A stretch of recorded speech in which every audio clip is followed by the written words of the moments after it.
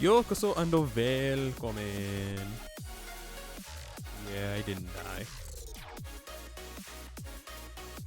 To the dismay of some, I live still.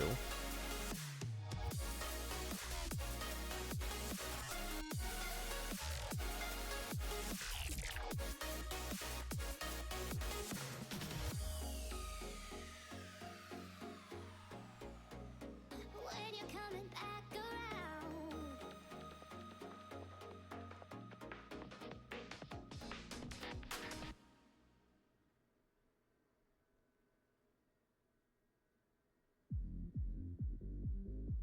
This song is called Can't Be More Generic. That's funny. Who were all these guys? Dead, that's what.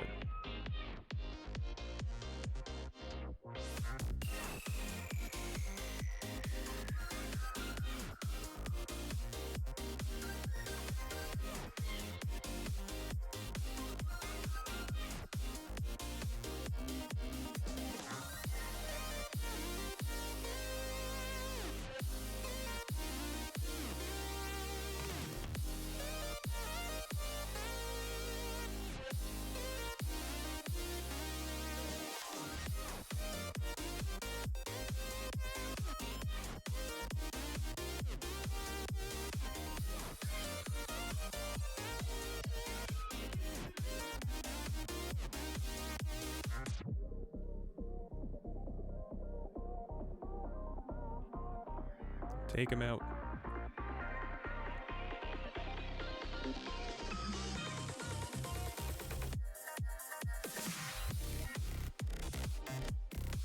That did about the same amount of damage as I expected, honestly.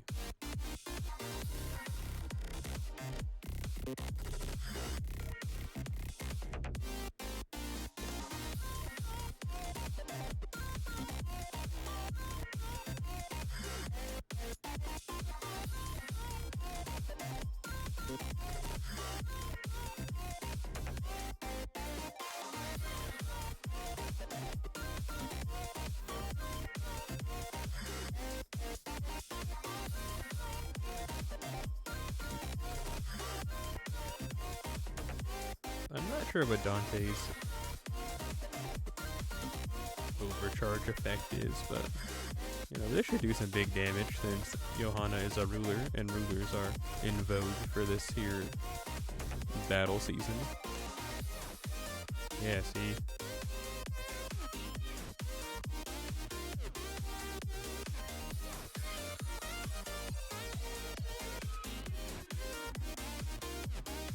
I think those front two guys die. Yeah.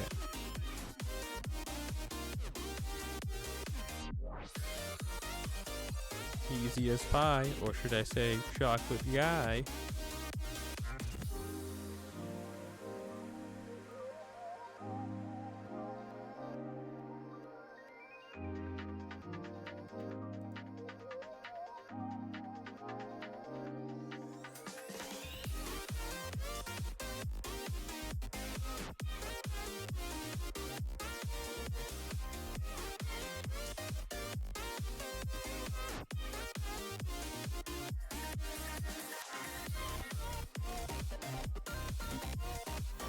I'm making pretty good progress, I think.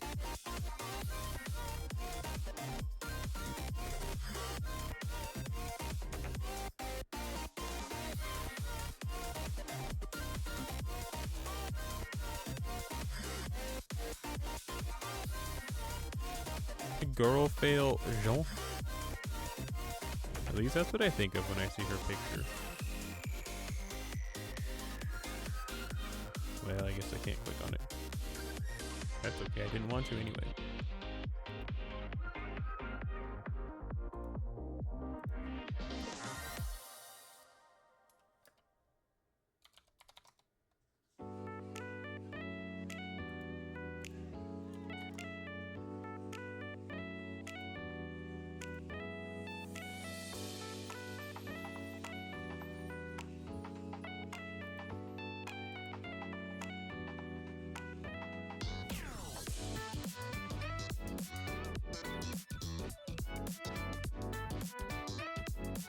I don't well, I don't know how her skills work just at all. I almost said I don't remember, but that's not true because I never knew to begin with. Oh well, Jeanne. Try and take him out, will you?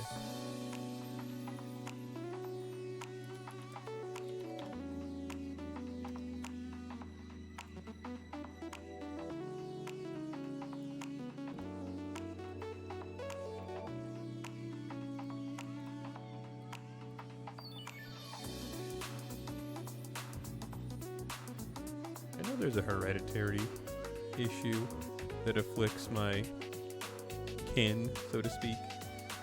The ones whom I descend from, where they are incredibly intolerant to anything acidic, and I'm pretty sure it's starting to affect me. Like, it's been that way since I was a teen, but it is getting really bad now. Man, I don't want to stop eating tomatoes. I like tomatoes.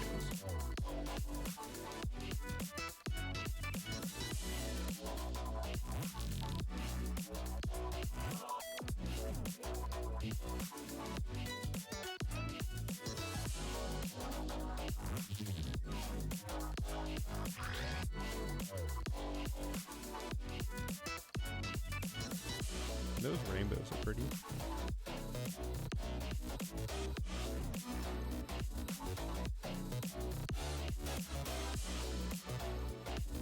There's a bug. Oh, I caught it.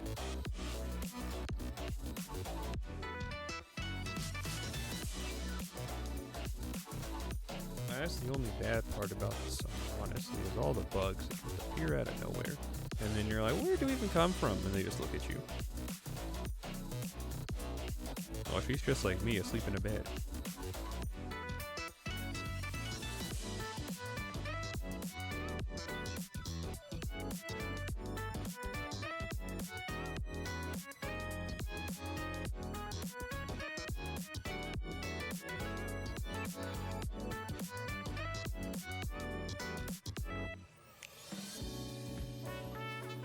Lately my neck's been killing me, but I think it's just because I'm sitting in a really weird way. Like, I'm unconsciously sitting with, like, my neck at, like, a 33-degree angle or something.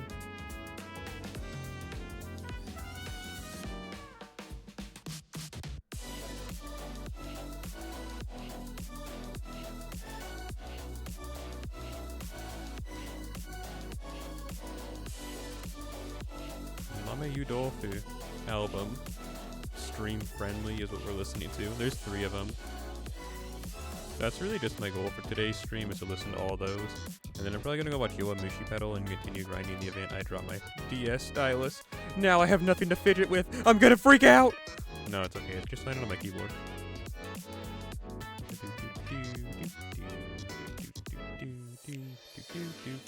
Stylus spinning around my fingers. I'm going to die one day.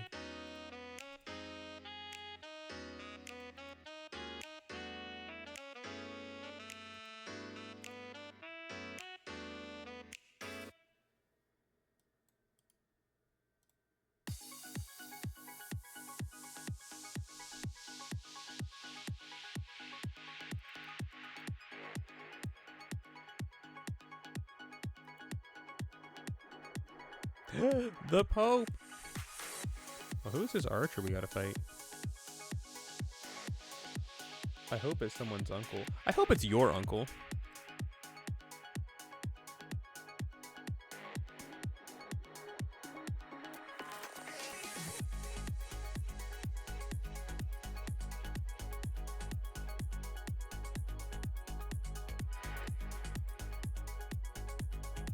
Yeah, we gotta take this team.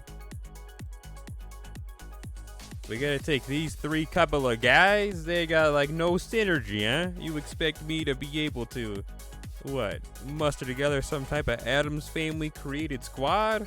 I just saw an image right now when I opened Blue Sky. Oh my goodness. Oh my goodness. Please, somebody send help. I can't take this.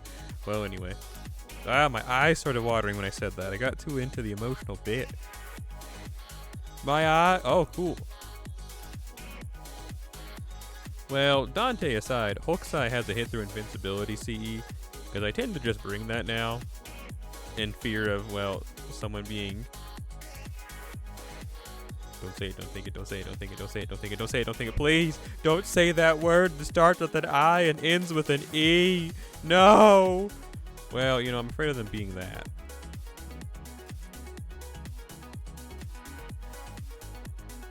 Choo choo doo choo choo ah, choo choo doo choo choo ah.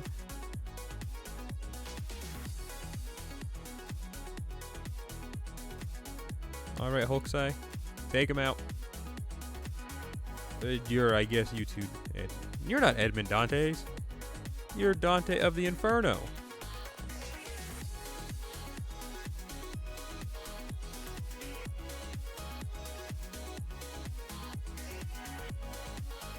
That's not nearly enough damage to be significant, but it's good enough, I guess.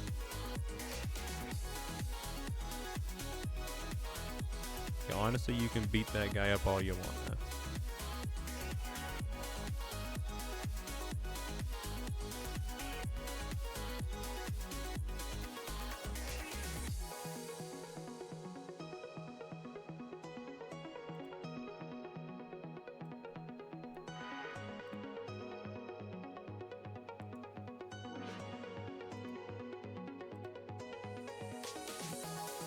How are you surviving all this? You know what? I don't care. Just stop. We gotta take away a charge.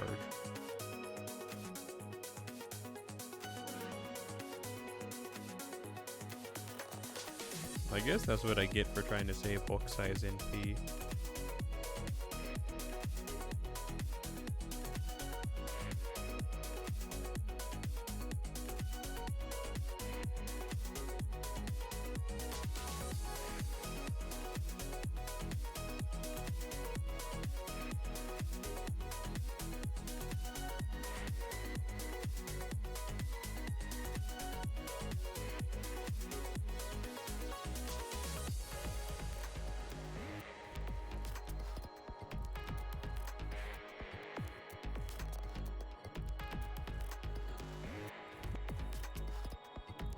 I've got a bad feeling about this. Well, that's okay. We got Enkidu in the back. If I know no one has my back, I don't think Enkidu does.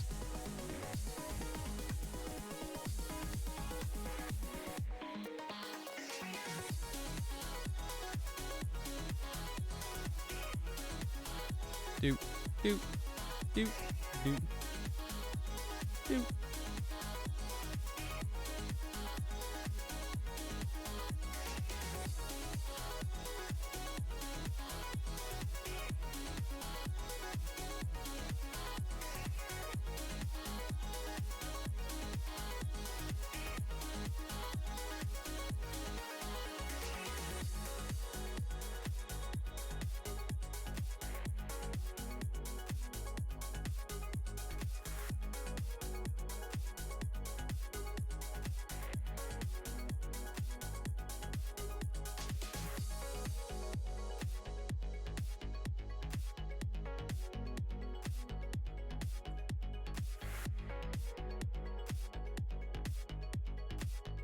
Chum bucket, sludge bucket, highway flyaway,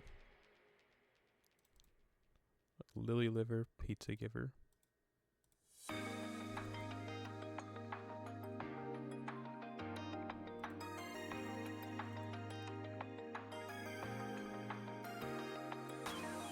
Man, we're kind of getting washed out here, and I mean that literally because it's raining.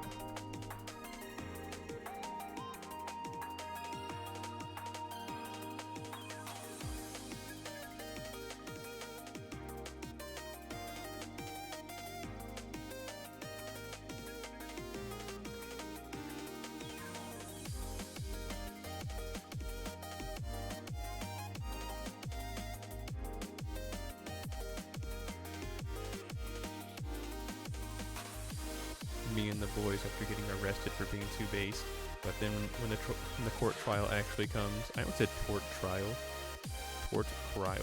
whatever. Anyway, when the tort trial comes, it comes out that the whole reason we're actually in court is for various different crimes against financial institutes, i.e. the bank.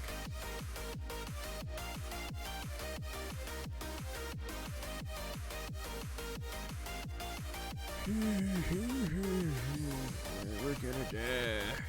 There ain't no saving us, I'll tell you that much. We ain't gonna make it. Well, Johanna, I think you can do it. There's a craft chain called Joanne's, I believe it's called. But they're shutting down permanently. I went to one just to see what's good, and they were pretty much picked clean. When I went, though, they had only 5 days left before they were closing their doors forever. So it was to be expected, but I was just surprised.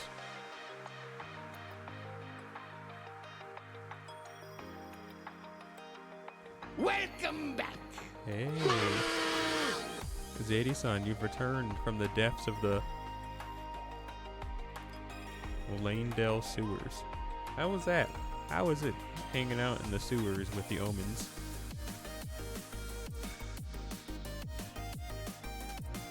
Did you learn anything while you were down there? Not ideal? Yeah, but those are like the kids of nobles, you know? Sure, they're the nobles' children that they're trying to hide because they were born outside of the Golden Order, but like, you know. Don't even have space left for new knowledge. So you never refragmented your hard drive?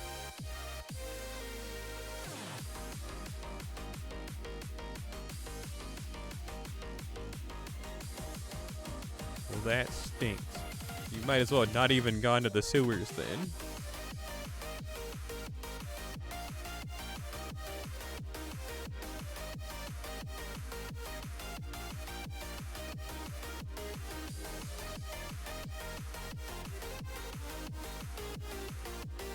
Hooray, the master missions are done. Have you been slaving away at Auk 4? Or you got something cooler in mind, like Auk 7?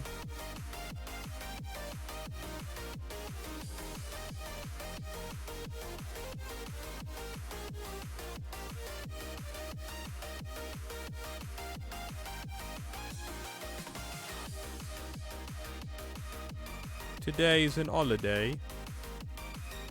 Why, I'd never.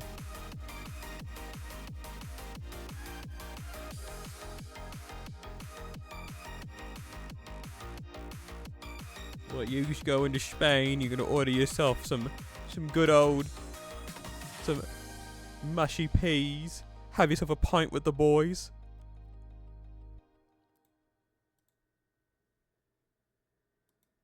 Celebrating a holiday for the Queen. As Brits do, you head to Spain. You get overly drunk on the beach. Radicalize the locals to hate the British. Was that all there was to that album? I'm disgusted. That was just like 6 songs. That was actually 5 songs. Man. I'm glad. Man, if I had paid for that, I would have been kind of upset.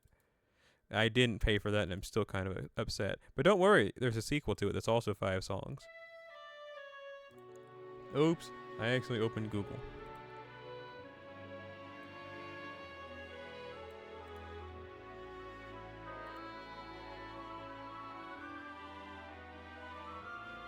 Oh, you's talking about that dish again? You've mentioned it before. You must be a big fan of that paella.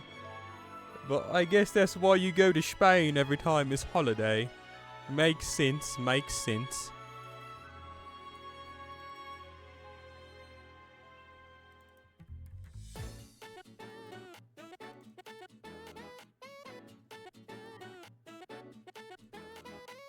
You're nothing if not consistent.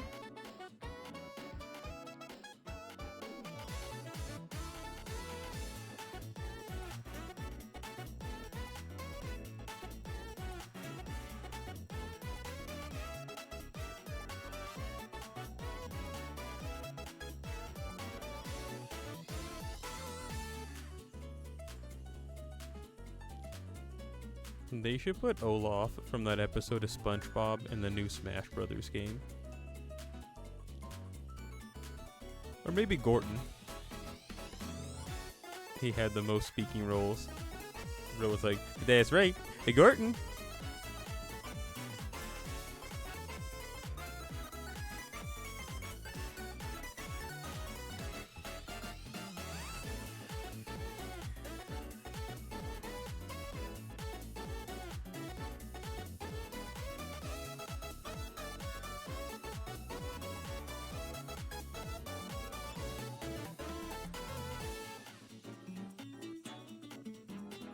Well, back to the old grind. I was checking the internets real quick, because I haven't learned my lesson.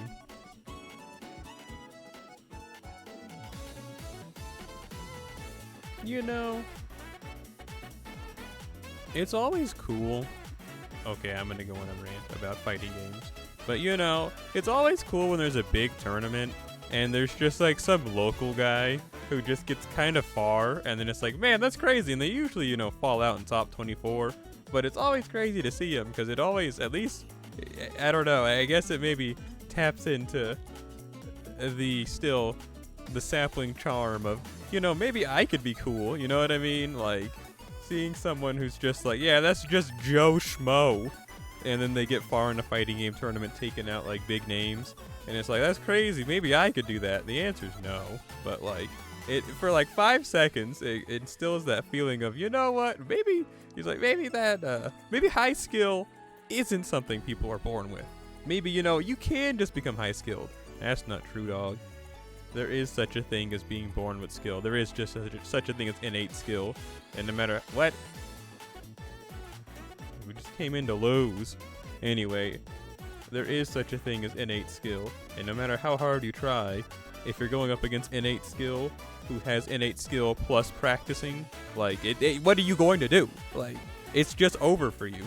And I'm not saying you have to be the best at everything, like, you know, to even try and enjoy something. That's not at all what I mean. I'm just saying, I don't know. It's just, kind of hard.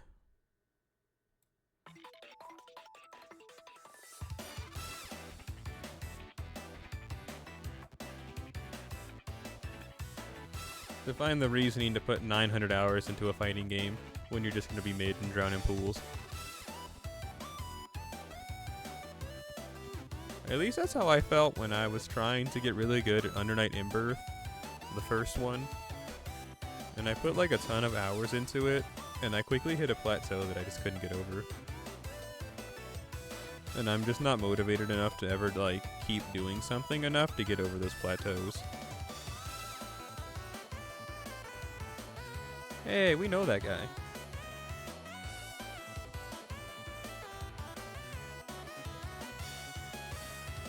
That's Kaisar from Streets.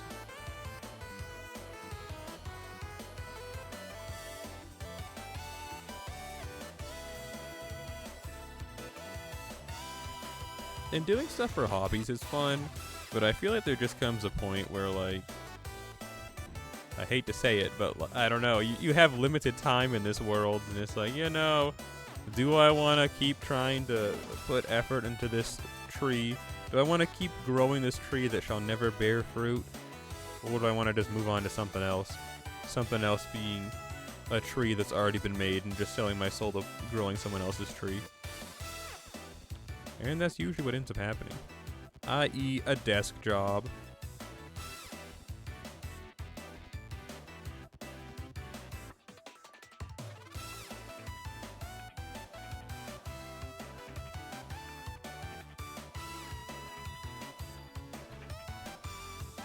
I'm really considering going missing. Just like genuinely disappearing forever. I don't want to start working, man.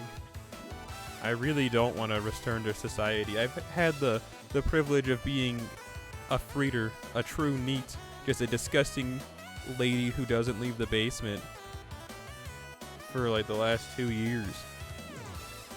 And like now I gotta rejoin society, be a member of society, and society my way into society. Like, I don't want to be a member of society again. Somebody please stop me. The only good thing about being a member of society is that I can dress real fancy. And I bet you're thinking, well, you could do that at home. Yeah, why would I wear my best outfit to sit around and eat cheese? Okay? That's just asking to get my best outfits covered in cheese. I don't know, dog. I'm kind of dreading it. I really don't want to do this, but man. It's already been put into motion and I can't take it out of motion. I'm not really that upset about it. Like, if you listen to what I'm saying right now, you may be getting the impression, oh man, Celery's gonna die. And I mean, I'm gonna do it. I'm just gonna keep complaining. You can take away my freedom, but you can't take away my freedom to complain! You can have me for 5 days a week with a 10-hour, well, I guess it's a 9-hour workday with 2-hour commute time. So you can have 11 hours of my time a day, but you're not going to take away my ability to complain. I will kill you. Well, actually, no, I guess I'll kill myself, because I don't foresee me. I don't know. There's a bomb strapped to my chest, and then, like, the bomb was just poorly made, and it just blows me up. And everyone thinks, well, good thing that that individual was just horrible at arts and crafts and is now dead. How about some pizza? And everyone runs to the break room and has some pizza. Look at him with a ha ha ha ha ha. Ohayo, kyou wa ore ga. I can't read that. He. Something about his day.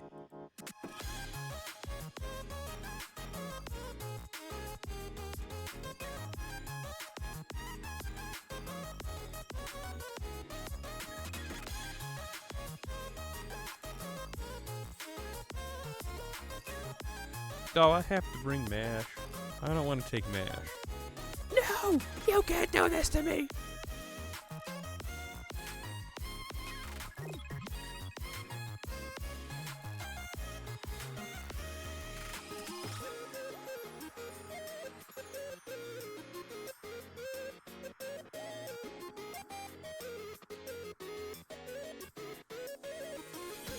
I gotta go get some more water. I know we were only 30 minutes into the stream, but I forgot to fill it up before I started.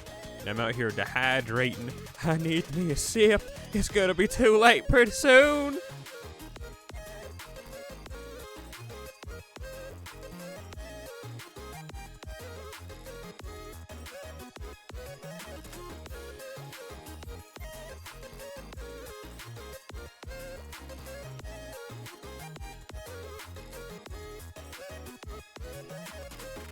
Do it, Broly.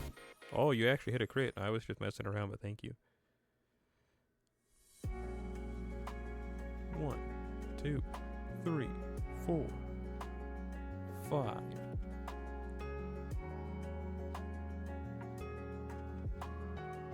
A little bit of damage. Oh, another crit.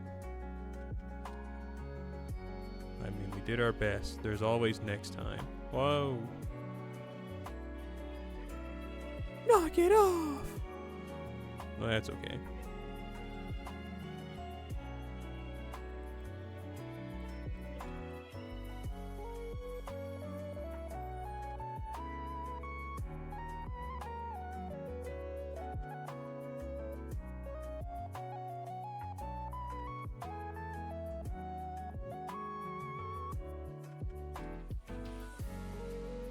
I think it's supposed to be kind of cold tomorrow, but I wanted to go out tomorrow since it's my last day before I have to actually start becoming We Live in a Society mode.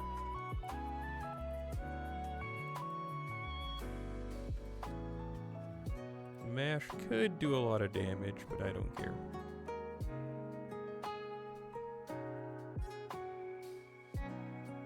We live in a society.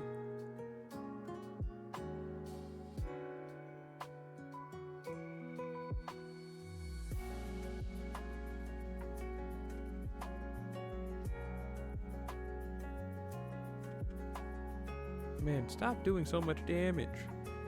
Well, goodbye, MASH. Oh, you had a guts. This is really bad, but I think we can work it out. But might look good for you, might not be good for you until you check it out.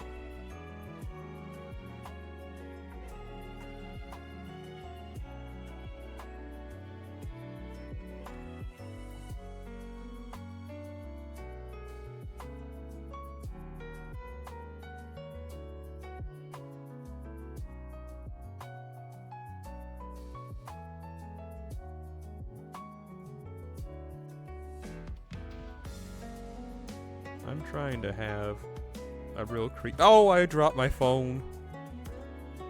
Well, I guess that's a sign I don't need to say what I was about to say.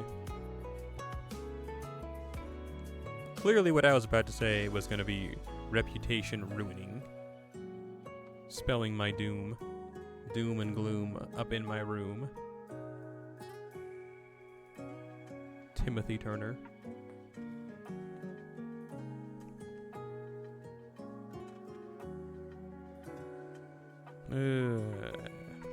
This is gonna hurt. I don't think we're gonna make it. I should have done Mash's invincibility, but I honestly, I don't know. I thought we'd be able to take that with the buff that she... Boy, was I wrong. Well, who's the last three couple of guys? Yeah, I don't think we're gonna win. But hey, I'd love to be proven wrong.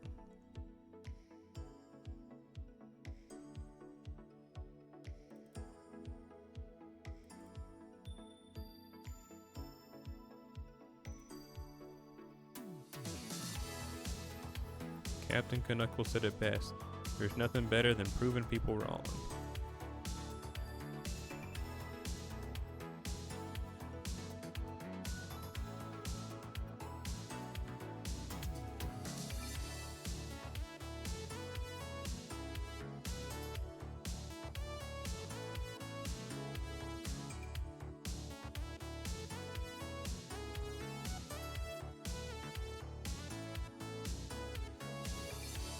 Boom, go, go, go, go, go, go.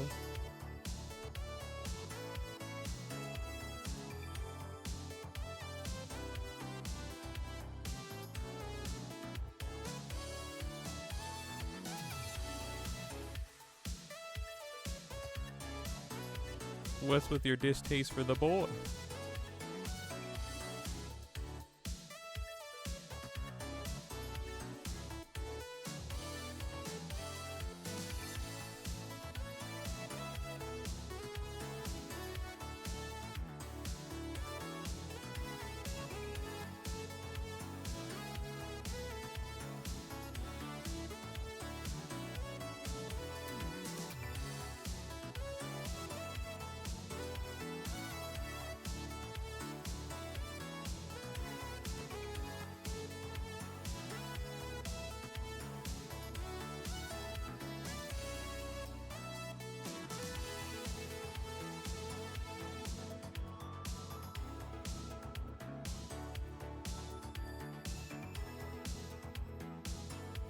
No!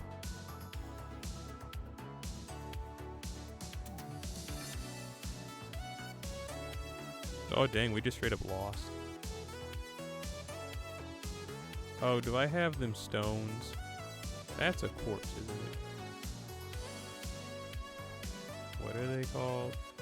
So, let's see. I know that's the command spells. Isn't it at AG? Well, Scowl. I have 6. This has to be what that is.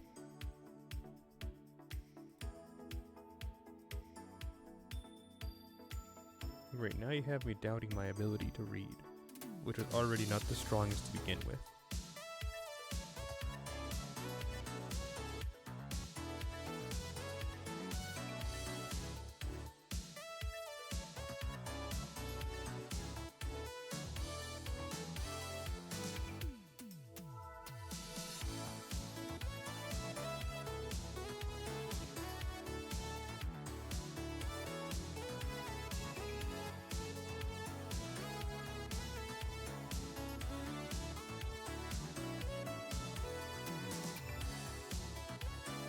Wait, what was I doing?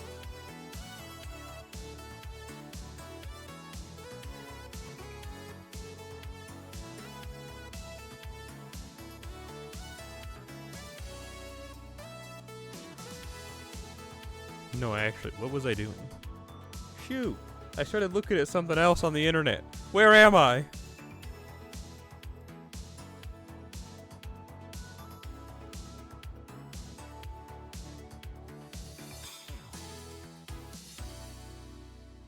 Well, I guess I'll go back to doing what I was doing. Let's see here. Is there any new music that came out today? Yes, that's an old album. Oh, but I don't want to download it because the guy who made that died, and it makes me really sad when I think about it. Yeah.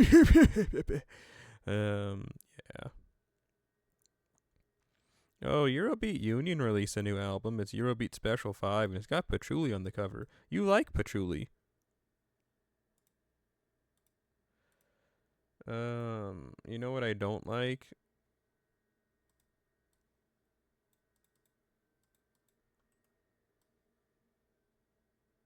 The smell of a skunk.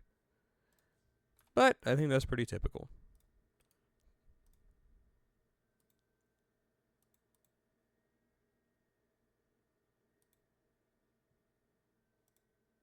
Man, why didn't this play? Curse you and your Lion VLC is so bad, man. Why do I keep using it?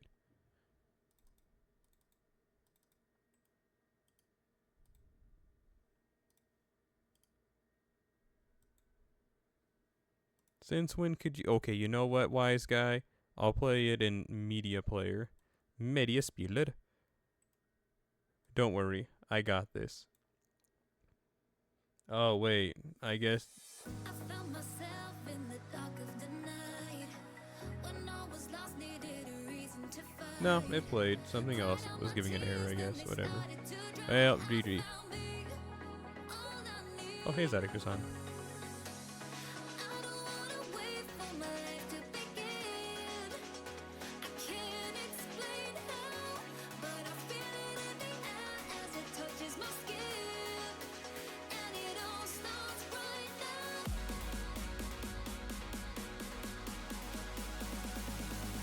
And it all starts right now.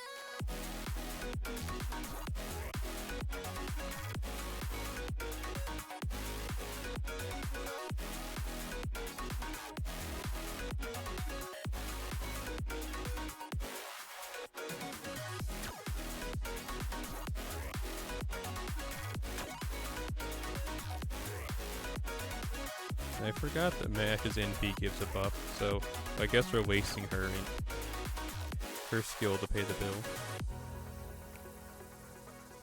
Kaioken.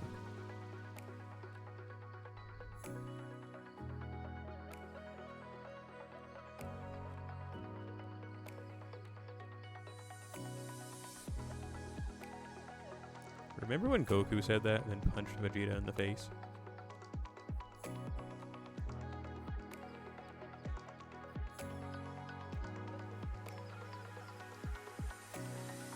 I forgot to use the skill. Shoot. Oh well, we're about to be back down the same creek. Her evade is what I'm talking about.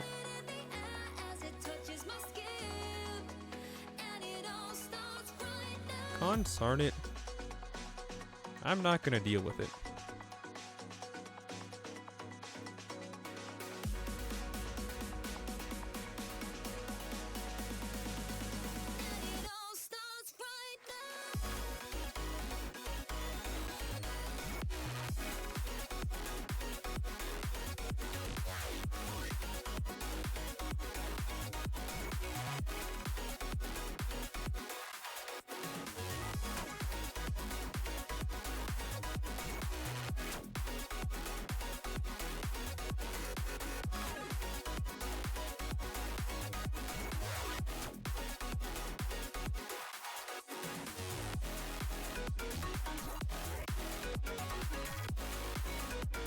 Okay, now the game's just not opening. I guess they figured out my strat. I'm being punished for like when you change the date on a Pokemon Gen 4 game. And it punishes you by making it so you're unable to trade with other people. No, so you're unable to... Yeah, I think you're unable to trade and no, it's the underground. You can't do the underground stuff with people for 24 hours. And also, you know, in-game events that happen on a clock-based timer. Those just don't happen. But that sucks because, you know, it could be as easy as you just switch to a different console. Like, for example, when I went to that family reunion and I put the game in a different DS because I didn't want to take mine with the capture card out of the house. So I took, you know, my other one, and then because of that, it put the 24 timer lock on. It's like, that sucks. Like, I'm genuinely not trying to do anything shiesty. I just had to put in a different DS. But just kill me, I guess.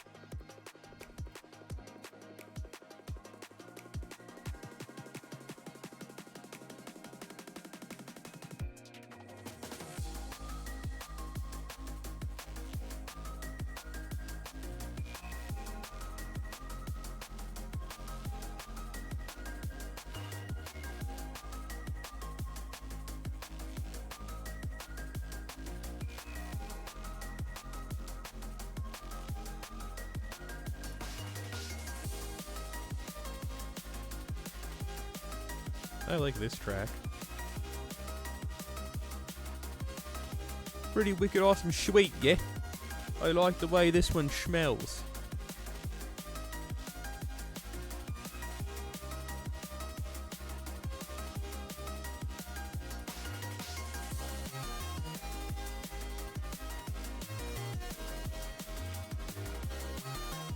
Ouch. Goodbye, Johanna.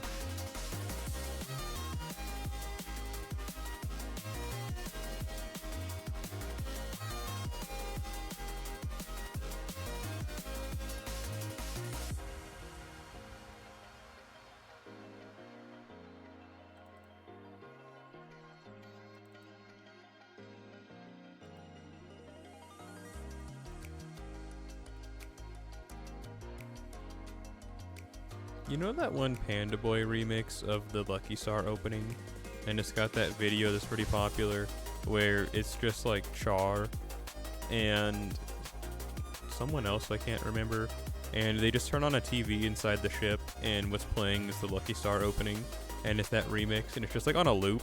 So like whenever the dancing part of the opening stops playing, it'll cut to Char and he'll be opening his mouth saying something, but you know there's no dialogue, and then it cuts back to the TV. And that video is so cool.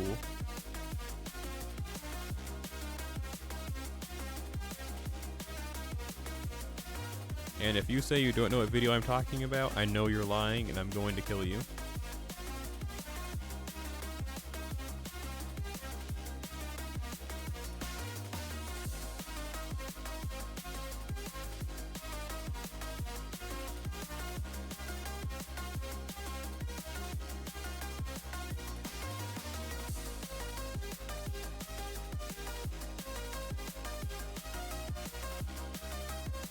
Yay.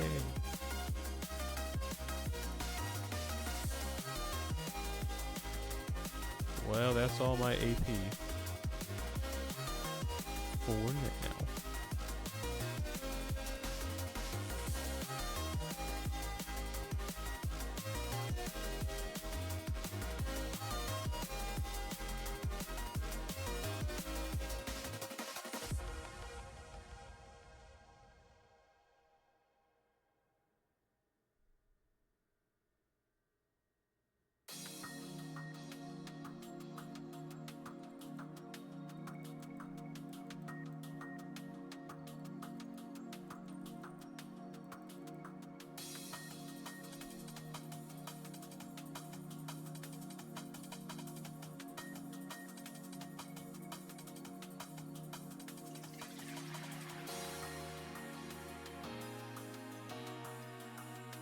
CEs that don't have a starting NP are criminal.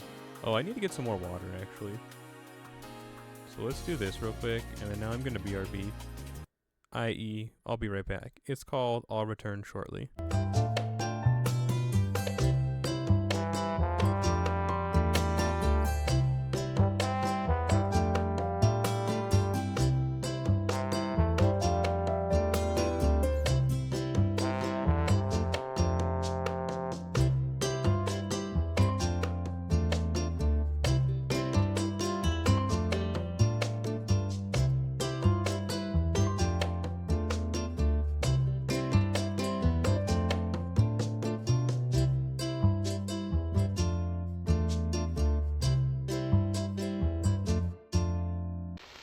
This channel. No!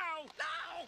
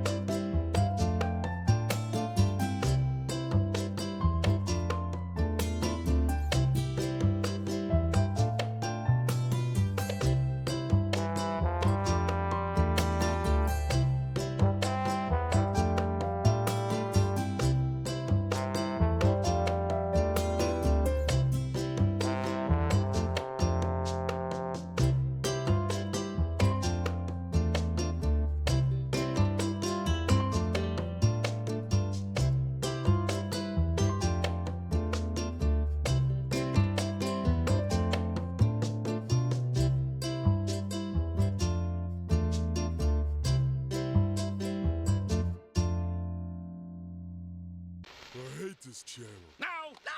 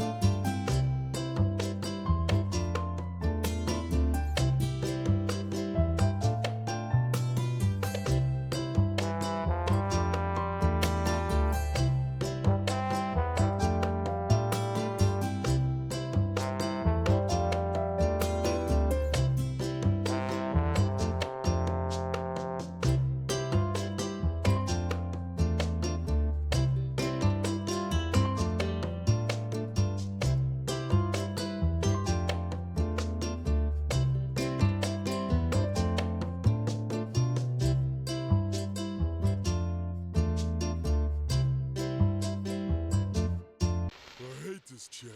No! No!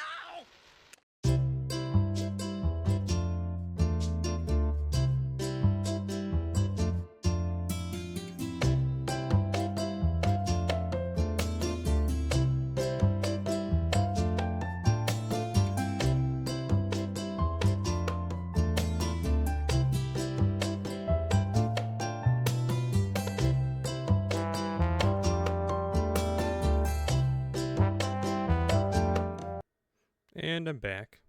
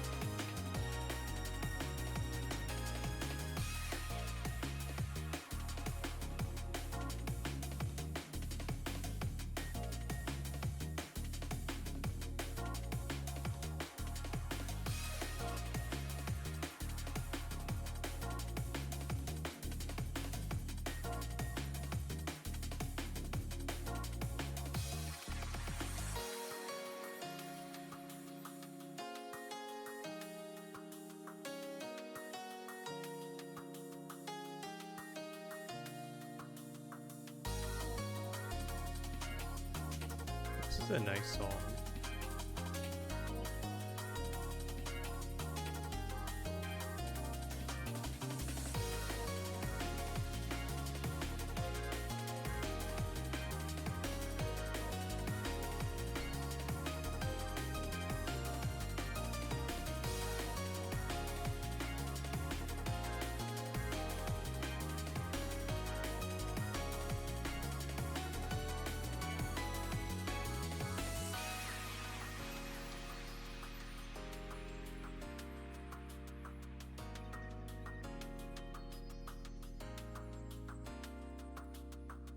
This is not going well. Which is crazy, because normally it goes pretty well.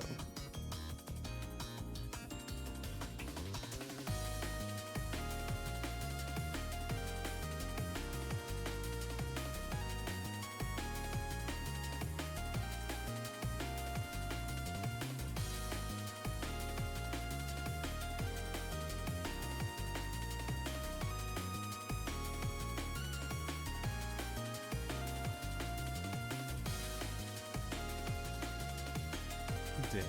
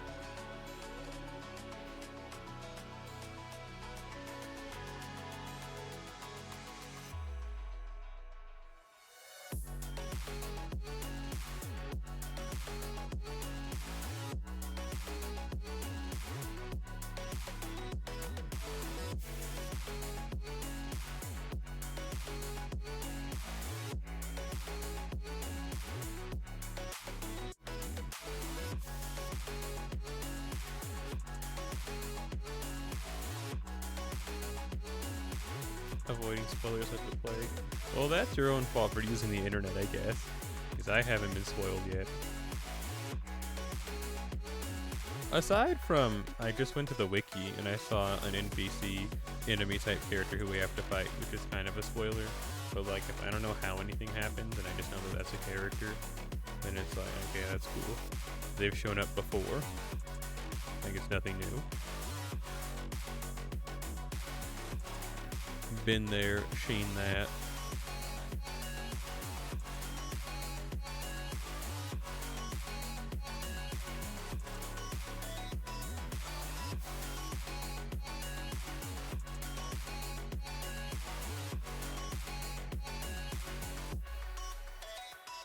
What do you want me to not use the internet? Yeah, I guess so.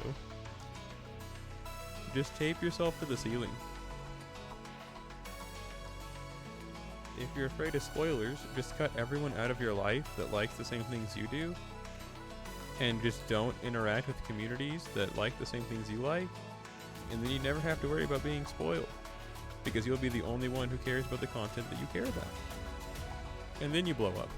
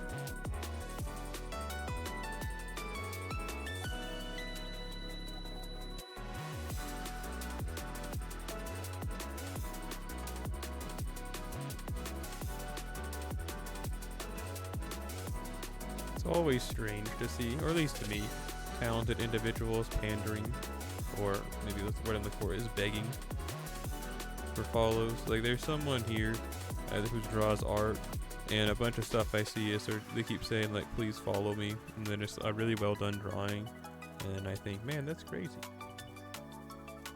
You, a talented individual, are asking for support.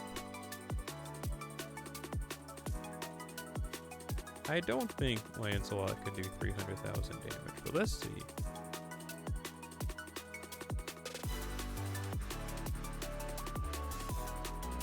Like, all the buffs in the world, I don't think this kills. Yeah, maybe if we had another arts card, like just 3 attacks, it would, but not like that.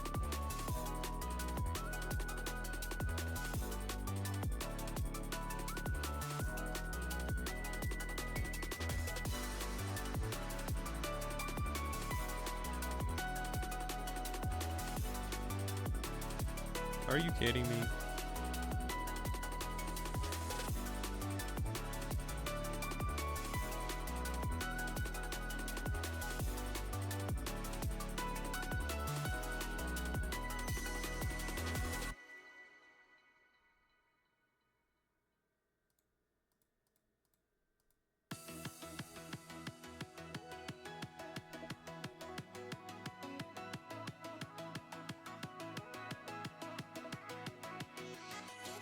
Wait, is tomorrow Thursday? Or is it Friday?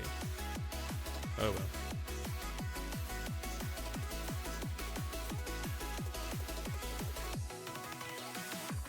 All that sleeping I've done as of late has really messed up my sleep equilibrium, my perception of what day it is. Sleep equilibrium.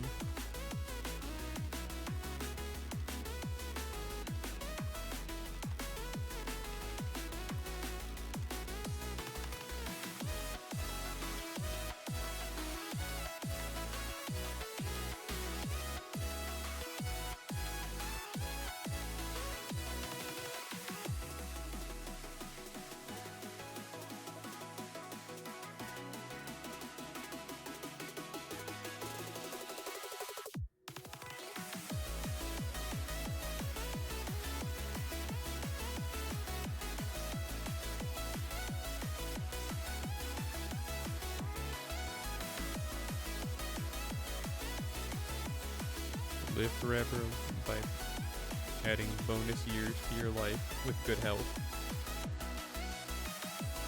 I anticipate. Please, Johanna. Thank you.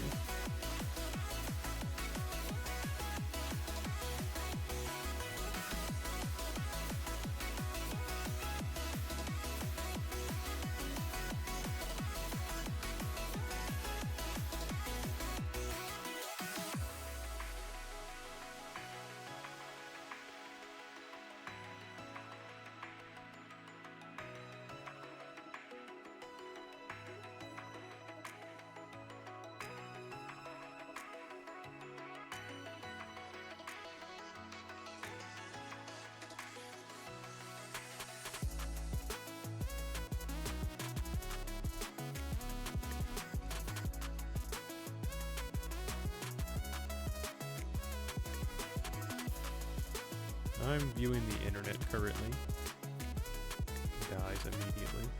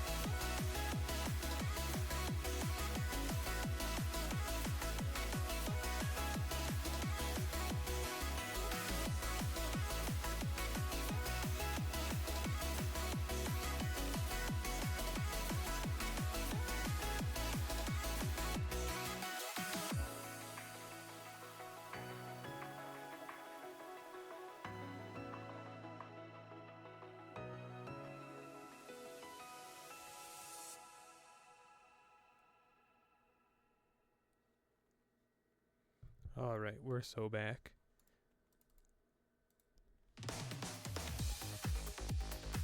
I don't really know how much I even want to go for this event. I should just try and go as far as you can, man. Just grind, grind, and grind some more. But I really don't want to do that. Or at least, I don't know.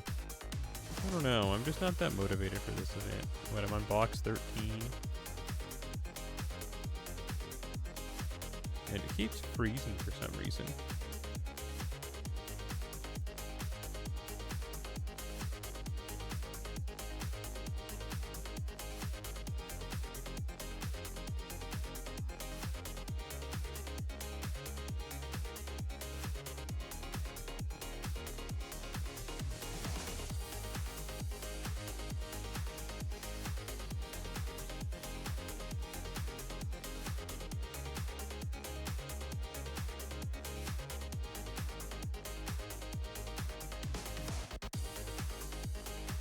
I really need to check. What day is it today? Okay. Like, it's driving me nuts. I don't know what day it is. It's not a joke when I say that I really, like, have been messed up by all that sleeping I did today. And it wasn't even intentional, is the worst part. Like, I need to reset. I need to rebroadcast so you can see me again.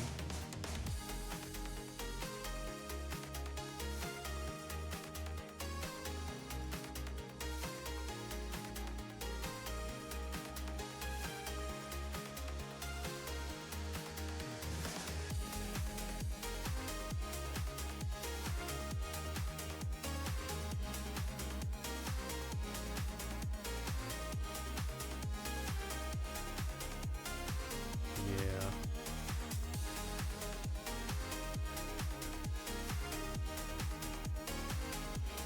You know that one image where it's that one guy and it's like, on one side it's like, they love my mustache, and the other one's like, this time I'm gonna do it for real.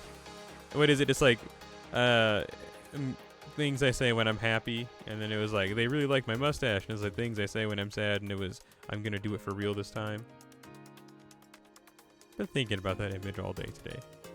No particular reason, really. Just been thinking about it. It's not that funny, and it's kind of like a really, how you say, normie type meme. It's the type of stuff you get sent by a relative that's around the internet using age group.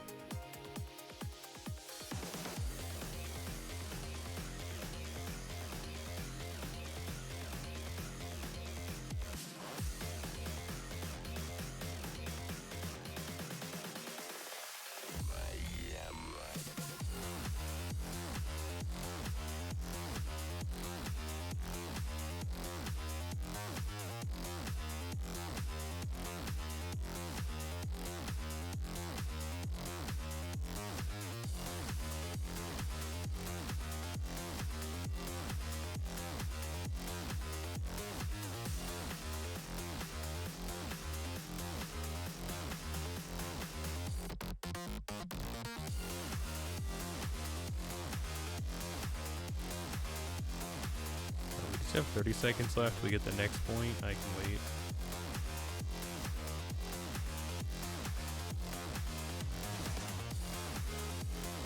I can wait 27 seconds.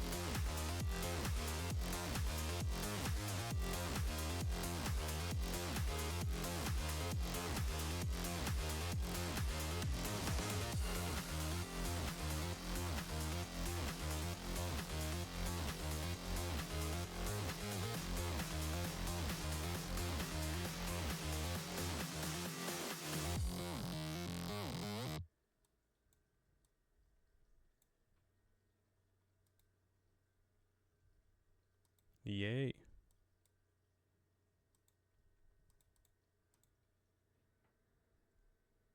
Was that the last track?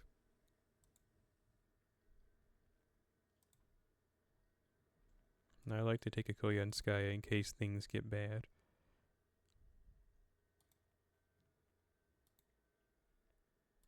Just in case it gets intense. A message on Discord. Oh man, I hate using Discord.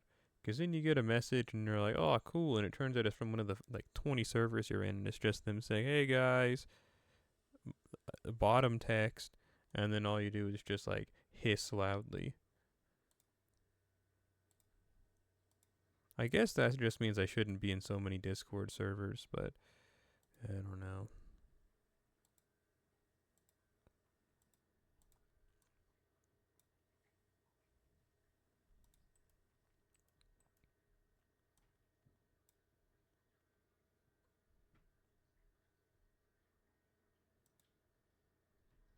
Well, I guess I'm not moving this folder to the desktop. It's not letting me for some reason, but whatever.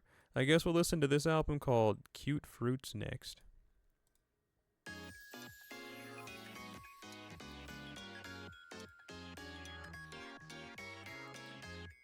Depending on how I feel after this, I might just go and kill myself. I mean, go and do something else for the rest of the day.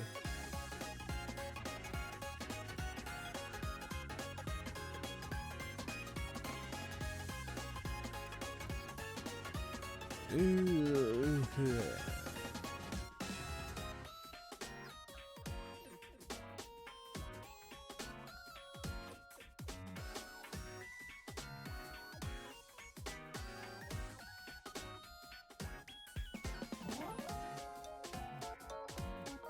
know, I don't know what I want to do. Like, I just mean like in general. I really don't know what I want to do. Not just like, oh yeah, career-wise or even for fun. Like, I don't know what I want. I don't know what is fun anymore. I feel like all I do is stuff I don't want to do all the time. But I've gotten so used to it that it's just like, yeah, it's whatever. Like, it sucks. It's like at some point I forgot how to have fun. And I still haven't remembered how.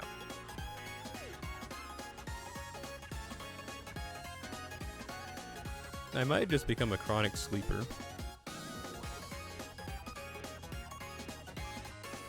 That's what I've done for most of, like, yeah, I guess so. Like, a good chunk of the last, like, 15 years or so. Like, during times where I'm not actively an internet user, like when I take my breaks and I just, like, disappear from the face of the earth for years on end, I usually just spend a lot of time sleeping. Or I get into something, like, weird for a while. As in, like, I hyper-focus on something, like, I can't think of an example. I mean, I can think of a lot of examples. I can't think of any examples I want to disclose. And then, you know, I do that, and then, like, I stop, and then I'm like, well, I guess I'll start doing all this stuff again. Like, video games, man. Like, I really don't like video games. I've been saying this for years. Like, I really don't like video games, but I play them. Because I feel like I don't know what else I want to do.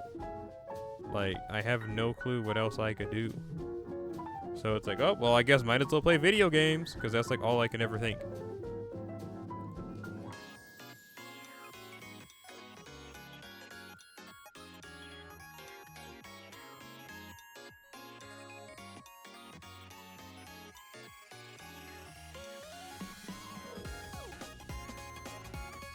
It just feels like my entire life has led up to unlimited blade works, and my blade works is not creating weapons that hands shall never hold. It's just that I'm stuck doing stuff that I don't really want to do, but I have to do because I don't really know anything else to do. You could be like, you could draw a picture. That's weak. I'm not going to do that. Not to say there's anything wrong with enjoying drawing. It's just something that I don't enjoy. And then that also just, like, blows people away for some reason. People are like, well, don't you like drawing like your anime characters? It's like, no! Like, I like watching anime, sure. But why would I want to, like, just because I like watching anime doesn't mean I want to draw a picture of Toshi no Kyoko. Like, you know, A plus B doesn't always end up at C.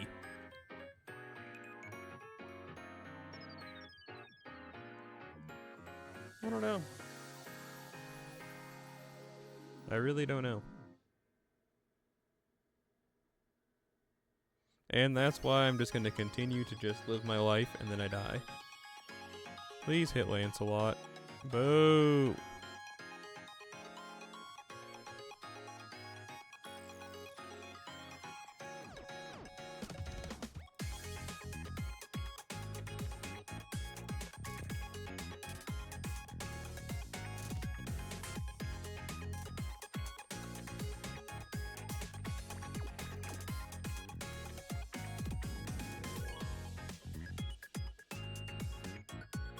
I think about that one green text a lot, that one where that person's like, so you're telling me there's no second act, there's no climax that's gonna happen, there's no big comeuppance, no big reveal, my rest of my life is just going to be this? And I'm like, yeah, unfortunately I feel like, yeah, I've had that moment before. Although I feel like I had mine when I was a teen. It was the moment of like, oh man, this is just going to be like the rest of my life. It wasn't in adulthood. I kind of feel like I had that existential that existential dread of realizing, man, like, this is it. Like, this is it, Luigi.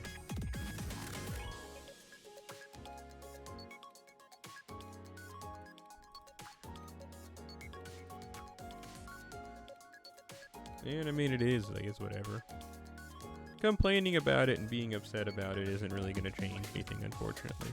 Your life kind of is just like your life. You gotta live life for life, even if you're an NPC.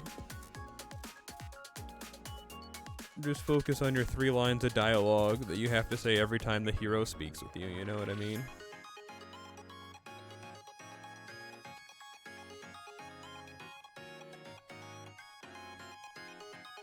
The only time that I've ever really realized that that's my goal, not goal really, but that's like my role, is that I have to be the NPC that gives directions. Was one time when I had that job in 2020 for the government, and there was this lady on the phone who was acting a fool, and then their daughter was in the background like repressing laughter, and she said to her daughter, she says, "See, this is why you go to college, so you don't have to work jobs like this." And then me on the other end, I'm like, dang, I guess like she's not wrong.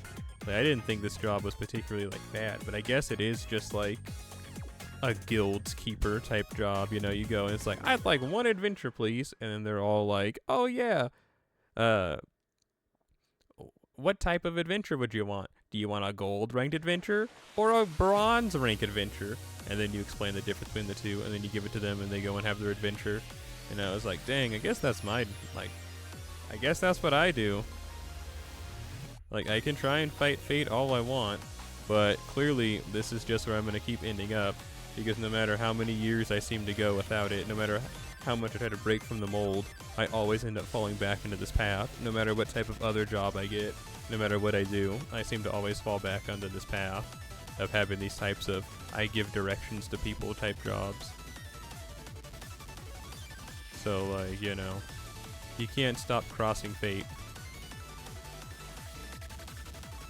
And I'm not per se saying that's upsetting. It was more just like a realization that I had, and it wasn't one where again, it's not like one where I was like, I gotta break free. It was more just one where I was like, yeah, this is all I can really do. Like,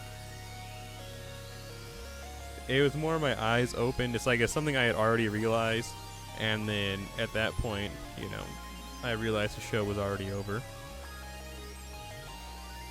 Before I knew it, I realized the curtain call of my adventurous youth had ended. I didn't bow for the crowd. I was too busy waiting for the next act. I didn't have my chance in the limelight because I thought the play was going to keep going.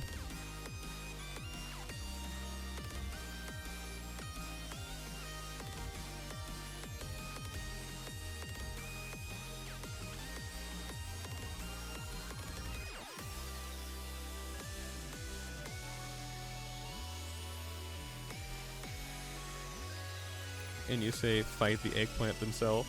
But why would I do that? I don't have the stats to take on God. We've played Bloodborne. You survived. I will never finish fighting the moon presence, you know? I'll just get owned. I might as well bow before Father Gehrman, and then I die.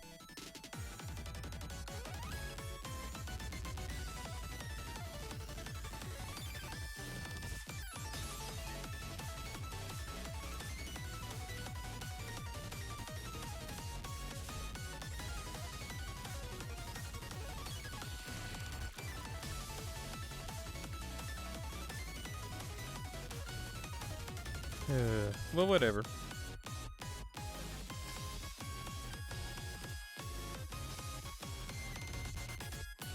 I mean, I definitely feel like if you are in an NPC role, you can break free. We saw Hakuno-kyun do it, remember? He broke free of being an NPC. But not everyone can have their moment in the sun like that, I don't think. Because it is what it is.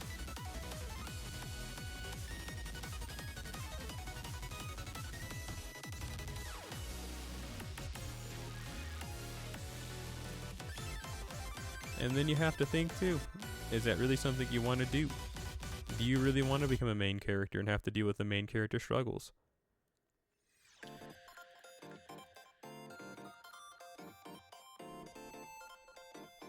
Sometimes there's a reason that you're an NPC.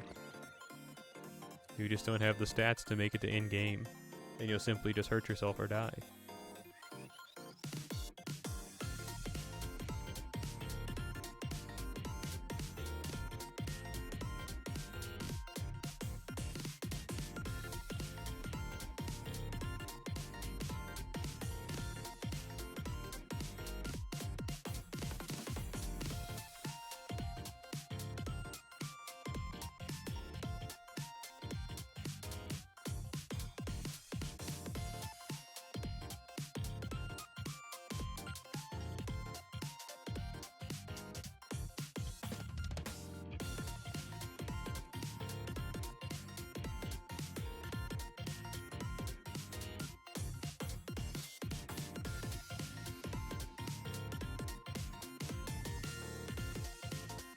recently I was thinking about consuming the cannabis again, but then I think about how I didn't even have fun with that, really.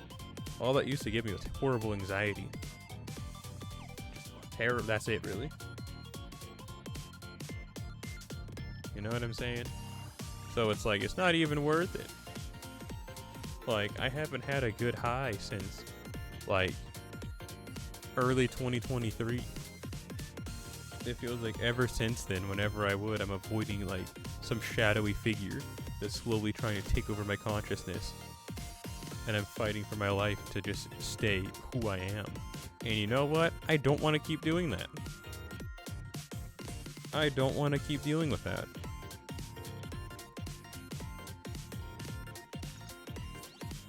Also, I'm a year sober at this point, so it feels kind of like a waste too if I were to squander that just because I feel like I have nothing going on in my life. I mean, that's all I would be in search for, is just like some semblance of fun. But hey, what you gonna do, right? I'll tell you what you're gonna do. You live until you die. And that's about it. And hey, Nemo, Captain of the Nautilus, how do?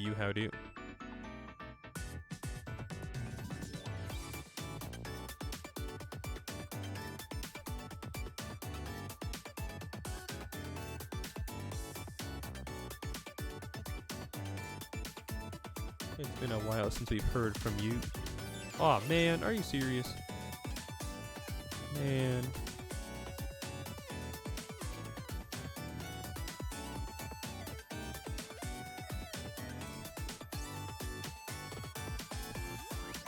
You're excited for the anniversary on JP or NA?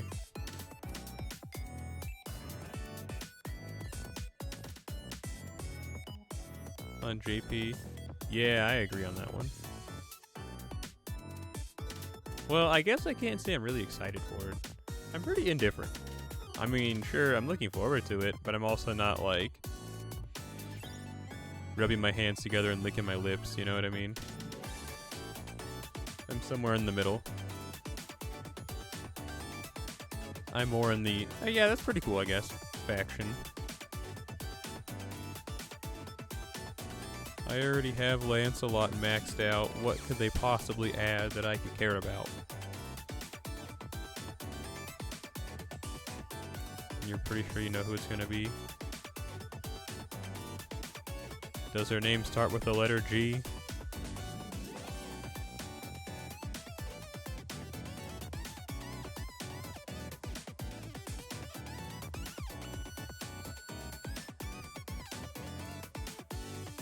God is ready to shoot. Oh, look at this individual. No. They still have a glimmer of hope in their eyes. Let's all throw tomatoes at him.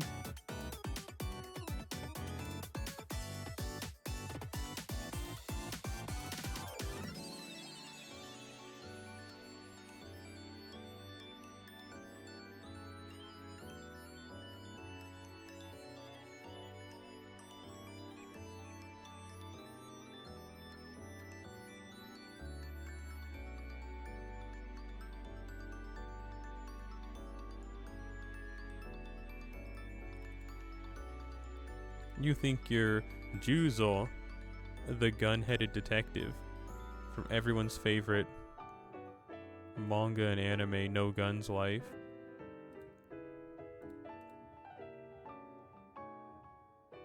I remember telling people about No Guns life back in the day, and they all kept trying to correct me saying, don't you mean No Game No Life? And then it's like, no, I know what I just said. I am talking about No Guns life. Why is that so hard for you to grasp? And it happens so many times, man. Like, actually. Like, I had just so many times people would be like, what's a good whatever? And I'd be like, oh, a good manga to read? I like No Guns life quite a bit. You should check it out. I'm like, oh, do you mean No Game No Life? And it's like, no. If I was talking about No Game No Life, I would have said the words No Game No Life. Those two series are nothing alike at all. Why do you keep thinking that's what I'm saying? You think I'm some type of fool that just wants to talk about guns? No, I'm telling you, No Guns Life is a cool series about like a futuristic, horrible dystopia world where a lot of people are like war veterans and are horribly mutated into creatures of war with mechanical parts and live terrible lives while the government oppresses them, and the guy's just like a detective who has most of their memories missing and is just trying to get by in the world. That has nothing to do with No Game No Life, okay? Like, where are you getting this? I think I know the difference between the two. If I knew I was talking about one, I'd talk about one. If I want to talk about the other one, I'd talk about the other one, because they were nothing alike. Their names are just slightly similar. And then it would get my goat every time, just like that. And then you know what? You'd say that to someone and they just kind of look at you. Like you could see them giving you the fluoride stare over the computer screen. And you'd be like, okay, I don't even know why I'm talking to you. And then, you know, you blow up after that. And like, that's pretty much what happens. You blow up. Get like real big and then you pop. But yeah, that's that. I still think No Guns Life is pretty cool. The ending of it was kind of not cool. If I've said it once, I've said it 1,000 times, but I really don't like time skips, and that's what it does. It's a time skip ending. I also just think the ending's, it's just weak in general. I don't know. I don't know what you want to hear from me, dog. It's just not it. It's just not it. No!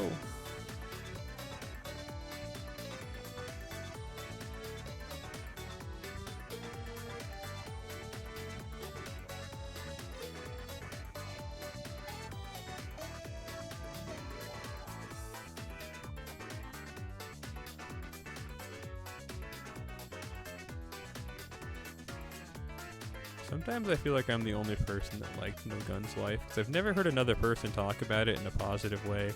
Unless they're talking about how the outro, there's that one scene where, what was that character's name? Mary? She does that one, she dances in a real sultry manner. You've never heard, really? How long have you known me? Like, honestly, that's insane. I usually talk about that series at least a few times a year. Because I really liked it.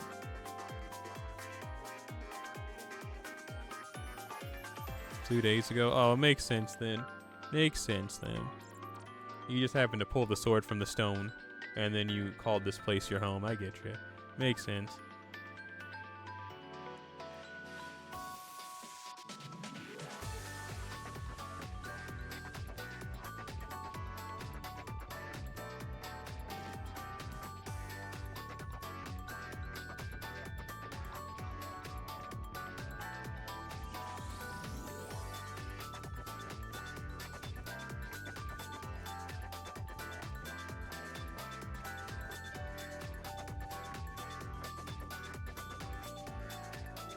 That's crazy, because I used to talk about that series a lot, especially back in the day when I used to stream in 2018, because I had that same rant that I just had a second ago a lot back in the years of 2017 and 18.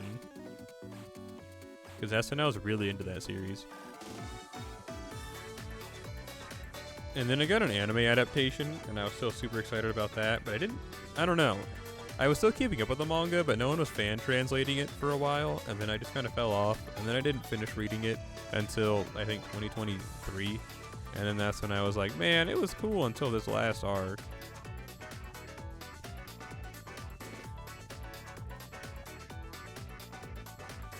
And I mean, many such cases, but you still hate to see it.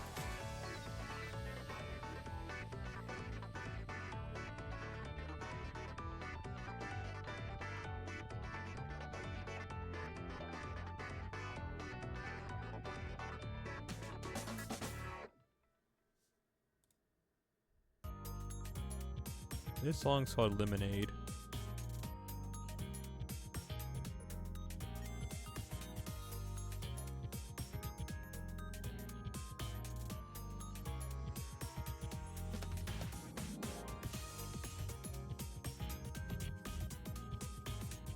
This sucks. I thought, man, if I had known that wasn't going to kill, I would have hit with Lancelot to get at least a little bit of art. But whatever.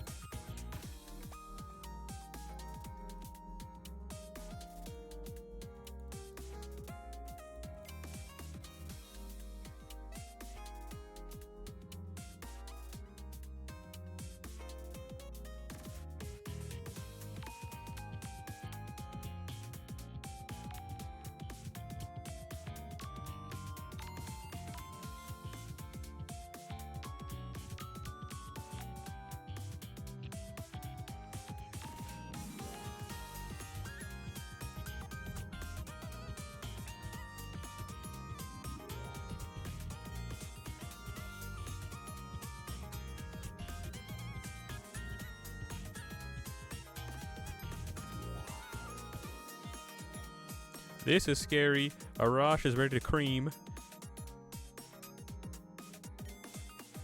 We gotta take him out.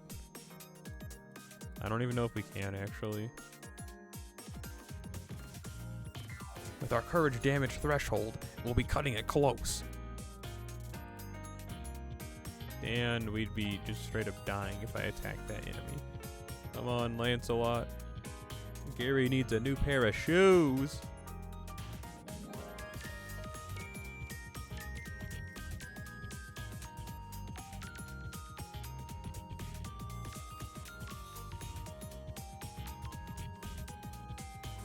And it all works out.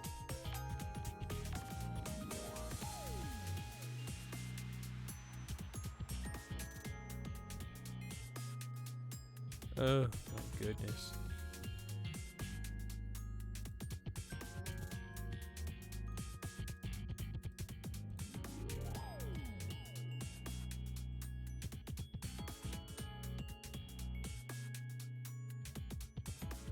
Hit him with that. Why does everything have to cost money?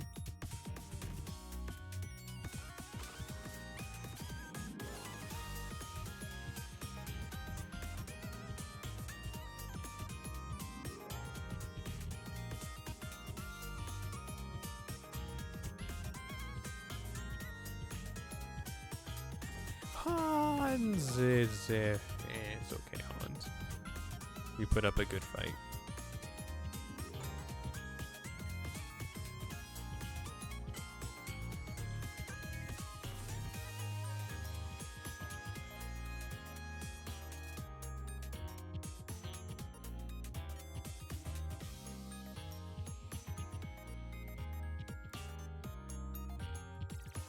I had this not so funny moment a couple days ago where I checked my bank account and I kind of retched because I didn't realize, I thought I had more money than I did, and then I saw how much money I actually had. Just like, ugh!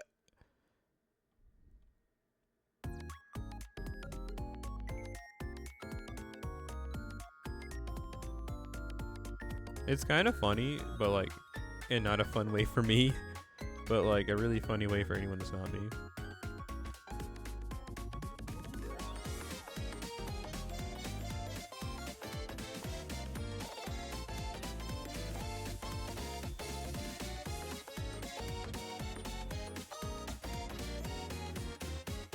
At the ATM. Sure, if the ATM is my phone. Or maybe, no, it was actually on the web browser. So if the web browser is my phone, then yeah, which is also the ATM.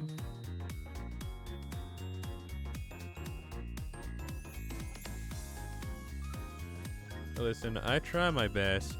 Jeg prøver etter beste evne til å unngå minibank. Ja, de er vel, jeg synes at de er unna, men det er et nyttig redskap. Vel, det er ikke redskap, men du vet hva jeg mener. Så, ja, ikke bekymre deg. Det er ikke så unna at jeg må forakte dem hele tiden, og si og lyver for deg, men ja, jeg liker ikke minibanker. And that's about it. What was I doing? Well, we got like the worst cards known to man here, so I'm not doing anything actually. Man.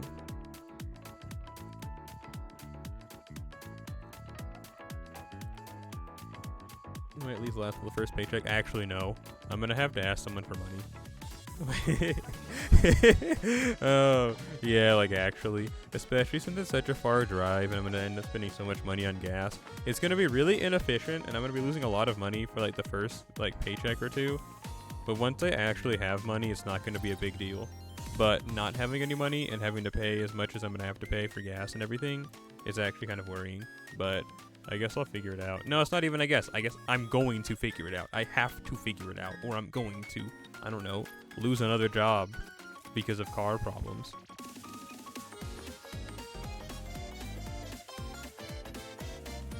Yeah, I don't know what you want to hear from me, Chiefy.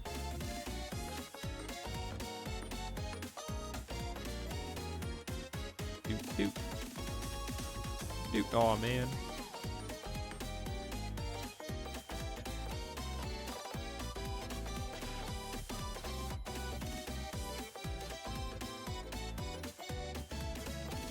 It also sucks. I hate when jobs do this. Like, is it that hard to plan around pay periods? But I'm gonna get this job, and it's halfway through the current pay period. So I'm only gonna work like 4 or 5 days, and then I'm gonna get paid a week afterward. And then it's like, well, here you go. Here's some of a paycheck.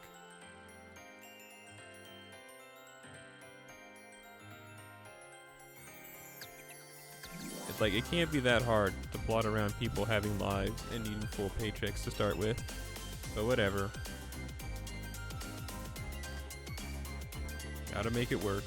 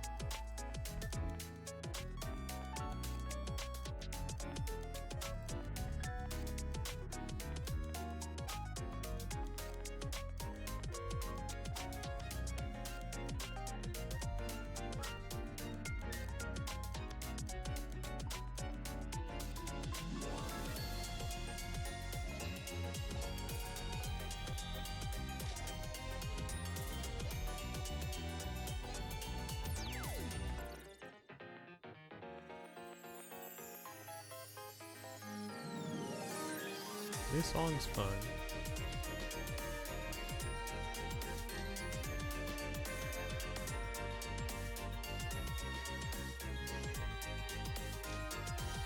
Arashu, Gomen.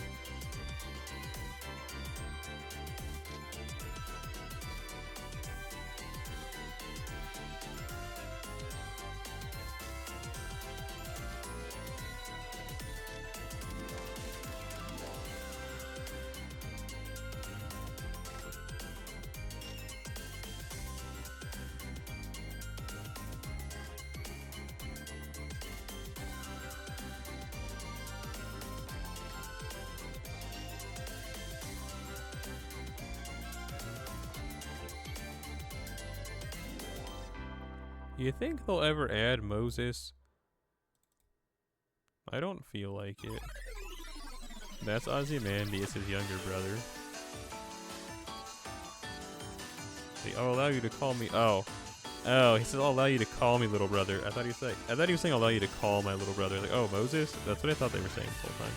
I guess I just can't pay attention. That's not any new information, though. That there. Whatever. I want to get buried alive so bad and just suffocate.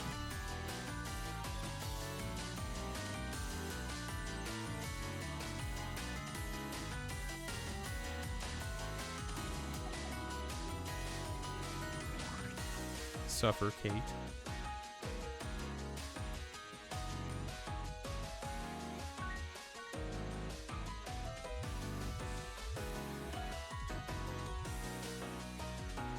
This is not looking good for the heroes.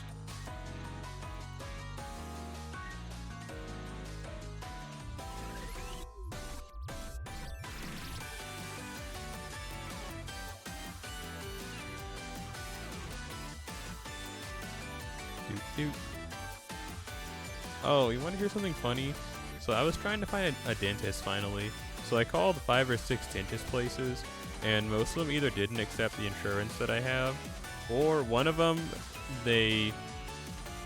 said, well, we do accept your insurance, it's just we have the maximum for people we'll take that have your insurance, so kill yourself. And then another place was like, yeah, we can take you, but the soonest we can get you in would be December. And it's like, are you serious? December? That's disgusting. Like, I will have died of tooth decay if I have any issues by then.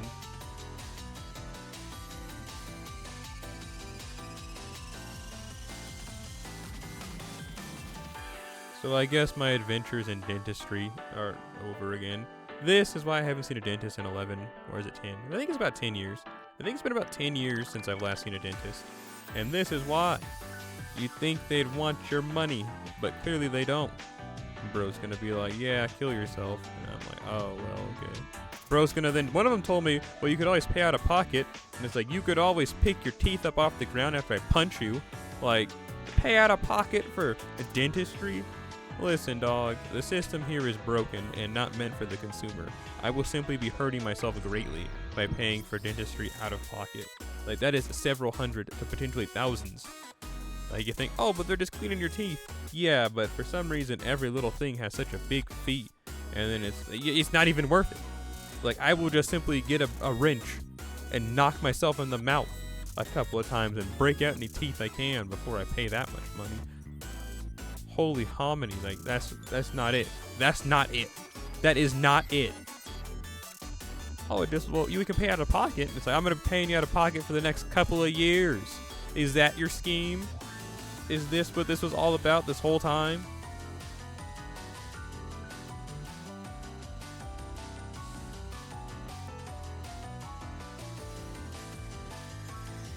See, it's reasons like this that I can't justify living in this world.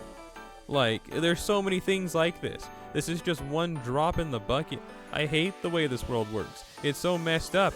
It's like no one lives life to live life. It's like there's always something someone's after, and it's always monetary gain, or seemingly just pushing people down for no particular reason other than just that they're evil and ugly. Like, I despise it. I hate this messed up world. I don't want to be a part of this world anymore. I don't. There's so many things wrong with it that I can't change no matter what. If I became super president 5,000 of the planet, I couldn't change all of these things. Like, there is nothing that I can do to fix this world. And because of that, I don't want to live in this world. If I could just be struck by lightning right now and just be a pile of ash, dead, like, I would want that. If that could happen right now, just strike me down, please. I just think this world is so messed up.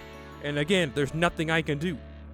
It's not like we're in, the Index anime where I can just punch through illusions with a magical fist and break powers or anything. Like, there is nothing I can do. There's nothing I can do but suffer and see people around me suffer. Yeah, and it's just too much. I've been saying this for years. Even just from that aside, there's also, there's no fantasy aspect. I know that sounds especially stupid, but it's true. It's like, we just kind of live in a dystopia without the fun part of it, of like, the rising up and the superpowers or anything. It's just like we live to suffer, and suffering is all you get. What's that? You worked 55 hours this week and you need a break? Oh, I'm sorry. The reward for hard work is more hard work. Die.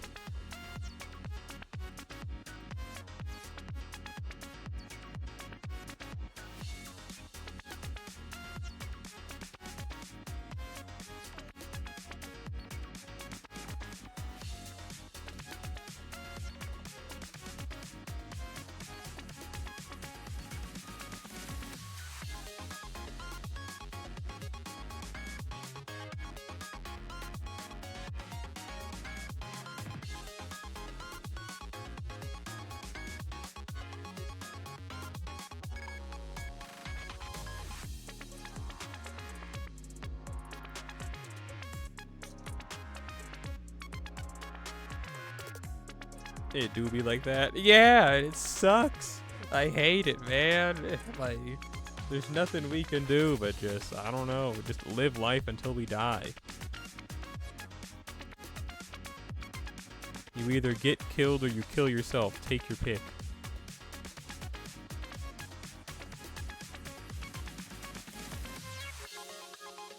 Well, I mean, that's not the part that I'm ranting about. The more part that I'm ranting about is the unfairness of this world. So I guess, yeah, I mean, even in a perfect world, you either get killed or kill yourself, I guess. But that's not what this is about.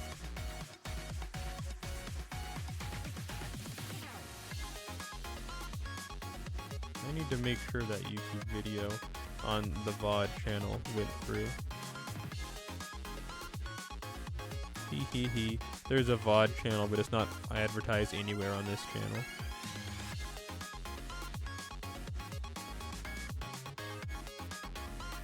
This is bad. This is just mental debuffs, right? Yeah.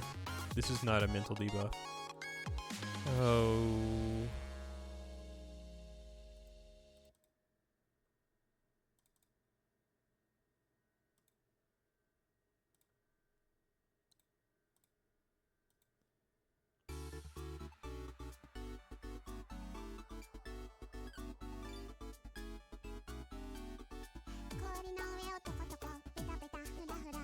Okay, yeah, it uploaded, sweet.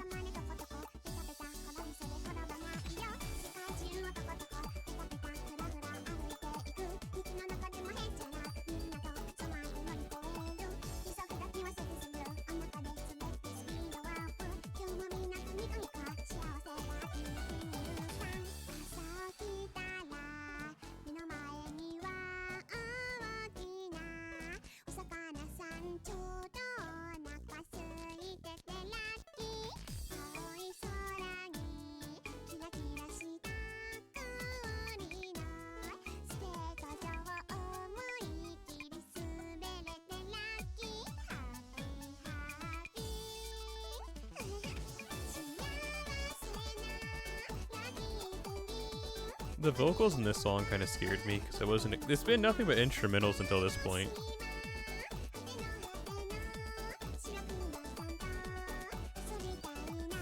So I just wasn't expecting it.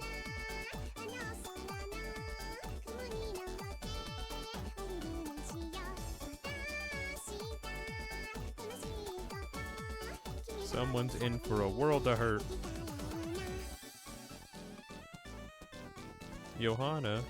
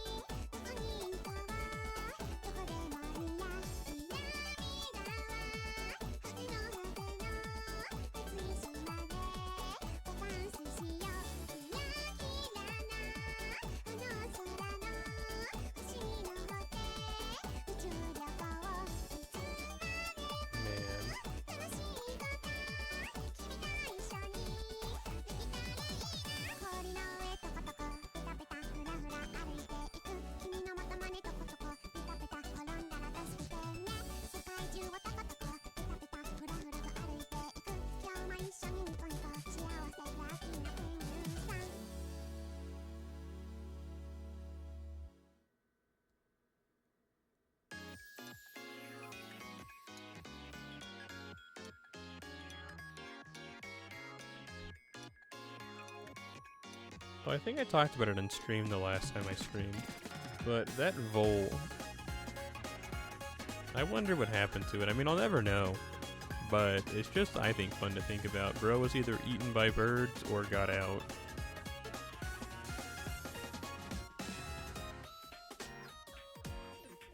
Which, I mean, either or, it doesn't matter. I'm just glad they returned to the natural order in some way, shape, or form. Either by becoming the food for Birdman or by escaping into the woods.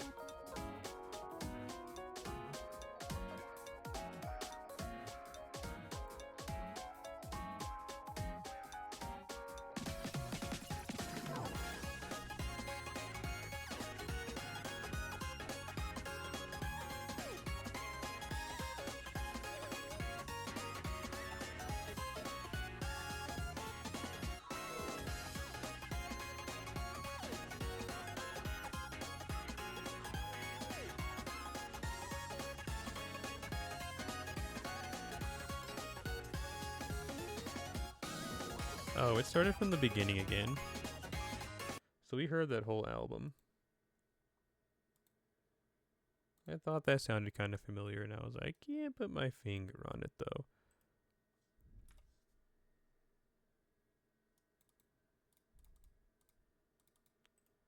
I enjoy.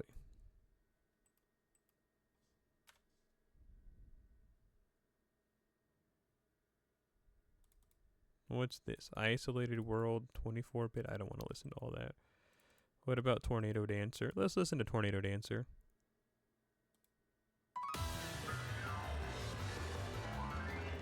This is ringing a bell. Have I heard this before?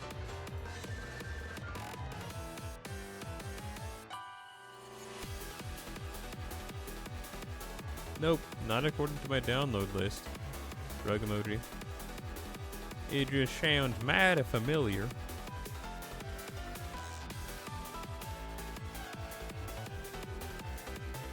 Please, Lancelot, you can do this. Score one for the boys back home.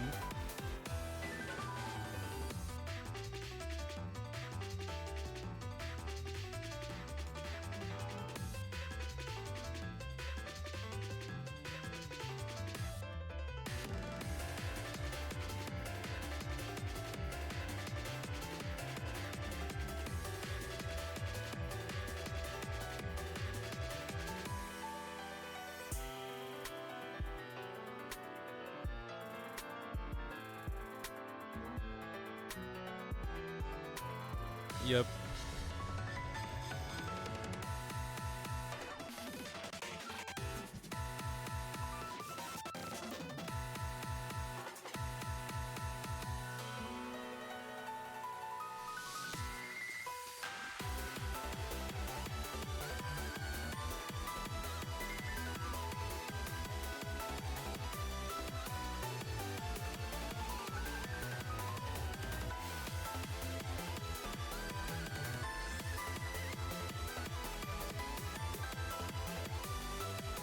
I was checking something because it looked like I had 2 songs downloaded, and I was like, that were the same name. Is the album on here twice? But nope, it's just one was the extended and one's the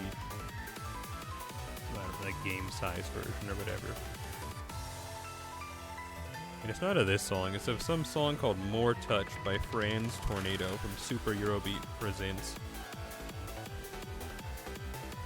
Initial D.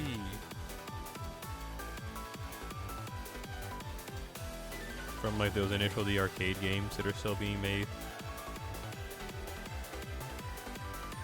Initial D really is the gift that keeps on giving. Because if you like Eurobeat, like they still make those arcade games and they still make new Eurobeat tracks for those arcade games. I got owned so bad. I tried playing that game. Like there was an arcade and they had one of those Initial D games and I was like, let me jump in on the track, and I got owned so bad. Because I'm just not good at driving games. And yeah, that's it. That's all there was to it. I just got owned. It was funny though.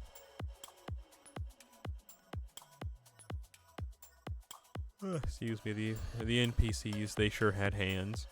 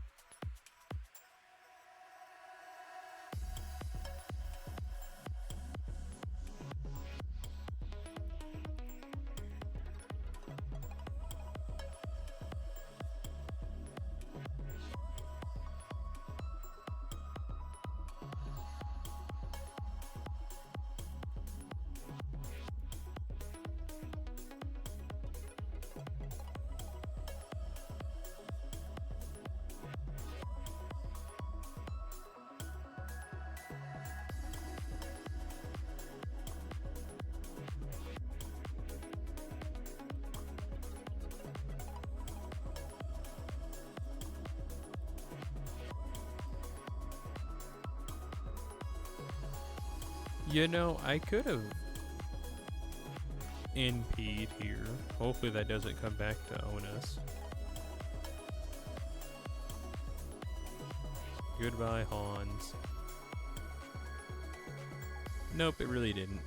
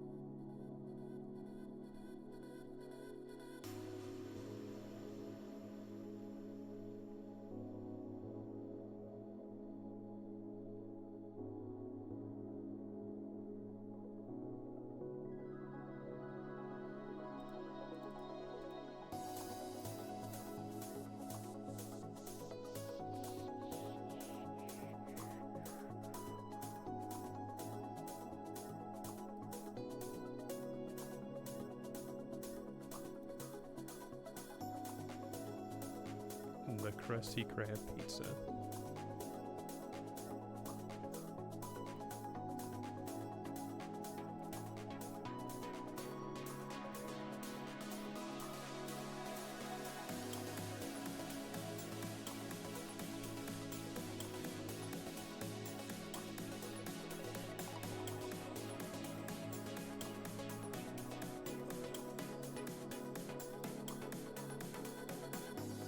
No. Boo. Whatever.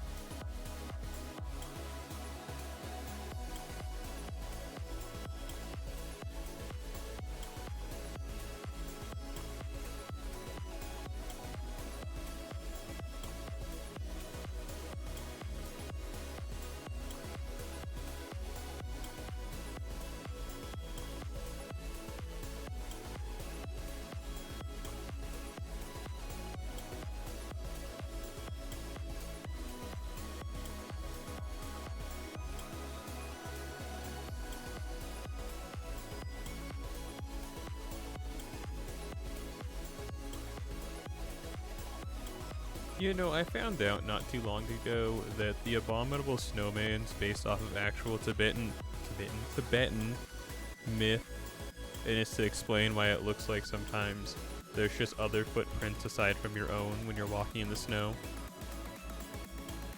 And that's just the loose translation they got from translating whatever the literal meaning was.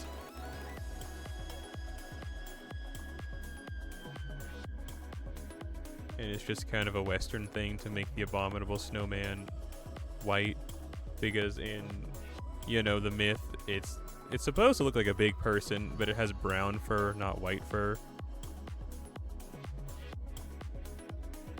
Which, if that was the case, I feel like, you know, if we were to add credit to the myth and be like, what if it's really out there? It should have been seen, because if it's in the middle of the mountains and you're surrounded by snow, and then you just see like a big, large, gorilla-created character covered in brown fur, like, you could find that guy and chase him down. But I guess if the fur is snow white and everything around it is snow white, it'd be like, okay, yeah, see, these bros are just real sneaky, you know? Just blends in with the environment. Disappears, you know?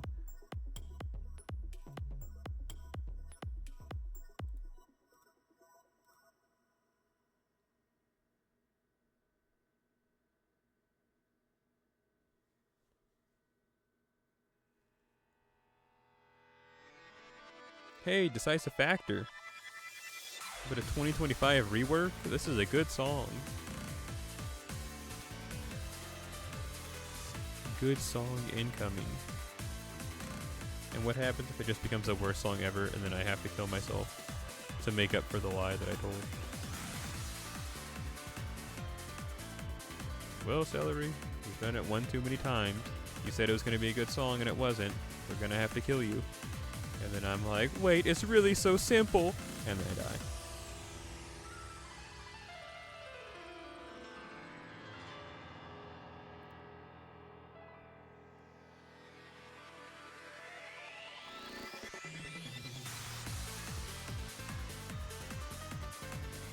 I remember there being a post and someone said, video games aren't getting worse.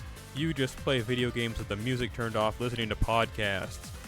And then a friend of mine responded to that saying, yeah, but I think the only way I was able to beat games this year was because I listened to them with podcasts playing in the background. And then I thought about it and I thought, yeah, that's really true, honestly. Like, multitasking really keeps the enjoyment of video gaming alive, for me especially. Like, I just don't ever feel like I have it in me to sit down and play. Well, no, that's not true, because I do that for this game sometimes. I just play for like 6 hours straight. They definitely don't have that in me for most other games to just play a game without any type of extra content going on for hours on end. Because I kind of feel like I'm wasting time. Actually, it's not even kind of. I do just feel like I'm wasting time. I'm like, man, I could be doing something else.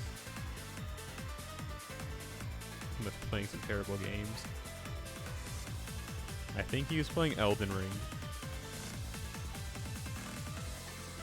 Like, specifically at the time, that was the year Elden Ring came out, and they were someone that played Elden Ring. Like, I'm pretty sure specifically they even mentioned that. Like, I think that's the only reason I was able to beat Elden Ring. And, like, honestly, facts. Especially Souls games. Souls games especially are, I think, incredibly boring if you don't have something else going on. Like, even when I first played Bloodborne, I used to listen to music while playing it that wasn't the in-game music. Like, those games are cool, I think, for a certain demographic. But to me, those games are really just good because I have something to mess with while I'm listening to music. It takes your soul slowly. I mean, yeah.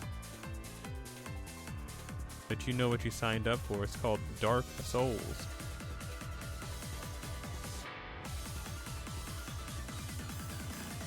It's darkening your soul to where you're going to have just an empty void where it once was. And then you blow up. And then you blow up.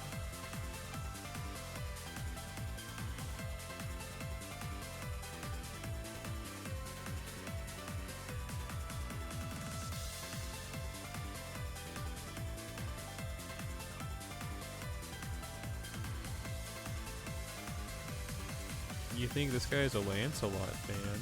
You think this pretty lady who's playing this game right now is a Lancelot fan? What makes you say that? You some type of psychic?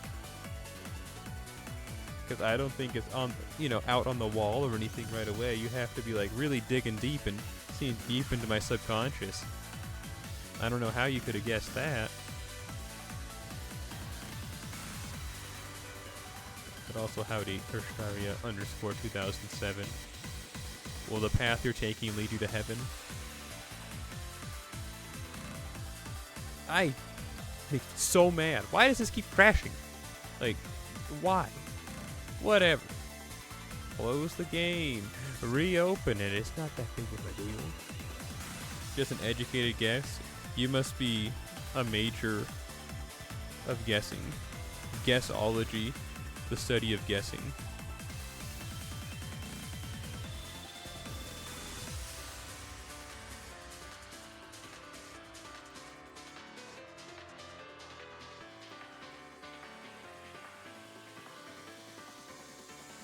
I wish Glalie from Pokemon was here, and then they would explode. Onigori.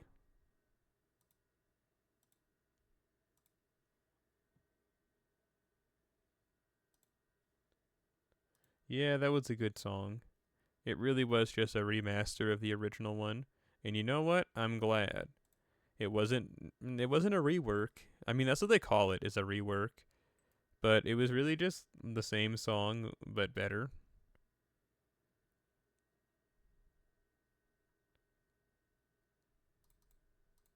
As in, just like the sound quality was better.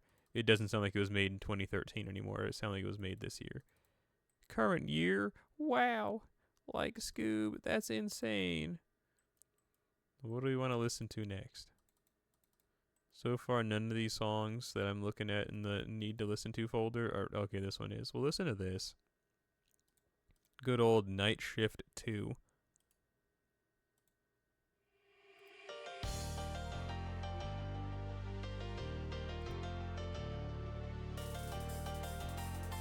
Human observation goes... Understandable. Hans enthusiasm. We love to see it. Oh, this is so annoying. And it's... You know what? I don't even need to say anything about it. I'll just simply nod politely when I have to keep closing the game for this happening.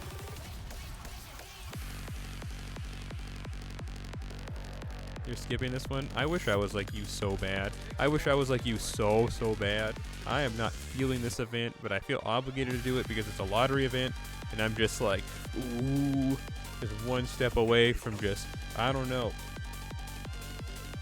eating some drywall.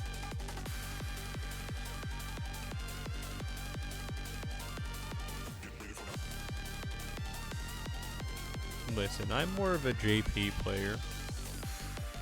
This is my side gig, you know. My Don't say it, don't think it, don't say it, don't think it, don't say it, don't think it, don't say it, don't think it, don't say it, don't think it, don't say it, don't think it, don't say it, don't think it. Anyway.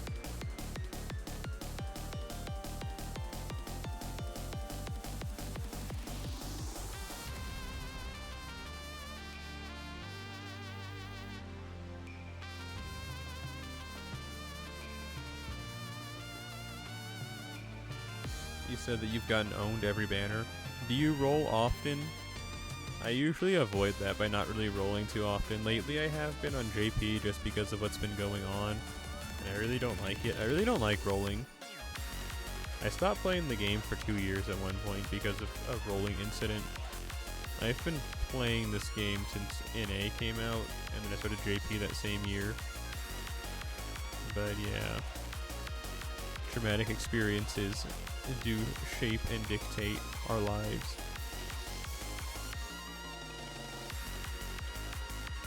There's really nothing else in the shop that I'm like, oh yeah, let me get some of this. I mean, there's all this stuff that I should be like, oh yeah, let me get some of this, but aside from the lore and these couple of things, not really. I don't know, that's my goal.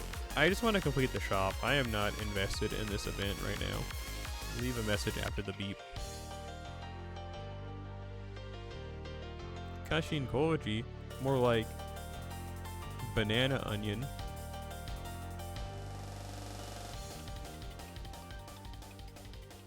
That really sounds like a Toho song, but it's not. It's just a T-Paz Elite song called Eastbound 2004. This next song is called Seizure.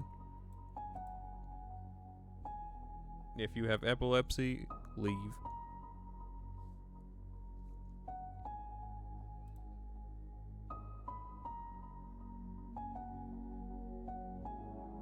So what you're telling me is that you don't really roll too often, but you had a real handful of, a few couple of individuals you wanted to roll for, and then you blew up.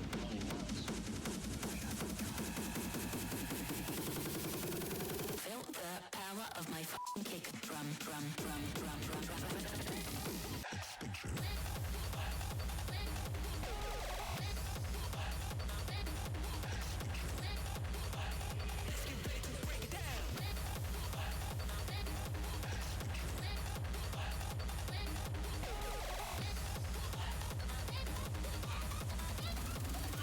But I feel you on that one. I only ever roll for really specific reasons, which unfortunately has happened a lot this year.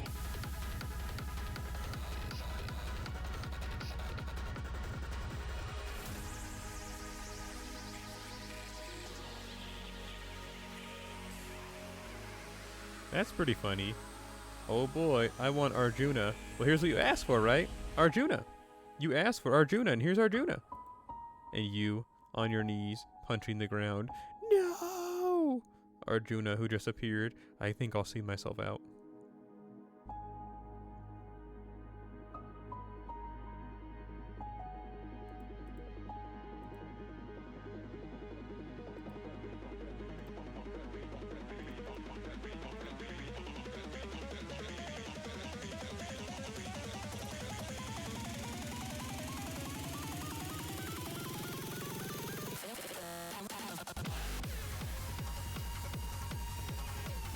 Can't say I'm enjoying this song all that much.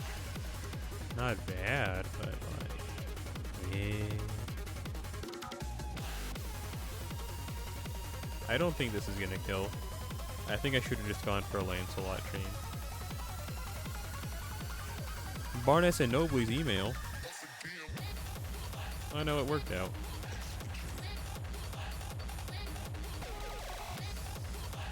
I don't know what's going on, dog.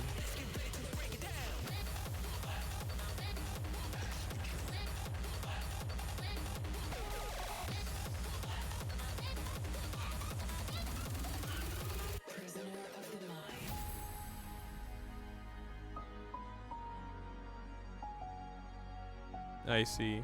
I mean, that's how you do it from Egypt to France. A little thing called the confidence. You just kind of pick servants. See, if you only like one servant and only ever roll for one servant, then you never have to worry about having to spread out your resources. Holy smokes. Did the person fall asleep at the horn? Did it get any different? I don't want to hear that. Toshi Toshito.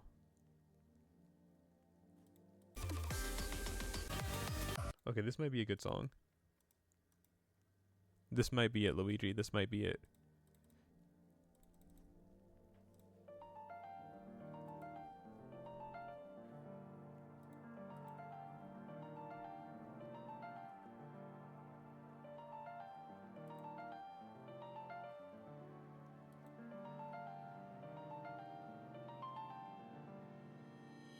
You're so cooked.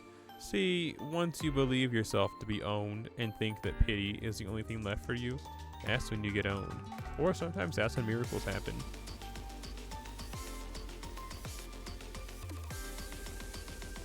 We've all seen Ice Shield 21. I just don't remember the plot of it at all except for the ending part where that guy's like, I got tired of waiting for miracles to happen, so I started making them myself. And then he like ripped out that patch of grass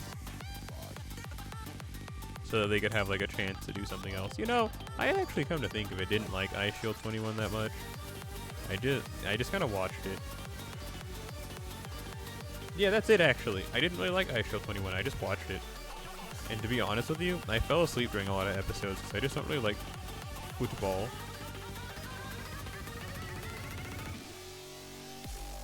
And I also didn't find the plot to be that engaging.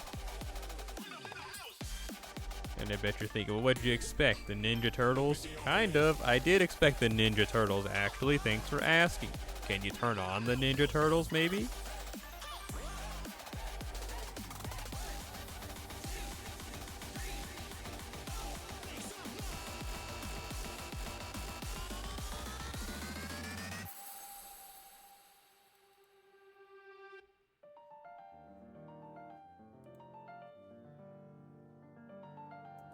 I don't think I want to keep this EP. It's only 4 songs long, I think, but yeah, we got one more track.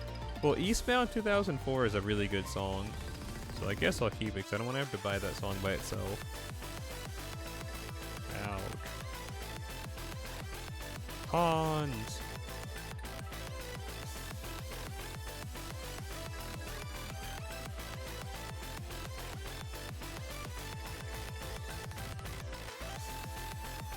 No! Yes!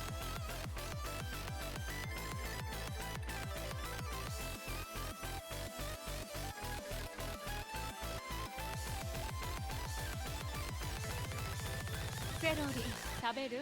いただきます。もらったんだけど、食べよせってね。 Hey, thanks for the follow, friendo. You can't see it, but I'm making a heart with my hands. I heart you. Yes, you for coming all the way through. Thank you. I'm glad that despite not participating in the event, you can find enjoyment in watching me suffer through it. Me wade through the stream that is the grindage pool. It's like when a sewer bursts and is pouring into a local lake.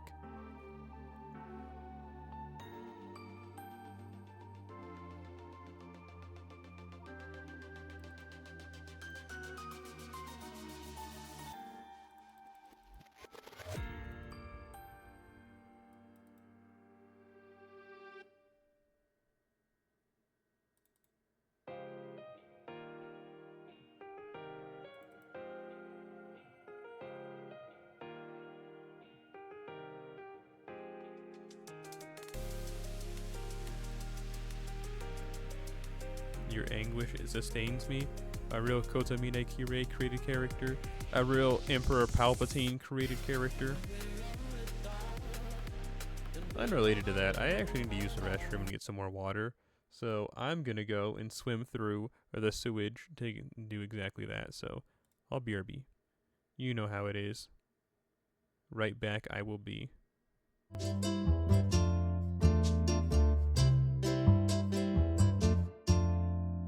I hate this channel. No!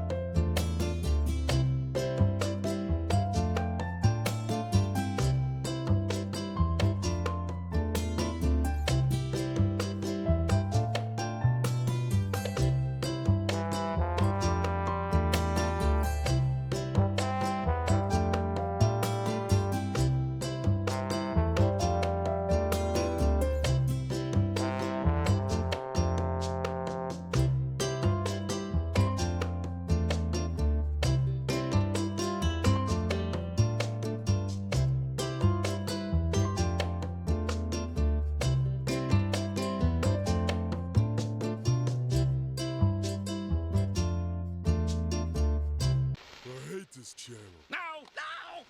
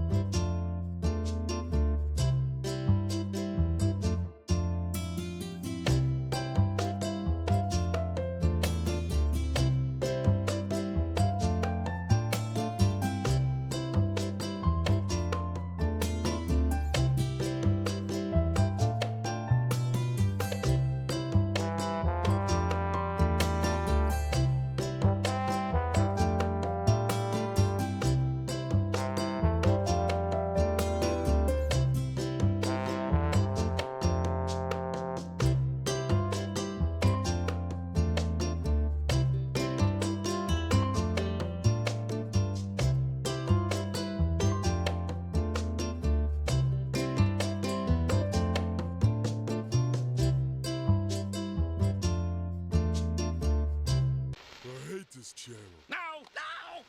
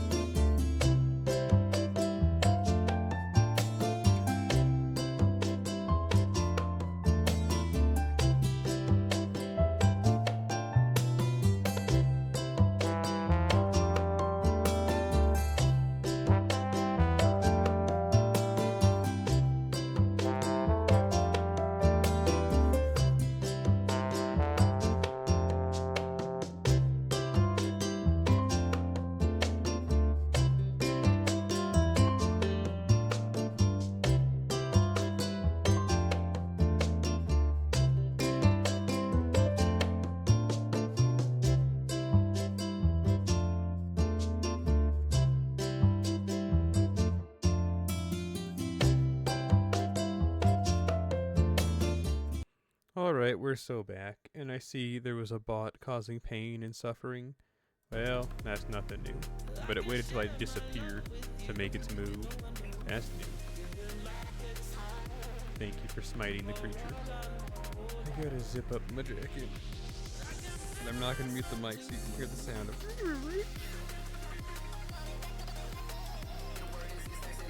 Hang on, I gotta take my necklace out. And I bet you're thinking, why do you wear a necklace just to sit around at home? I don't know. Why do you eat bread?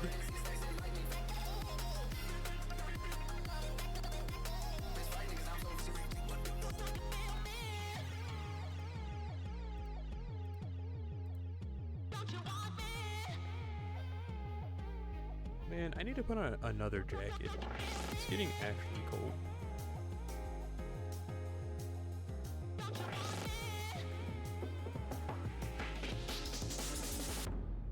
I forgot that it's supposed to get cold this next couple of days. But what you gonna do, right? Fight the weather?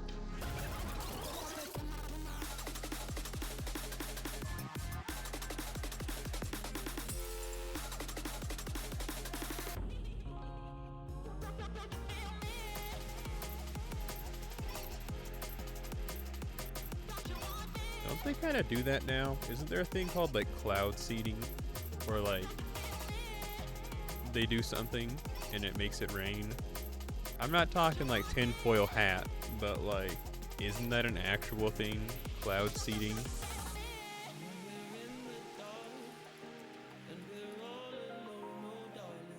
Okay, yeah. Cloud seeding is a type of weather modification that aims to change the amount of type of precipitation, mitigate hail, or disperse fog. The usual objective is to increase rain or snow, either for its own sake or to prevent precipitation from occurring in days afterwards. But how do they do that?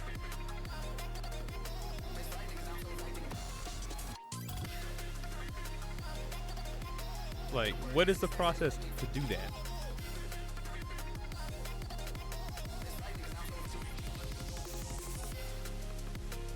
I saw something that said it said a small ice nuclei, but like, what does that mean? That just sounds like a sci-fi term.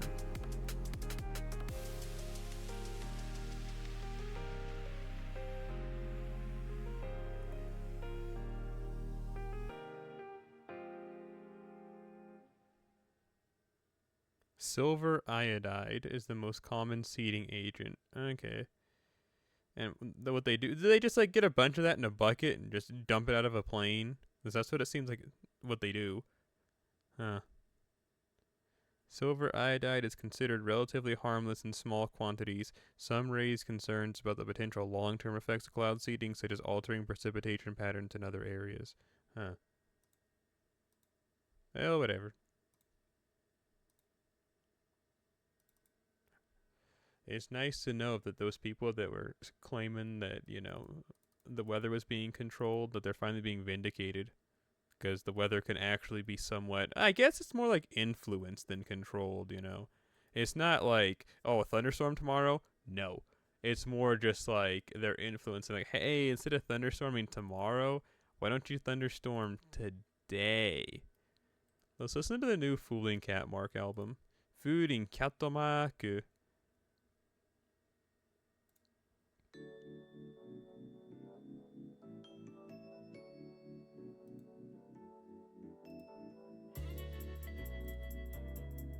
Oh boy, cat mark. I sure hope it's fooling. 青い海に桜咲く季節外れ不思議なパラソルで明快に明快を熱くして溶けてゆく合図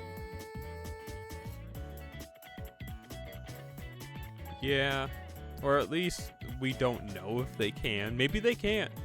How will we know? Until after something terrible happens and they can be like, oh yeah, well here's the proof, big guy. And then a big proof falls from the sky or something.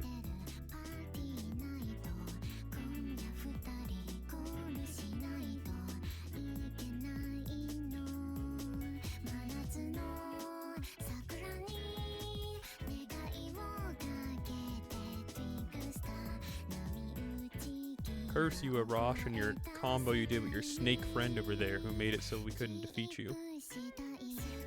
We didn't get that attack buff. Goodbye, Hans. It's nice knowing you.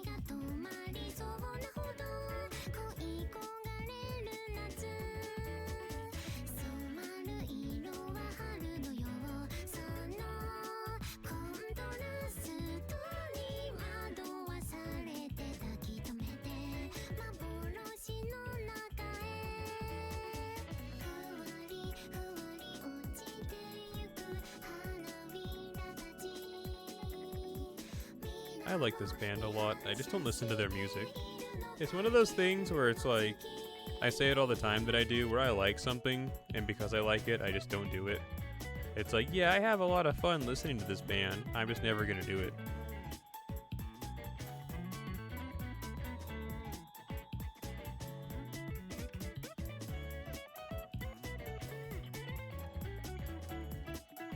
I also didn't have any of their music downloaded until recently, and we just haven't listened to it yet.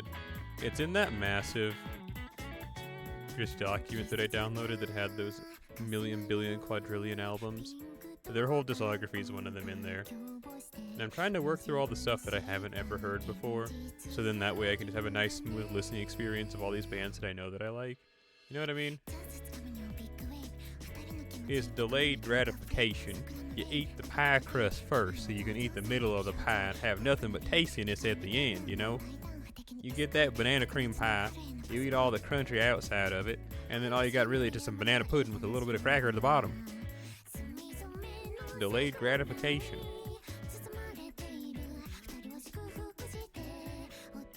something like that. That's what I tell myself at least.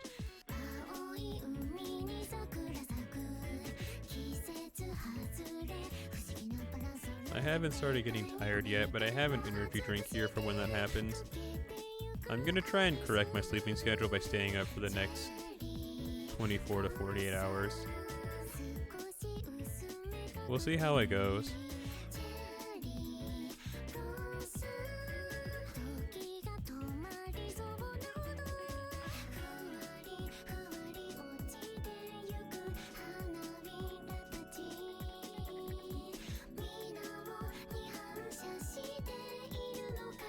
Yay.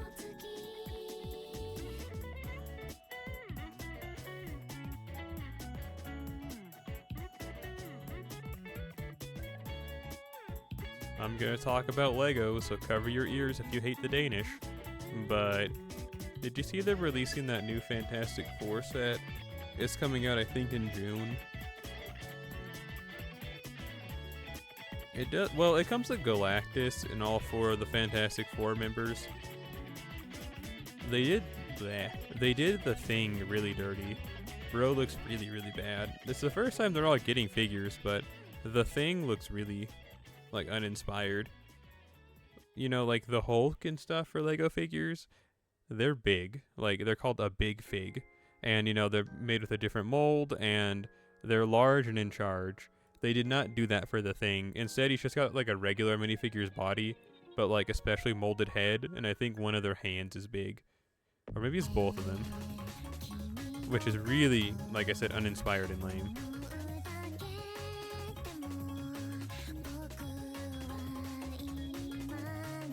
Especially considering that while they don't have the mold for it, they did have that Lego Marvel Superheroes game, and they could have just used that design, and I'm sure no one would have said anything. It's because they used this design that people are going to say something. He's just a rock. Yes, but like, they could have made him big like the Hulk. You want to see how they did the boy?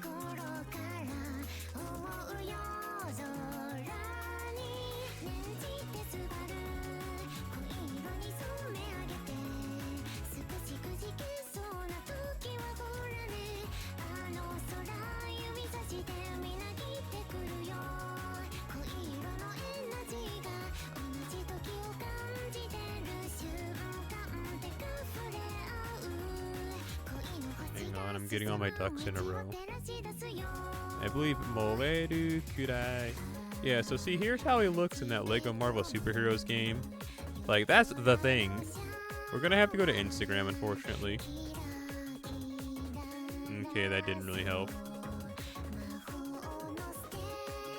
Well, anyway, effectively, can we not pull up a picture? This is its actual official. Here we go. We're going to Reddit. I'm sorry, even worse. But see, look.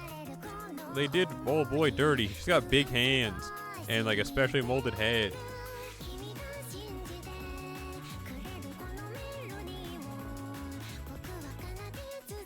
That didn't help at all.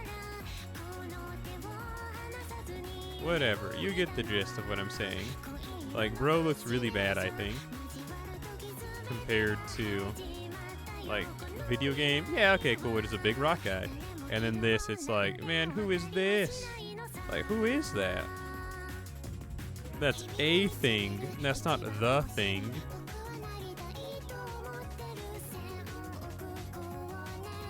That's the pebble, actually.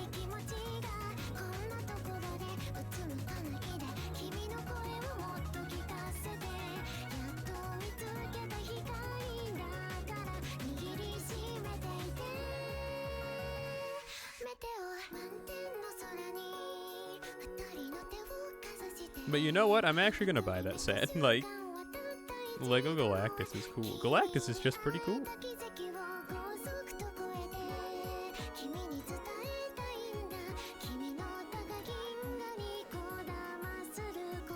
Even if they have Galactus looking really skinny, and he's got really small feet, so I don't know how he's gonna stand on his own 2 feet. You survived.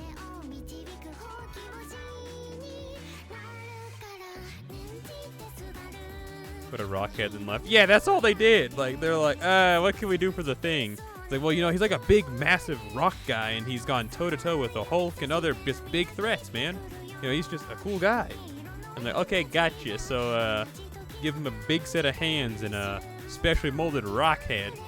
And then they're like, is that it? You're not going to give him, like, a special body mold or, like, you know, anything? Nah, man, just rock head, rock hands, call her a day.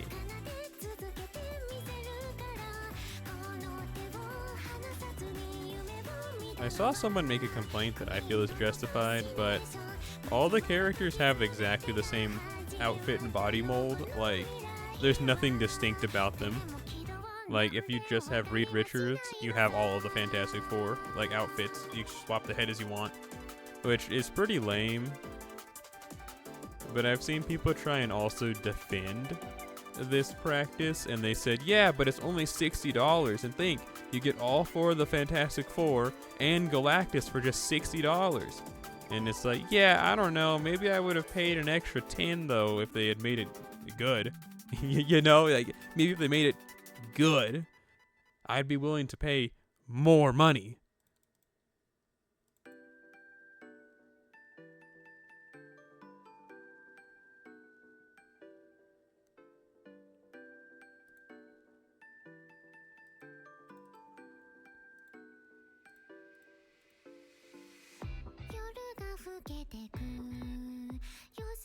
Kure busu kurumu skurumu ku no kure crepe, like kurepu, but that's like kurepu is that word. Kurepusu kurumu. I don't know what that would grant. Huh. Now I can't figure it out. I gotta check.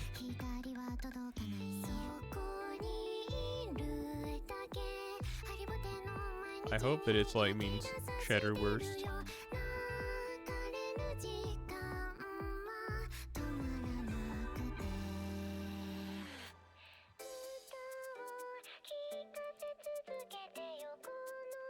Okay, well that's just a German word that I wouldn't have ever known, to be honest, so I don't feel bad. But I was right. Kurepusu kurumu. Krebsculum? What does that mean?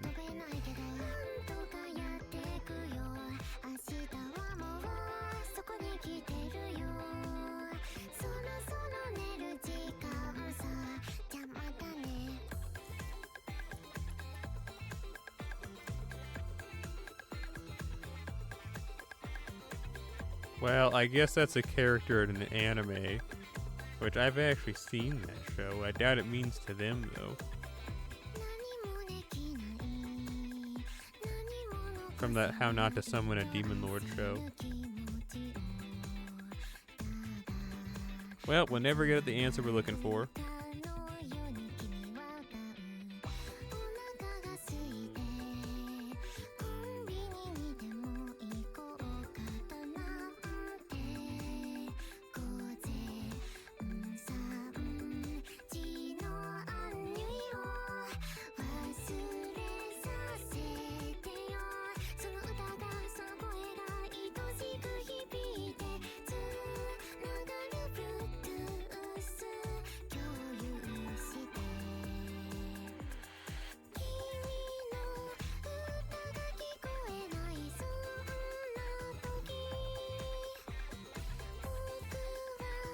There's also some other Lego sets that are being announced. There's one that I'm also gonna get, unfortunately.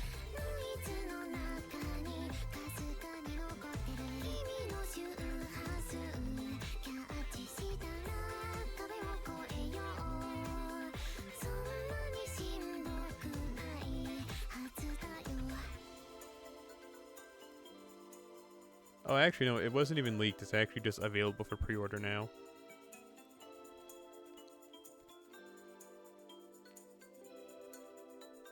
I have it open right now, some Australian site that has it listed. It's not actual Lego.com, so don't kill me. But see, it's this burger restaurant. Unfortunately, it's burger themed, so I have to buy it. I'm legally obligated to do so. It's also really I mean, that's Australian dollars, so that's not real money. But, you know, it's fairly expensive considering that it's this. With honestly the most interesting piece being old burger head boy right here.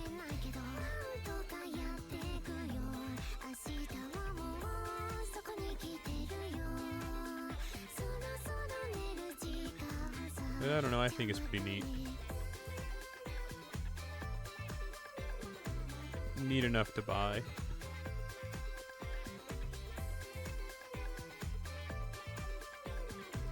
The worst part is that all this stuff comes out on the day that I get paid. Or at least one of those does.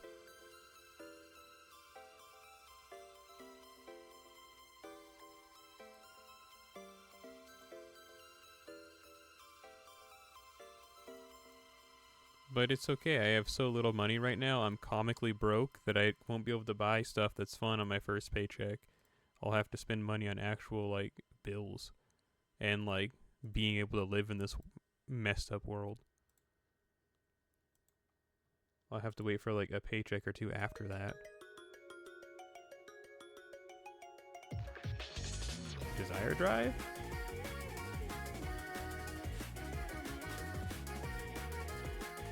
Dyson.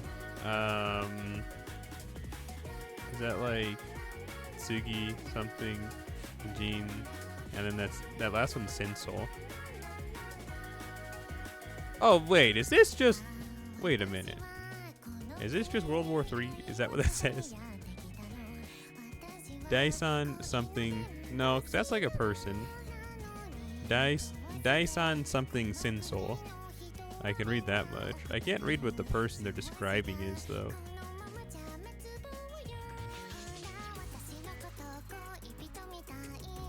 It is! This is just World War III. Daisanji Senin Sensol. So the third immortal war. Daisanji Senin Sensol. Oh, they said it right there.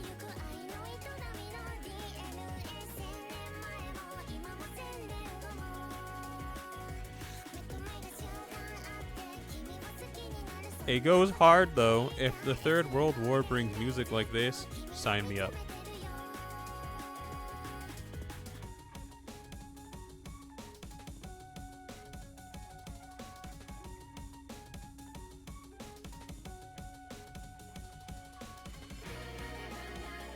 Is anyone here a Mad Breaks head? Because, I mean, if you're a Mad Breaks head, you already know that this is their last year of being active and that they're gonna kill the band effectively after this year. They're doing something in Mexico City on July 3rd. Because, you know, they're like warehouse. They're like, sure, they themselves don't make all the music, but like, their main publishing headquarters are in Mexico. But not all the artists are. You know what I'm saying. They're just like a publisher.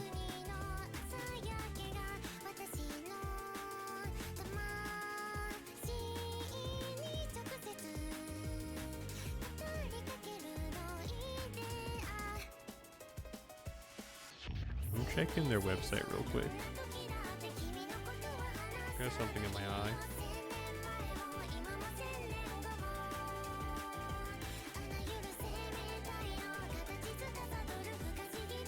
Yeah, they don't have a lot for sale right now. At least anything that I care about. The one thing they kind of have that I would care about getting is that one Soul Gem collection album, but I didn't like it enough to buy it. I want to buy something from them since they're about to go under, but like, if you don't have anything that I want to buy, I can't buy anything from you, is what I'm trying to say. They've got an album that has Hatsune Miku on the cover. I haven't listened to that one, I don't think, because I would have remembered it either being bad or good. I'll add it to my wanted list on Bandcamp and listen to it some. Oh, I accidentally played it.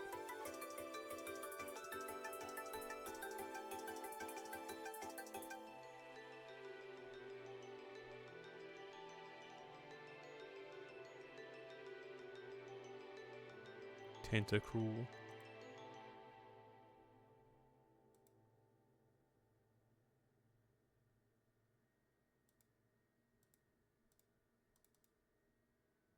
That was a pretty good song.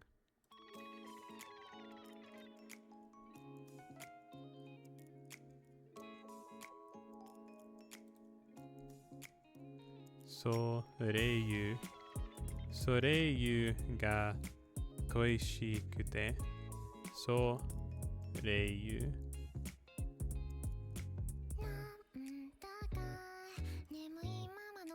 Shrug emoji.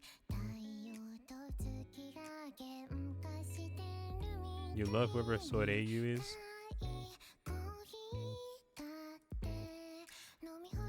Bro, I am hungry. I need to eat. I gotta feed the beast! But I don't feel like getting up, man. Like, I was just upstairs a bit ago. What am I gonna even eat? Cheese? Yes.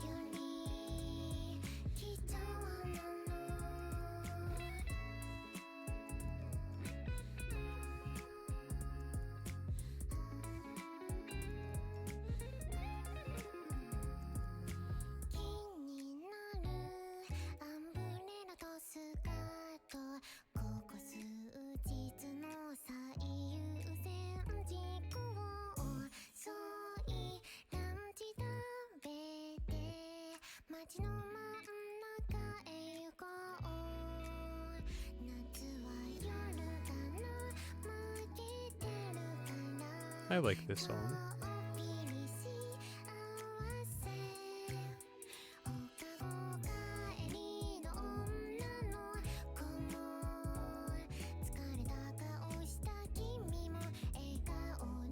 Man, I am not going to stop talking about it until after it's all over, since I haven't gone to work yet, but I am just not looking forward to it. Like, I'm looking forward to having an income again, but we'll see if that even happens. How many jobs have I had in the last 2 years where I've only worked there for like a month and then I quit? Like 5 or 6. I just can't keep doing that because I'm running out of places to apply to. But then places that I've burned like that I apply to. And like that one call center that I just didn't show up to my interview for because I changed my mind last year, they called me twice asking if I wanted to try a new interview. And I told them no because I'm starting that job this weekend and they pay significantly less. But on one hand, I feel like, well, maybe I should have just taken it. Because at least, despite them paying significantly less, they're significantly closer.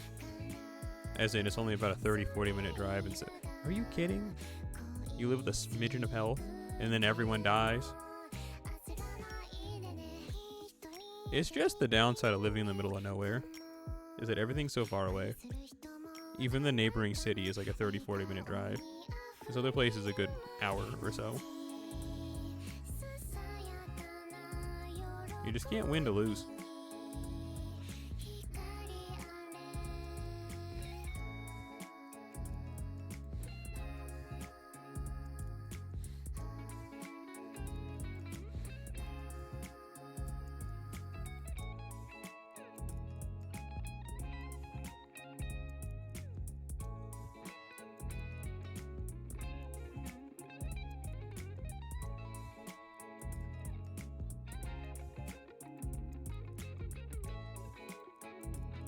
Please don't crash.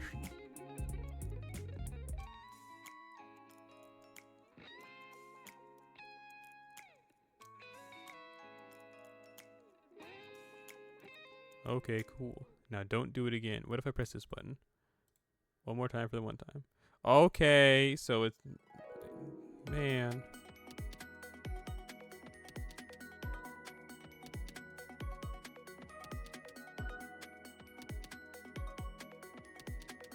I gotta do those challenge quests, right, to unlock the rest of the shop.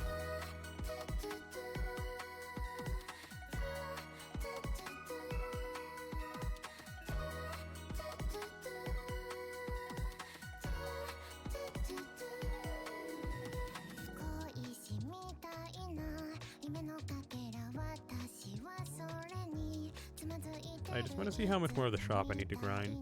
I think a considerable amount. I really don't have that much stuff.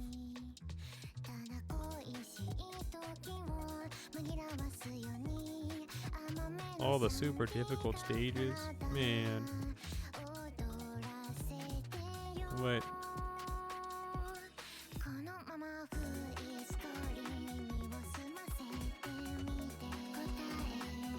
I have to take these couple of guys.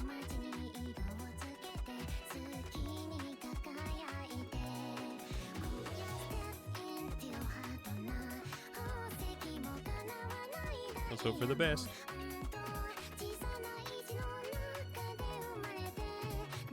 Do this a couple of times, you know, shake up the doldrums.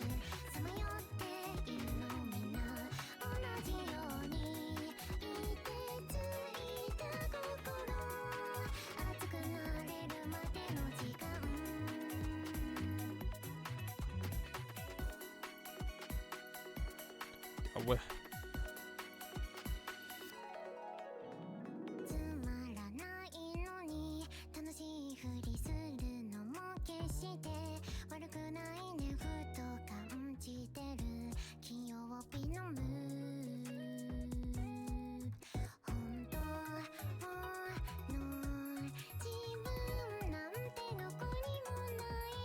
No.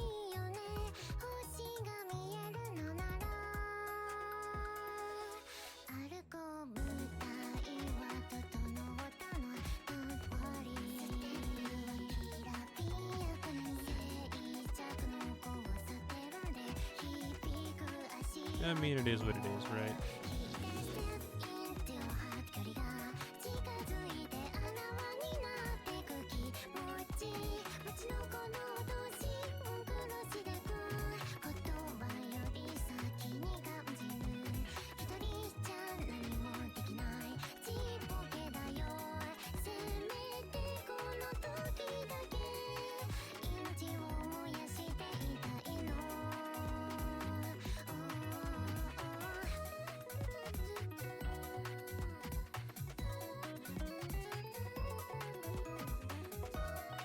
You gotta be running out of power. Drop.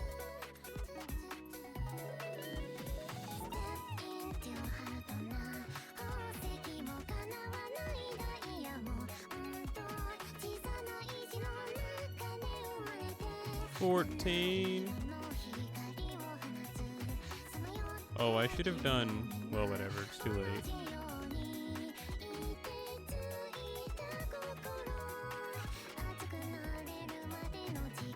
I'm sure it said how you regain float, but is that even something we can do?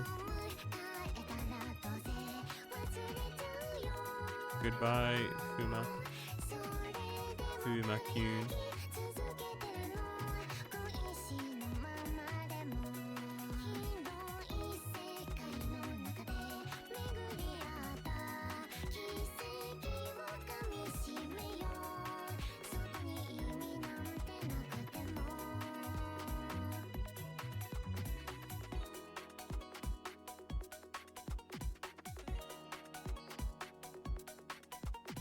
This is annoying. Is that eternally stunned or... Oh, goodbye, Lancelot.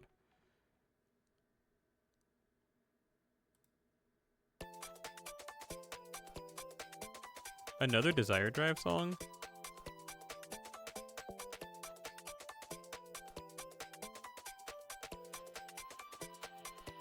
What is that? Ao no...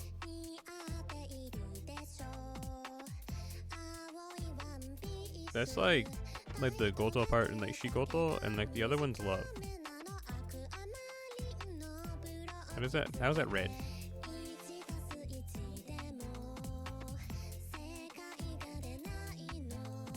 Let's take a look and see instead of theorizing. You've got the power of the Google machine. I hope I'm wrong. Oh, wait, am I? Yeah, I was. That's not koi. That's hen. So that's Ao no Jihen, the blue incident. Listen. I don't know.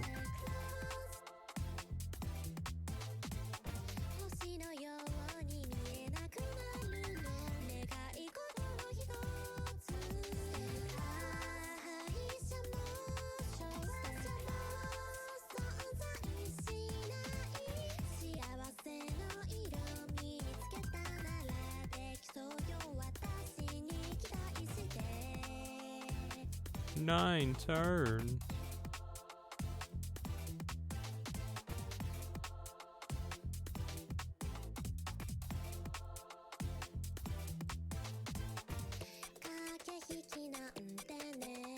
It reduces by 2 every hit, so after this they should be finished.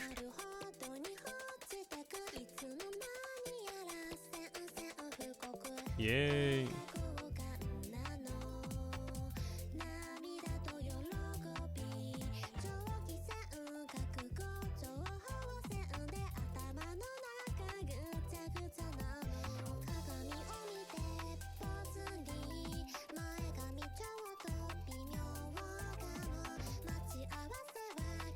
Kato Danzo is pretty cool. Too bad she's dead.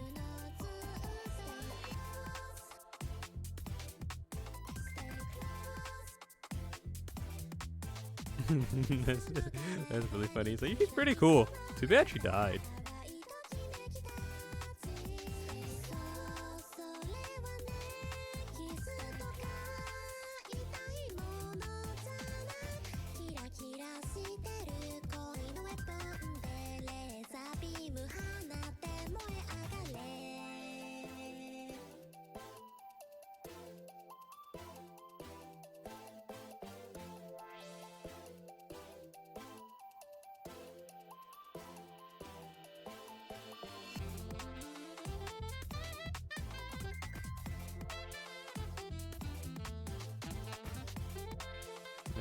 Correct golem is a footholds progress one at a time. However, the golem serve footholds may actually scout servants who reveal their break HP card. In addition, based on the enemy's names, all golems have resistance to noble phantasm damage before their HP guards. Plan your noble phantasm use carefully.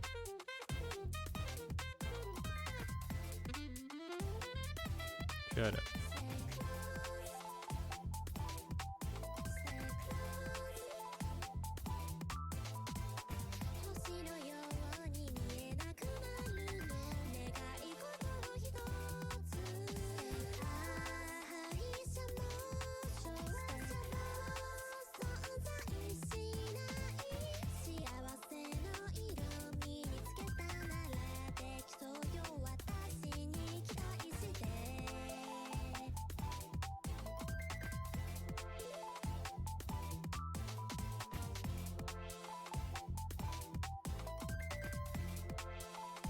Stable footing.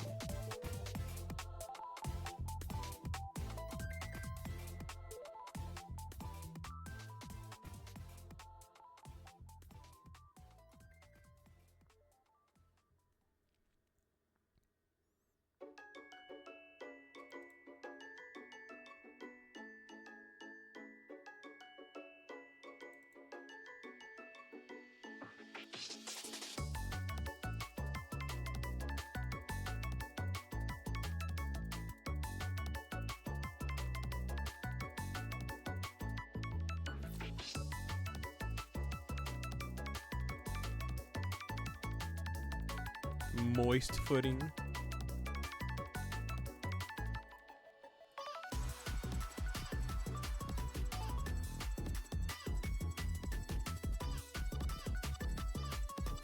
Let's put this Jersey Club remix. What?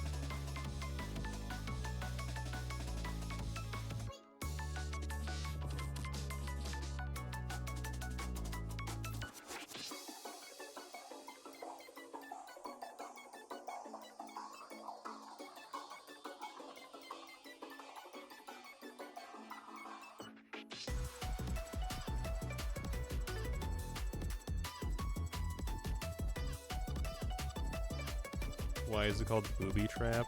Because, you know, it was disguised as a golem, so you accidentally got it. It's a booby trap. Wouldn't a more modern interpretation of that word be like fool trap? Because a boob was just someone who's a dummy.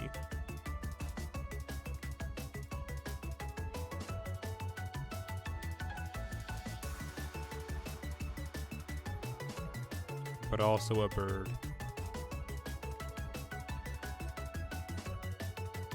Are you serious? I've been had again.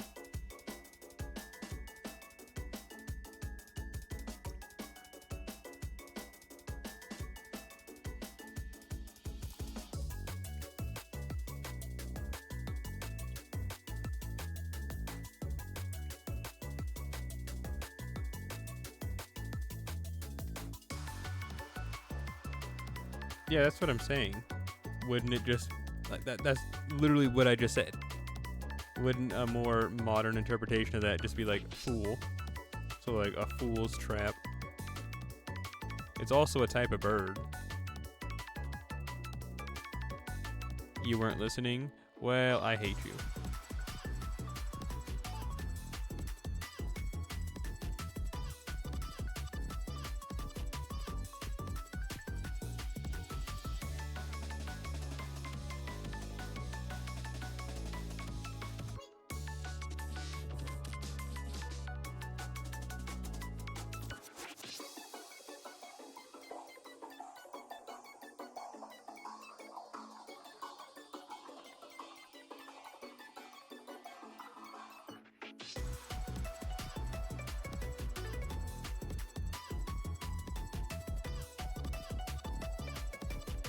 We love Jersey Club mixes, and if you don't, then get out of the stream. You're not welcome here.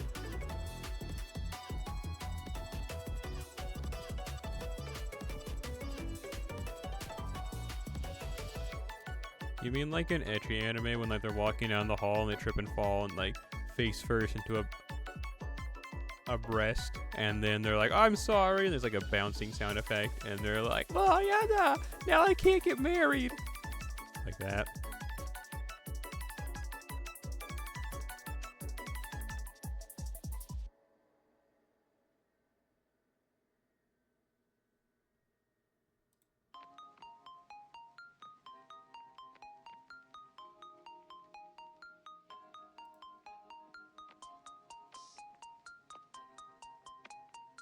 In this battle, Jaguar Warrior will have special resistances to all attacks. However, if you choose your command cards correctly based on the actions, so quick chain, whatever. We'll see what happens. So dash, quick chain, spin, arts chain, jump, buster chain, cut, brave chain. Wow, okay, I mean I can try. I didn't commit any of that to memory, I just forgot it all when I said it. Shoot.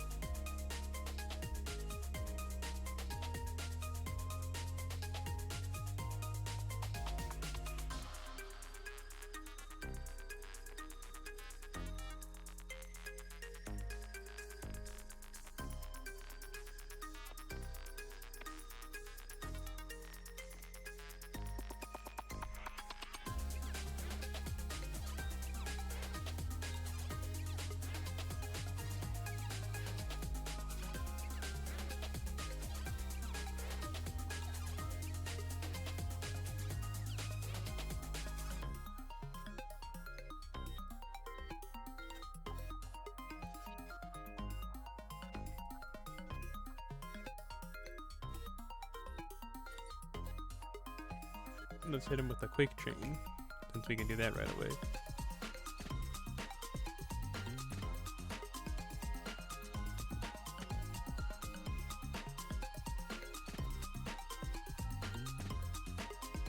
I can't do an arts chain. The best I can do is a buster chain.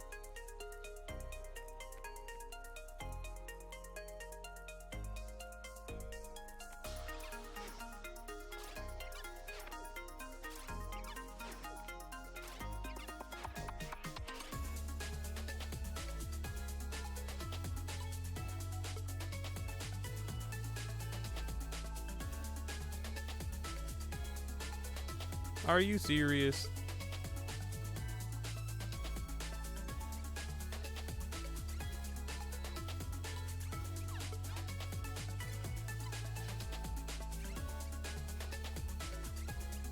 You're just a day late and $1 short on all these hits.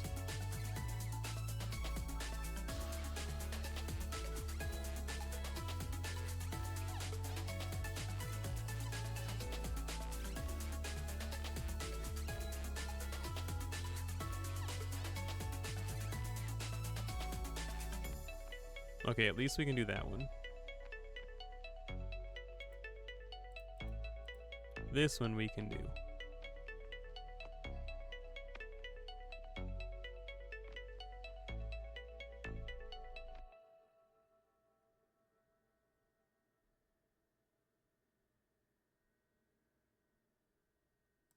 This one we can also do. That was the last song on that album.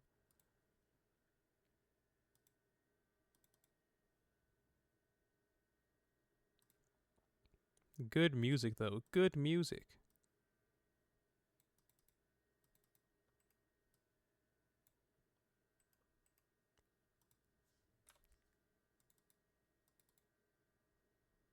Holy schmoly. I don't want to listen to all that right now. That's 18 songs. I don't think I'm going to be awake from... Well, that's not true. I don't think I'm going to be streaming for another 18 songs worth. I'll move to start doing something else, like watching Yowamushi pedal. Honestly, I don't even know if I can stay awake. Like, when I get tired, I don't feel that urge anymore to stay awake and just fight it. I'm mostly now just like, yeah, I'll just go to bed.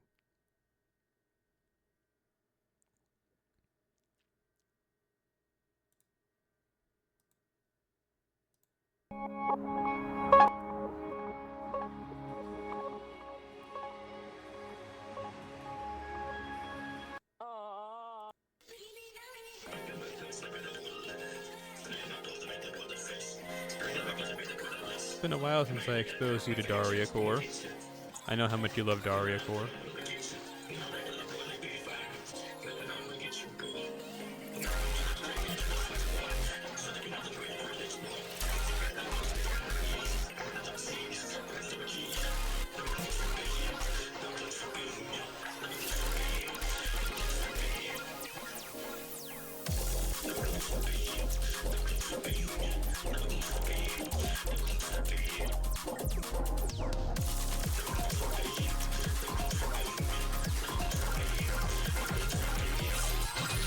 Sigmas.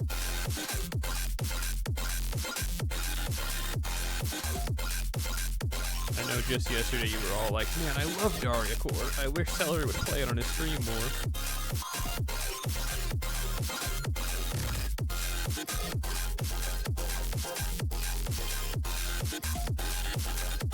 And then I shot laser beams out of my eyes.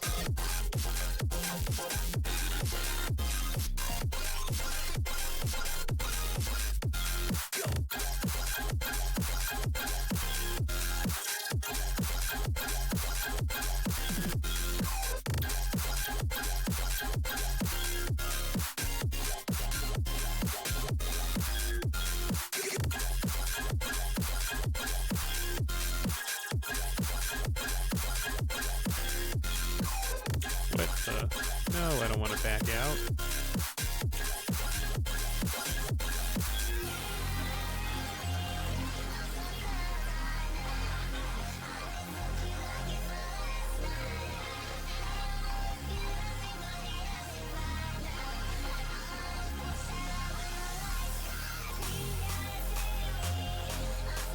Yay.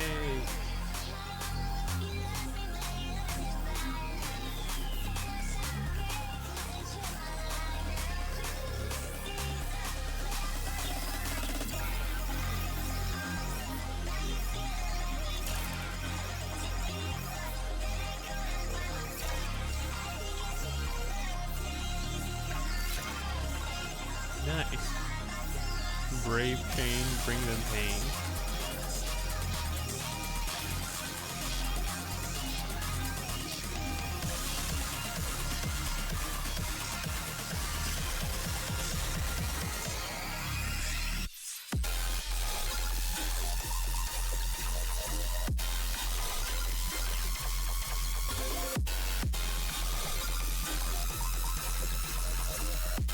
I wonder if you can beat Quetzalcoatl in this.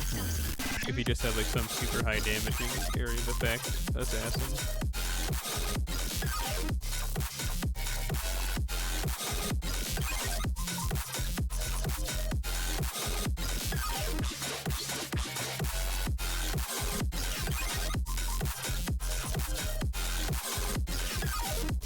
In this battle, there are bombs that explode in a set of 1 to 3 of turns, inflicting death on the holder.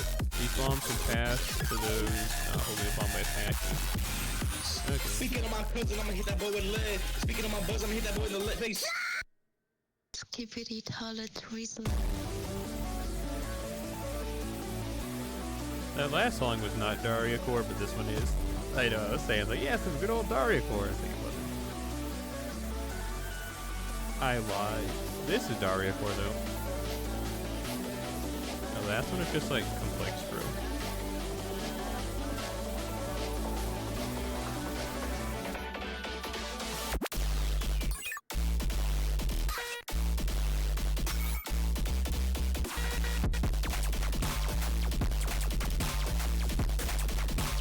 green.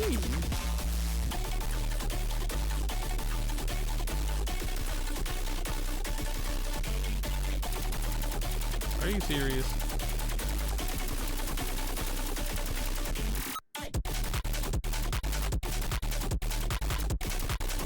I want you to take this bomb.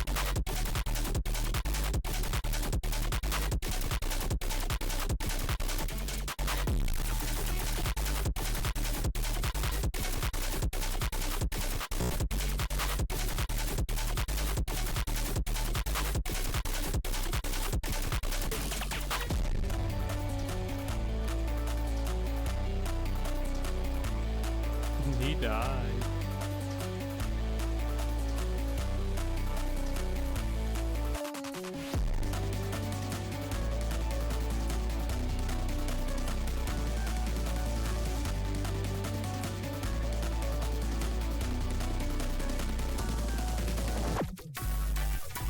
Lancelot!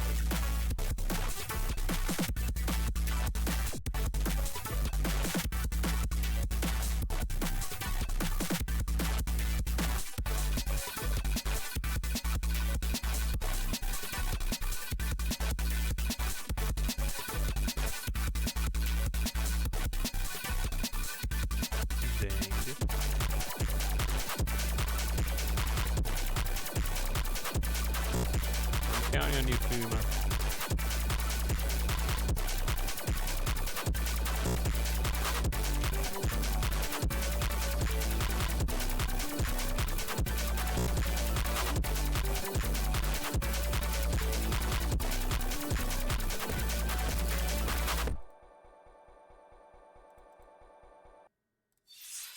Show me love, show me love, 더 짙은 너 아이마이 관계 유루스 나이가라 고다에 보면 매여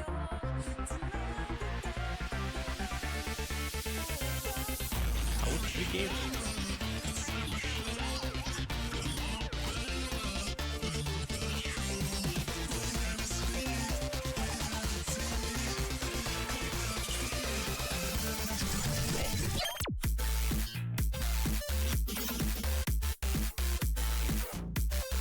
$204,000, and we can't transfer it because of some bad RNG.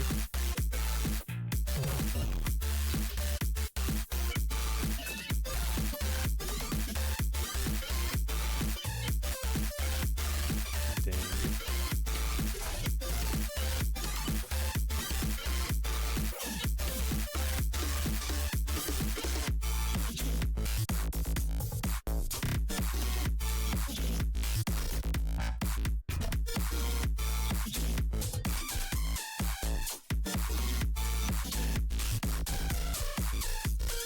Oh, sorry, Ilya, but you're gonna die.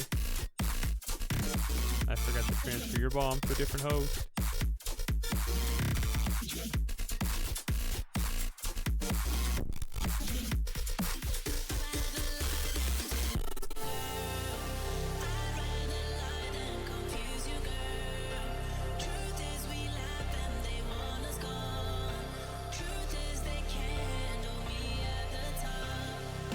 Dang.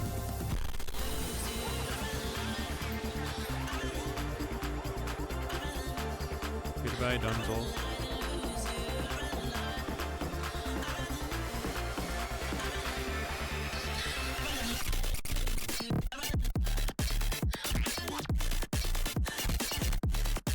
It is not looking good for the heroes, but it has looked worse.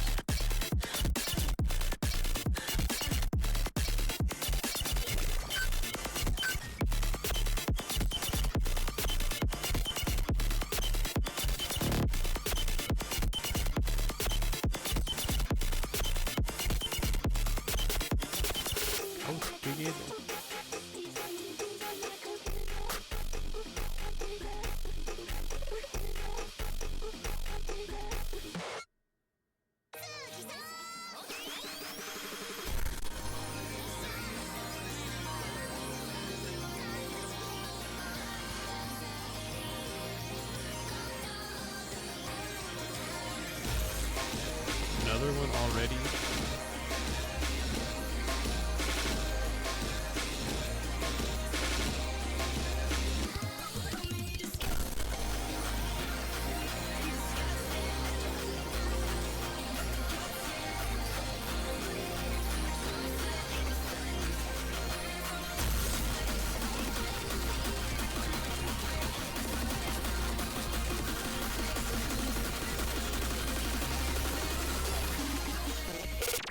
Please explode. Is that a fart sound effect?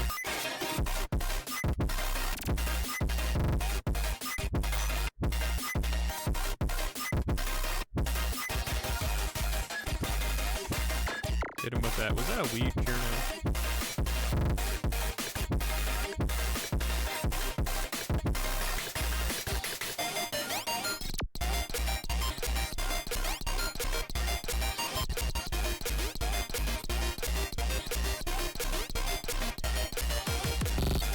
Yay. Boo.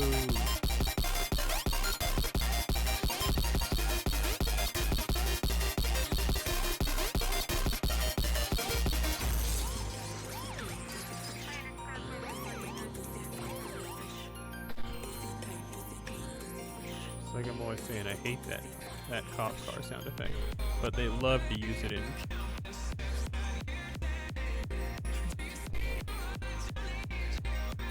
There's another word for Daria core.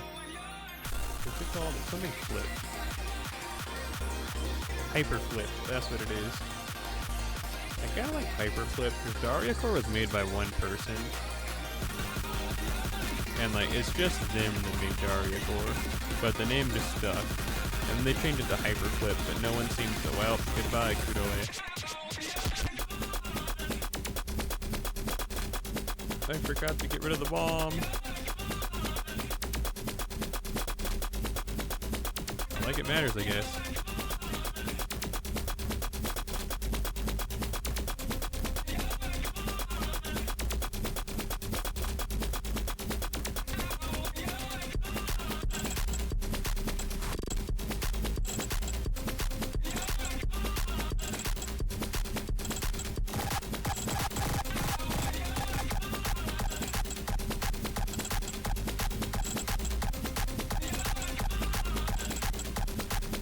Didn't even need to use the bomb. Killed old boy straight up.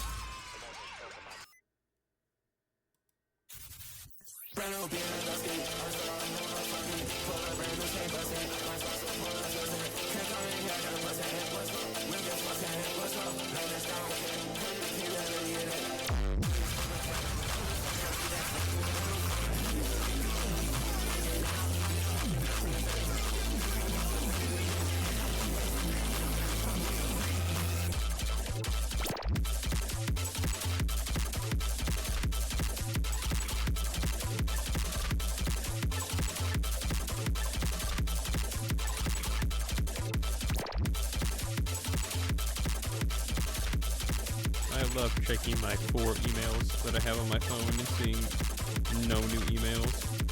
I love being unloved.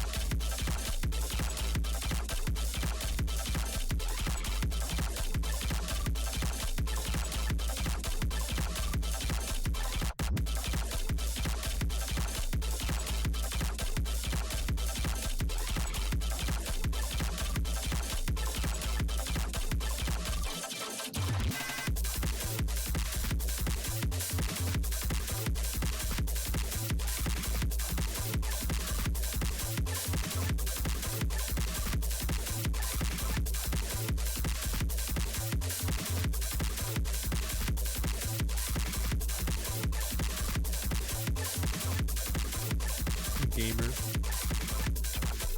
So I wa zini. Sure.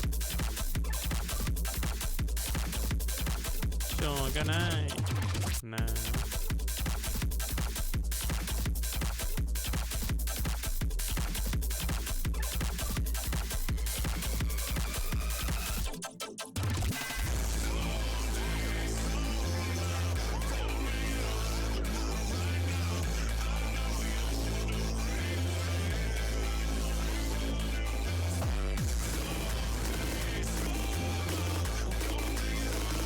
Good old hyperflip.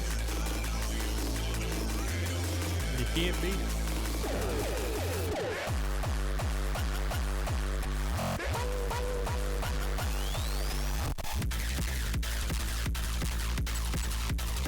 Shidomon, destroy these dragons.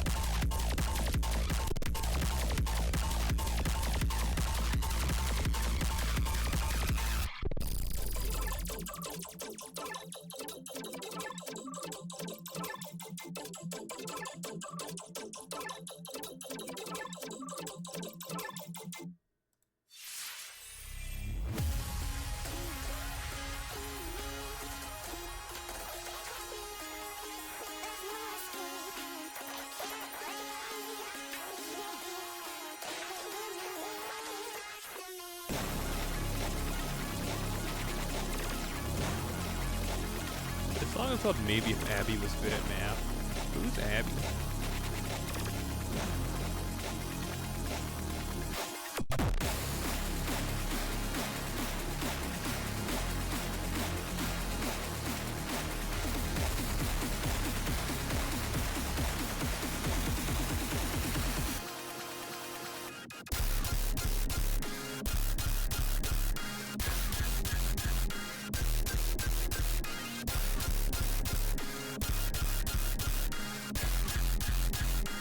Swords of Revealing Light.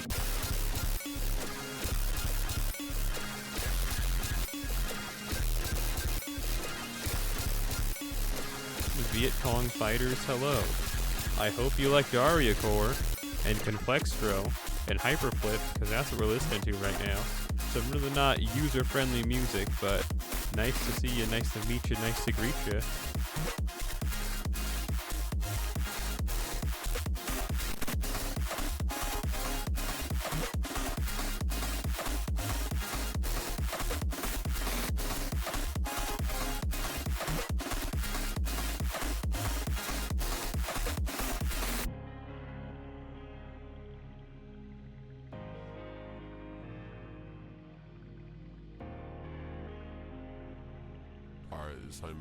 You can barely hear me? Then I clearly need to turn the music up, because you don't need to hear me at all!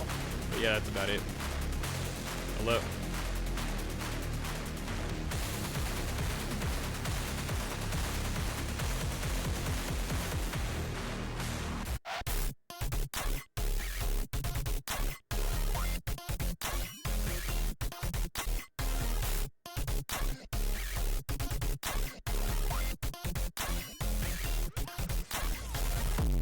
Listen, we're listening to Hyperflip right now.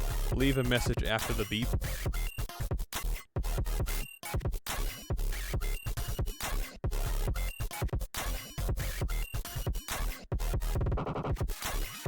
How long have I been playing FGO?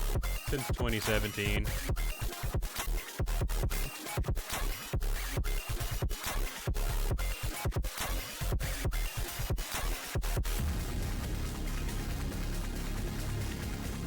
How about you?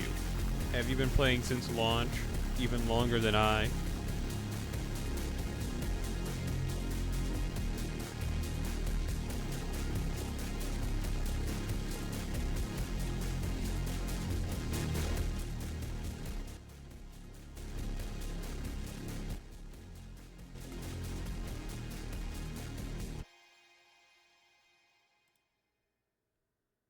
Just some light.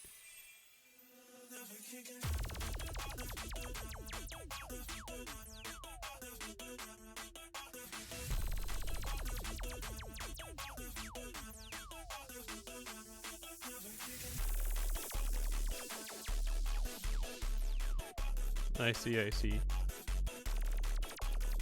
So what you're telling me is that you're on your hibernation arc. You're here, you're there, you're everywhere.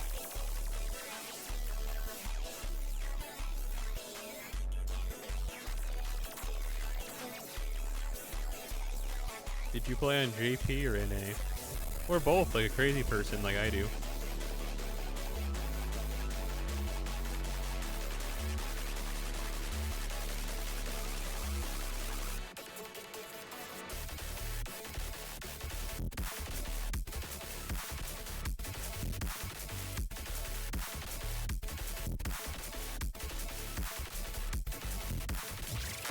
Only JP? I see. So what you're telling me is that you used to have a life. One server. One dream.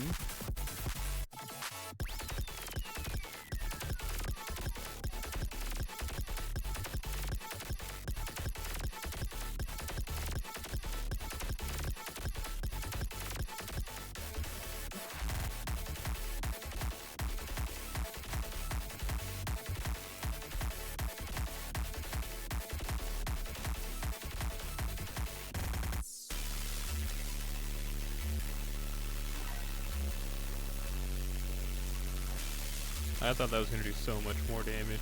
Boy, was I wrong.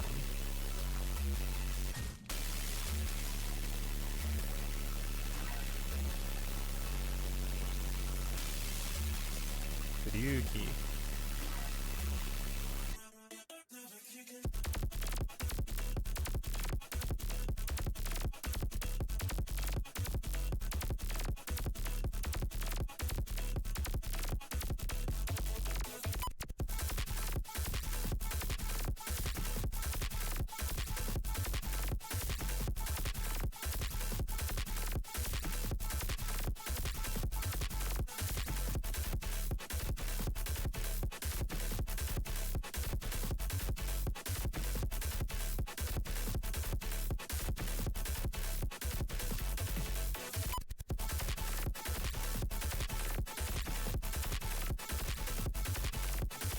Was there any specific event that spurred you to stop playing regularly, or did you just grow up?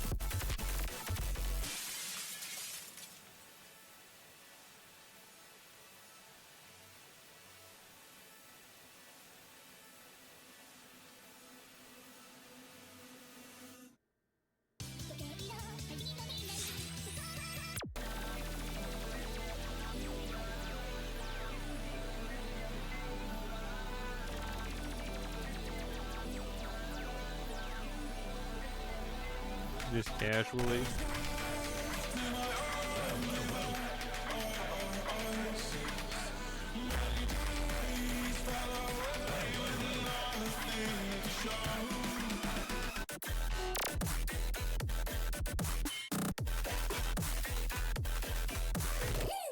Oh, that hurt.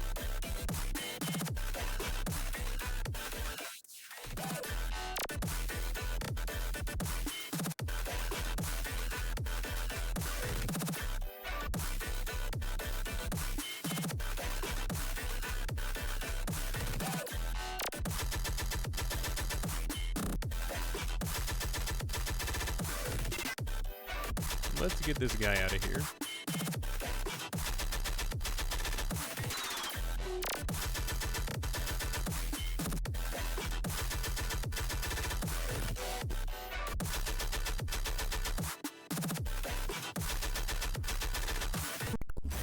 He lived.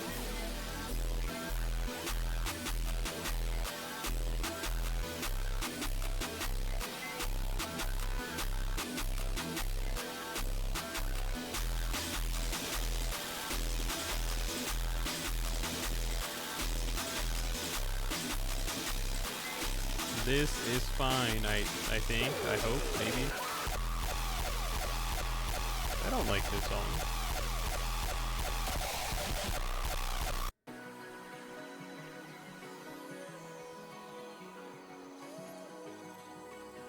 Oh, it's just a big angel. I am not afraid. Hit him with that be not afraid.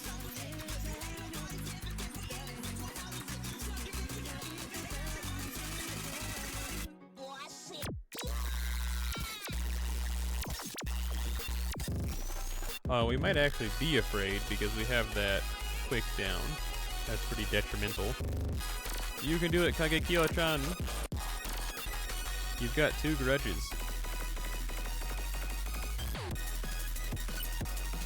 And it was enough.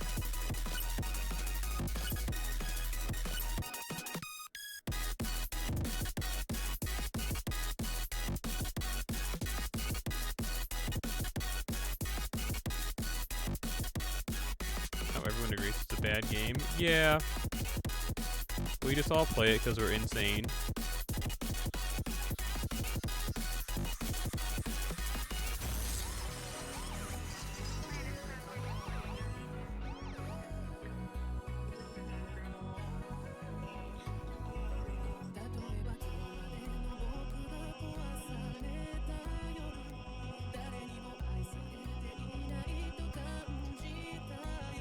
That sure didn't work.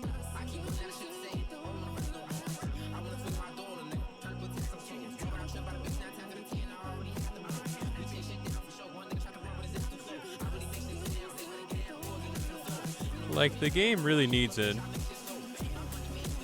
uplift. Like, there's a lot of quality of life stuff that needs to be added to the game. But it never will because we'll play the game as it is, dog. We'll play the game as it is forever until they shut down the servers, and then we'll be sad.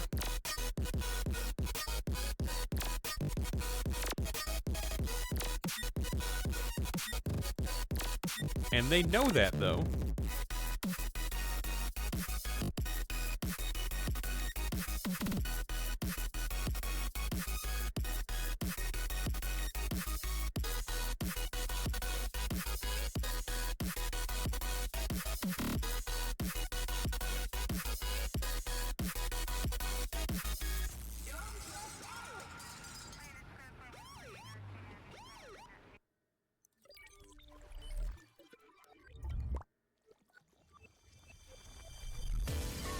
Ooh, it's my jam.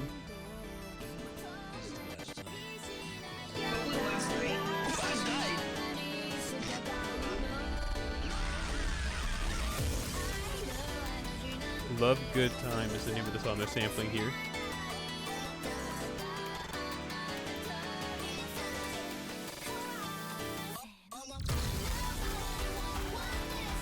In this battle, candy skills will be available instead of normal master skills to give it your Mystico. Use candy skills to break low the year, blah blah blah. Target focus. Yeah. I'm gonna shoot only one each turn. Up to 6 enemies will appear at once this battle. So if you aim low, you can attack up to 3 enemies at once.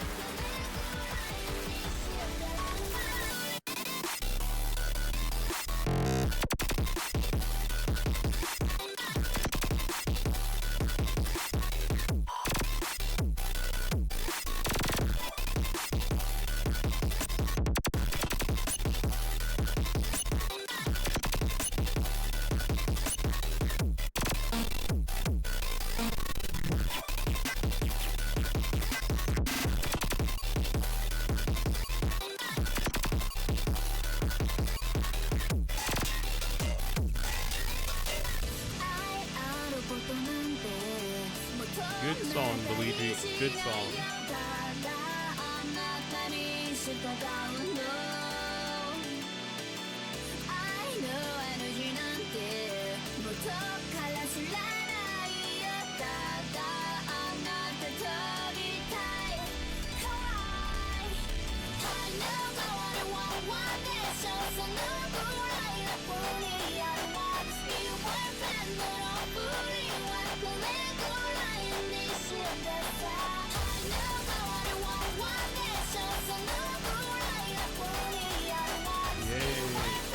Oh, he's dead.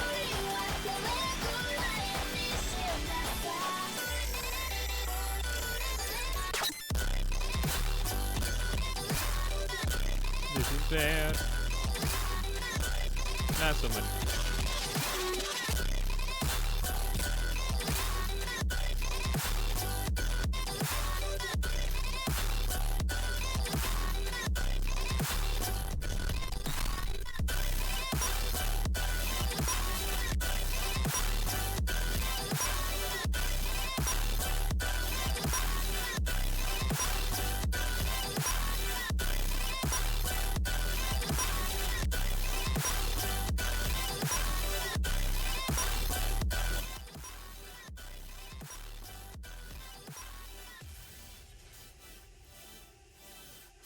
Yay. The buff removal.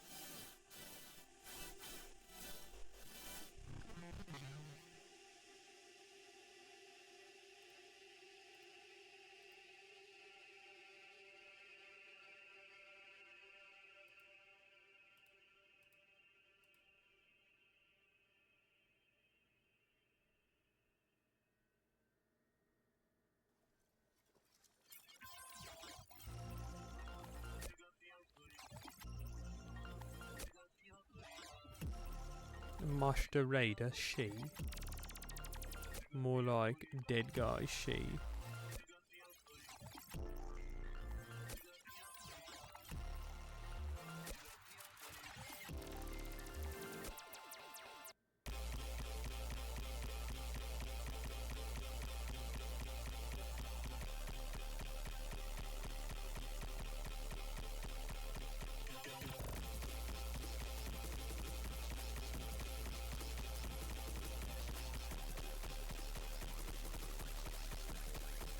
That only hit that one guy. That kind of blows.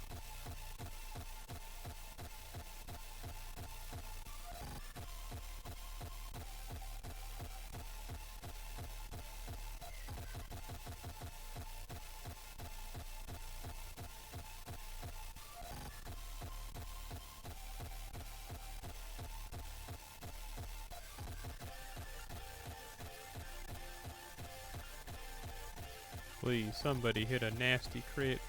Well, didn't need to. Perfect. It all just kind of worked out in the end.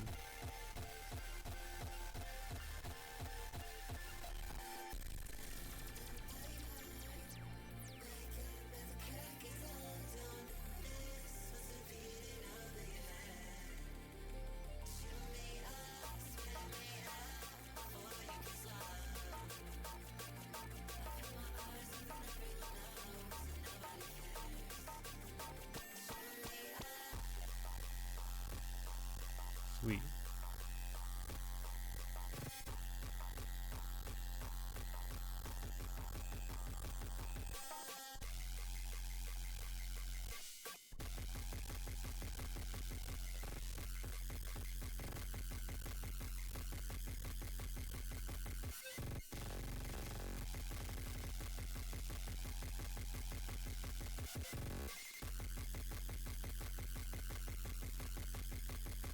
That didn't work out at all.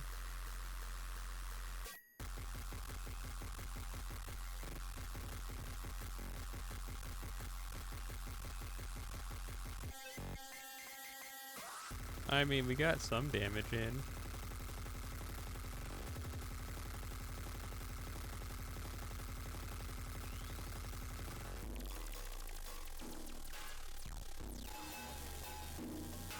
I fear what their Noble Phantasm, or in their case just their blue super dude move would be, so. You get to live another day Master Raider F.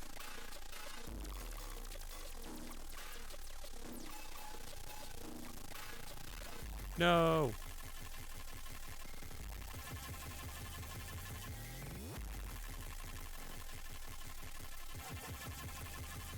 I don't like this song.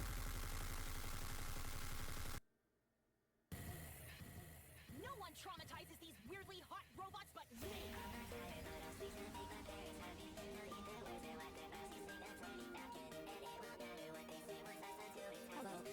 No one traumatizes these hot robots except for me, huh?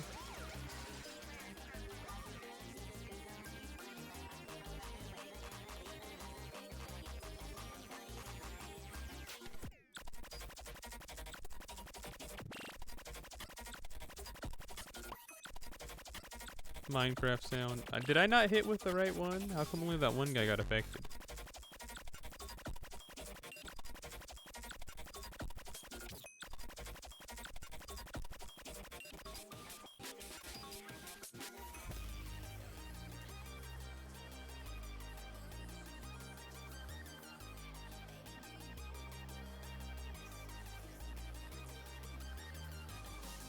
Bro said aim the cannon's fire.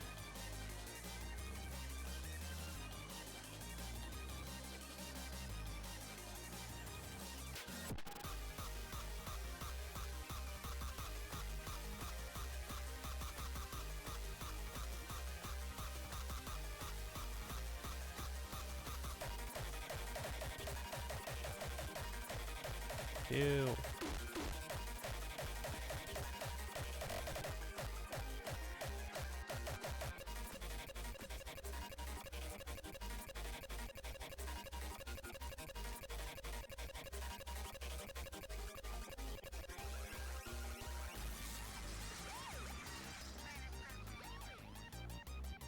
Oh, cool. The warden's here. Just in time to get debuffed.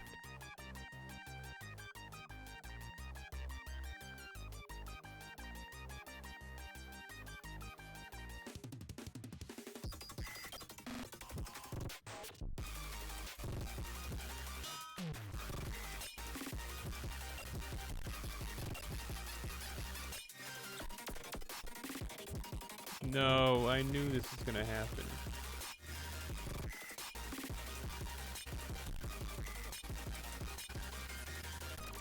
That's so much damage. Too bad we couldn't have done it to that fool right there.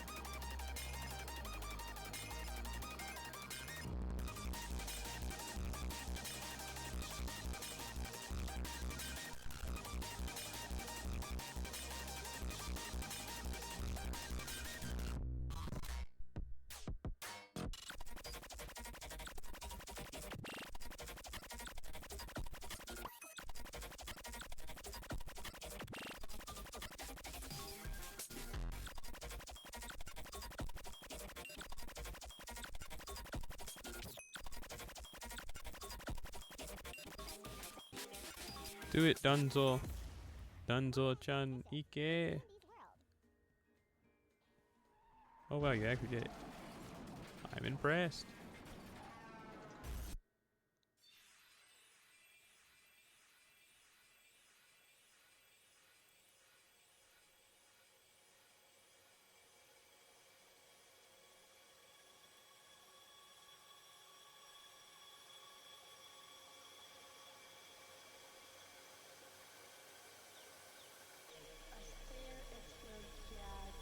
Kill.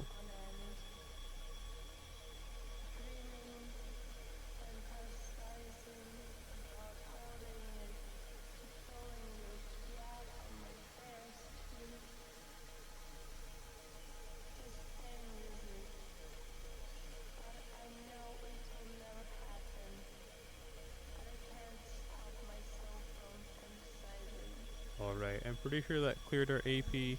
We have a house special to watch today. We haven't watched this content in some time. Those who know, you know.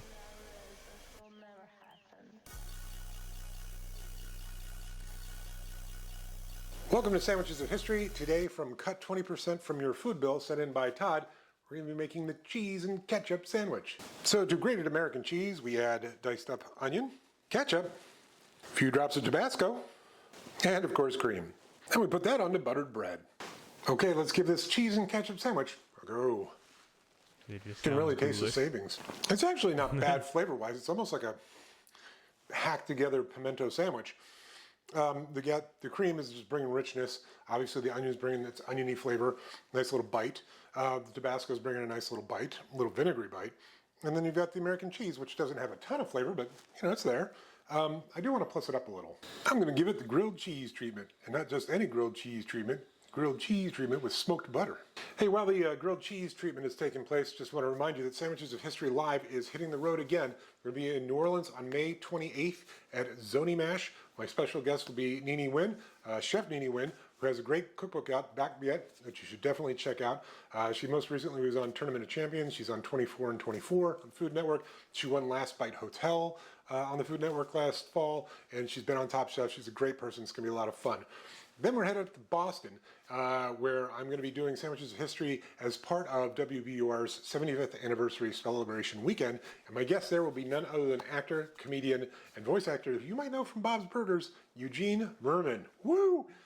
Then we're off to Detroit on the 29th of June. And my special guest there is going to be my friend, you know him, you love him, Jake from Roll for Sandwiches, Adventures in Ardea. He is going to be my special guest in Detroit on Stop June yapping and show the 29th. sandwich. And then, of course, over to Dublin, Ireland for a show on July 18th and London, England on July 19th. You can go to my website, sandwichesofhistory.com/live to see dates, details, and get access to tickets. All right, let's get back to it. Okay, let's give this cheese and ketchup sandwich plus up with a grilled cheese treatment using smoked butter a go. American cheese is a great melting cheese. The cream is just making it that much richer. But now we've got this smoky, crispy, buttery, crunchy outside. All right, so the original cheese and ketchup sandwich, it was okay. It wasn't bad. It would probably be a 5.5. It's not something that I'd crave, but it wasn't terrible. Plussed up with the grilled cheese treatment using smoked butter, that's like a 7.5, maybe 8. It is so good. It's like having a grilled cheese and tomato soup all in one go. And then you've got that little hint of smoke there too. That is I thought it was going to taste worse.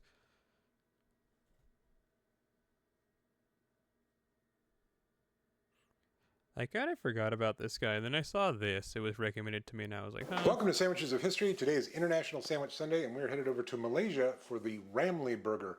Now, I'm following a recipe from nonyacooking.com. And if you freak out at the idea of eating chicken and egg in the same dish, you won't hurt my feelings by scrolling on, but that's going to happen. To ground or minced chicken, we add onion, white pepper, paprika, and soy sauce. And get that all mixed together. Then we form that into a rather generous patty. Now we fry that up in a pan. Now we toast up some hamburger buns that have been buttered side down. Now to melted butter, we add in a beaten egg and get that Egg. thin. A little salt, a little pepper.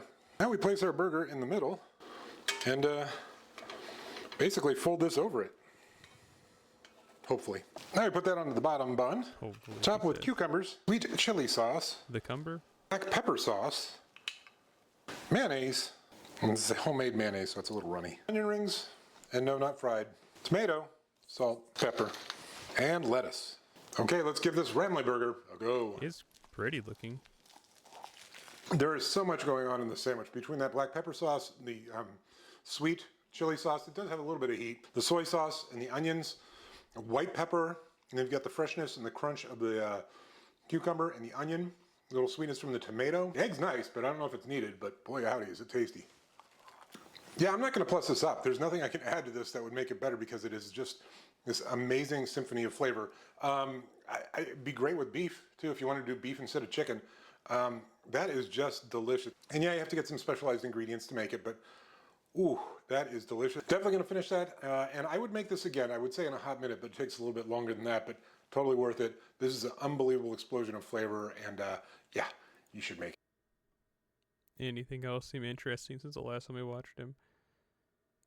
It's been a long time since we watched any YouTube content on the channel.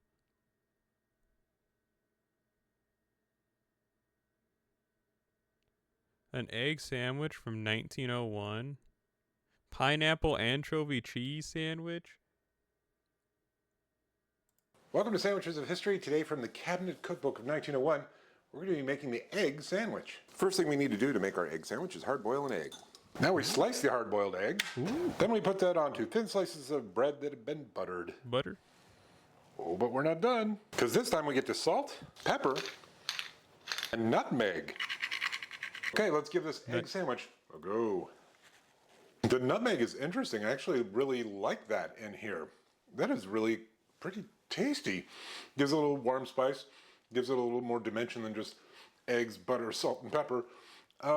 I do want to try and plus up a little though. I'm actually going to try two different plus ups. One, some chopped green onions. Then on the other, a little bit of Dijon mustard. Okay, first up, let's give this egg sandwich plus up with green onions a go. It's actually good. It is overpowering though, the nutmeg a little bit. Now let's give this egg sandwich plussed up with a little swipe of Dijon mustard a go. The reason why I thought this might work is because when we make mac and cheese, we usually add a little bit of Dijon mustard to the cheese sauce and a little nutmeg in it as well. And I thought they'd work well together, and it is actually working quite well together. It's bringing a little bit of a brightness. Didn't use a lot of Dijon mustard, so it's not overpowering everything. Still getting the warmth of the nutmeg. So the original egg sandwich, clearly it's a snack sandwich or part of a multi-course meal or a tea sandwich. It's not intended to be a full lunch sandwich. As such, I think with the nutmeg, that was an interesting thing. I'm going to give that a 7 for the kind of sandwich it is. Plussed up with the green onion, probably 7.5. Plussed up with the Dijon mustard, 8. As a tea sandwich, snack sandwich, part of a multi-course meal, it is not intended to go up against a Reuben or something like that. Hey, and just a quick heads up, Sandwiches of History Live is going to be in New Orleans on May 28th at Zoni Mash. My special guest, welcome to Sandwiches of History. Today from 5 Feet of Flavor, a new style put out in 1935, sent in by Tim McGarry. We're going to be making the pineapple anchovy cheese sandwich. This publication was put out by the pineapple industry, and it's clearly trying to force pineapple into places it probably shouldn't go. First thing we're going to do is to pound cream cheese and anchovy paste to highly seasoned.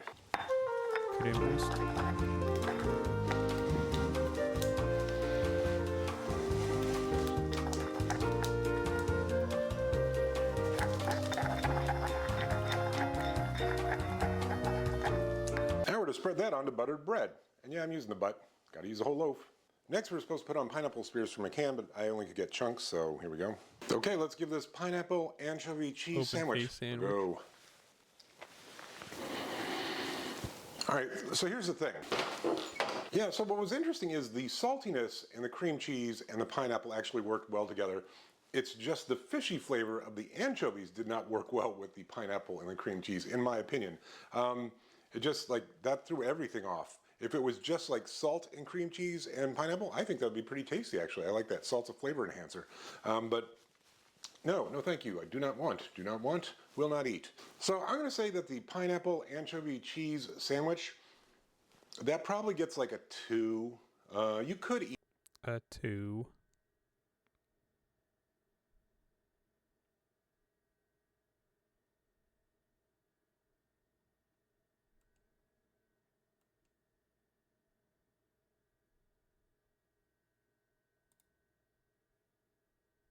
Welcome to Sandwiches of History. Today is International Sandwich Sunday, and we're headed down to the Dominican Republic for the sandwichon. Now, the sandwichon apparently is made by a bunch of different countries, but I'm following the one from DominicanCooking.com. First thing we got to do, waz up some shrimp, butter, and salt. Now we mash together a hard-boiled egg with mayonnaise. Now to avocado, we add lime juice, salt, pepper, and mash that up. Now we cut the crust off slices of bread, saving them for breadcrumbs.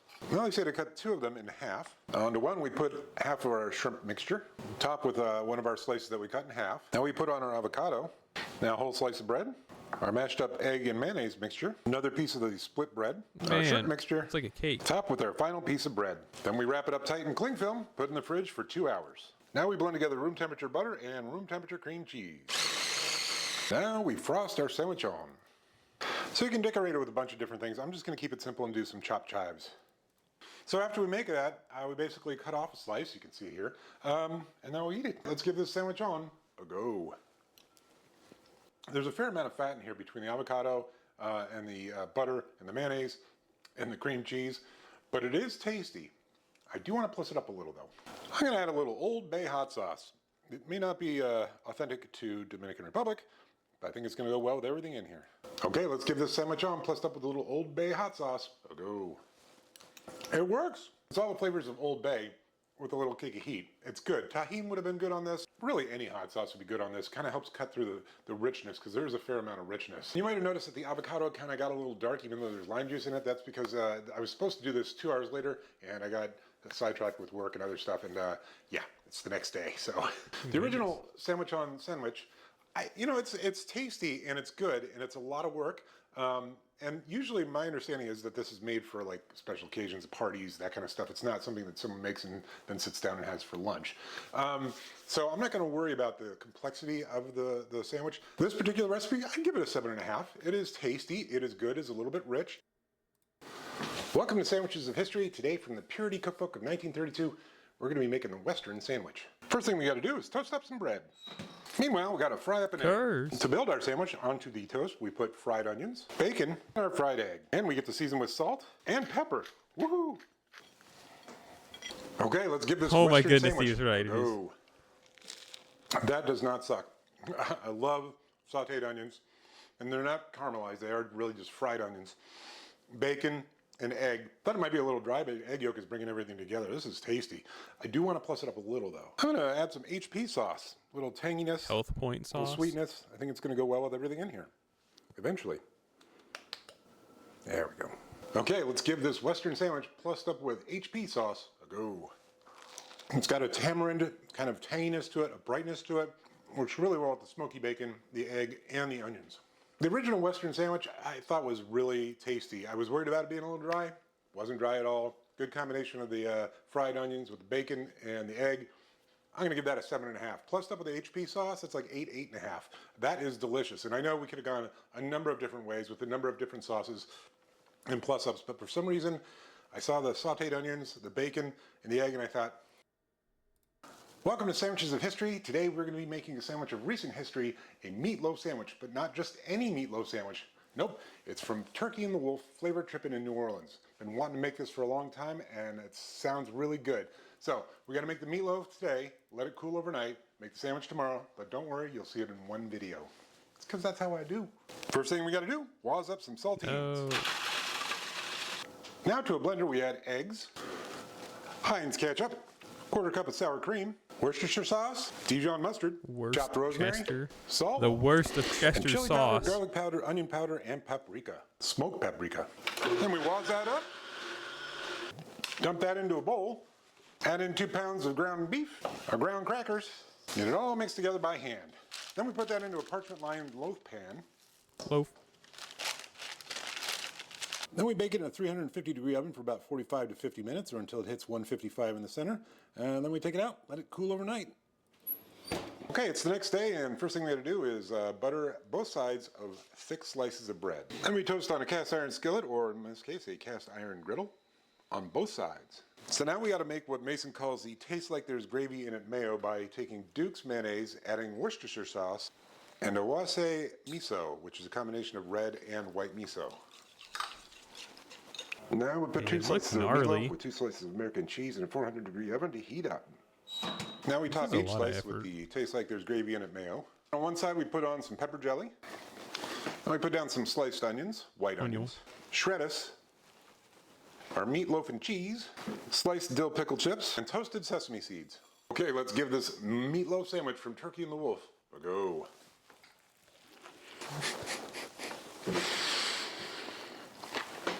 That is so good. So many things going on. The sesame seeds bring in a nuttiness, a little bit of sweetness and spice from the pepper jam, that savory mayonnaise. And of course you got the meatloaf in there with all the flavors in there, the smoked paprika, the onion powder, the garlic powder. Oh man. And the dill pickles bringing a pickly pop. That just had a lot of things going on, and not all at once. Sort of like you got flavors Oh, at I different didn't have the points when you're triple eating it. NP. It I was thought just- he was it gonna have a lot awesome. more It's kind of like the defense. tomato. Oh, well. If you made that. Yeah, you taste the tomato, but then you taste the dill, then you taste the basil, then you taste the lemon. It's kind of like that same thing here where you taste the meatloaf. You get a little bit of the American cheese, but you get the bright pop of the pickles, the nuttiness of the sesame seeds, and you get that great savory mayonnaise, and it's... Oh, hello. Welcome to Sandwiches of History. Today we're going to be making a Oh, there sandwich was of one I recent saw over history, here for a second. meatloaf Oh, there it sandwich, is. but not just Oh, any meatloaf that's sandwich. why. Nope, it's Buff from Turkey sandwich? and the Wolf. That's Danish. Oh, hello. Welcome to Sandwiches of History. Today we're going to be doing a sandwich of regional history, specifically the Gerber sandwich from St. Louis. Now, apparently this was created in 1973. Dee and Tom Ruma had Ruma's Deli, and a nearby automotive store owner, Dick Gerber, came in and said, hey, can I make a sandwich? And they said, yeah, but you got to pay for the cost. He did. And he made the Gerber sandwich. And they were so impressed with it, they put it on the menu, and I guess it's a thing now. So one of the things that's weird about the sandwiches is it uses a processed cheese product called Provel.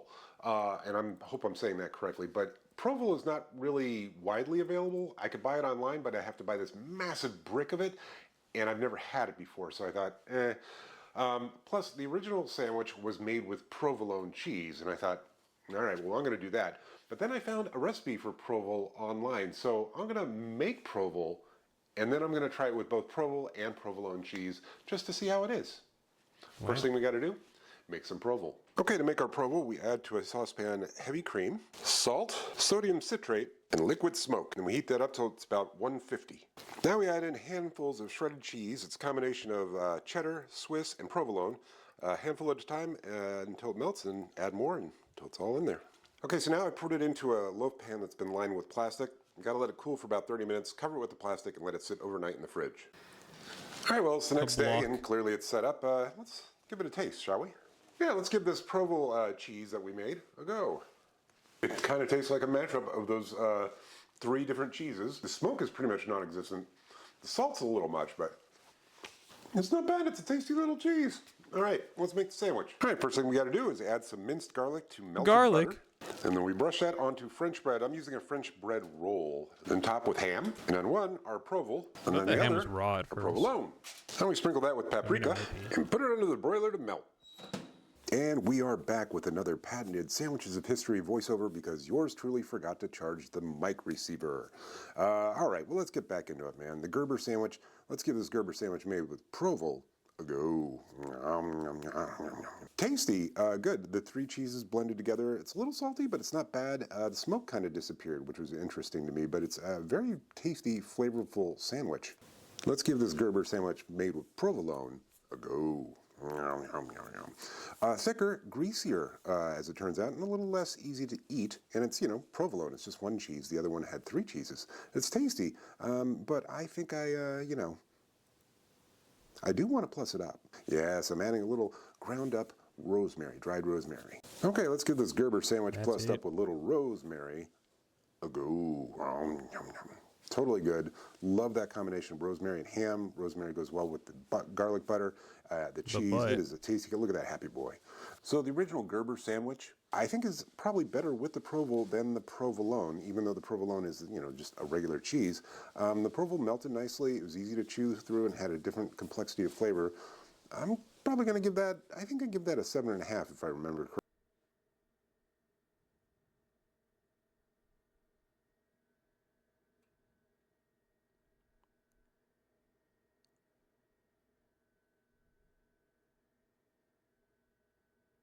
He made yakisoba pan? Oh, he made it before and didn't like it? Chicken Barb? Who's Barbara?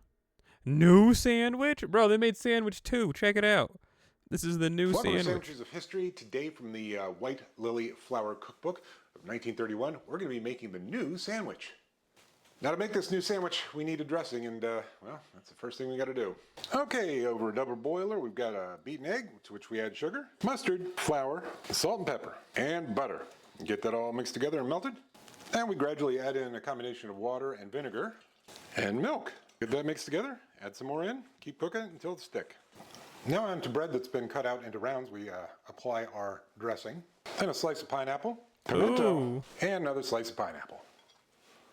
What is Okay. that red thing? And another slice of our dressing. Then a slice of pineapple, pimento, That's and pimento? another slice of pineapple. Okay, let's give this that was a new fish. sandwich a go.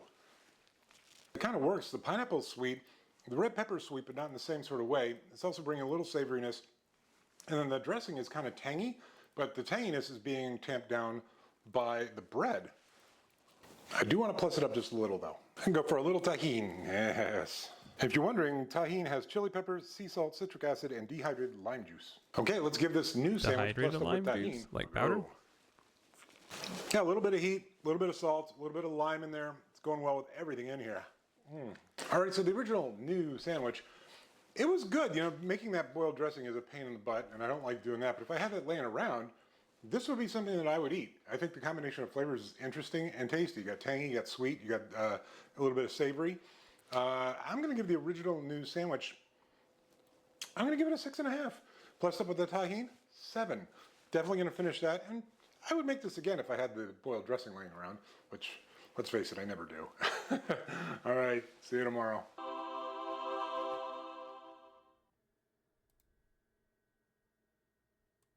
Who's Barbara? Welcome to Sandwiches of History. Today we're going to be tackling a sandwich of regional history, specifically Lawrence, Massachusetts, and Methuen, Massachusetts. I think that's how it's pronounced. Both towns are tucked up right up next to New Hampshire.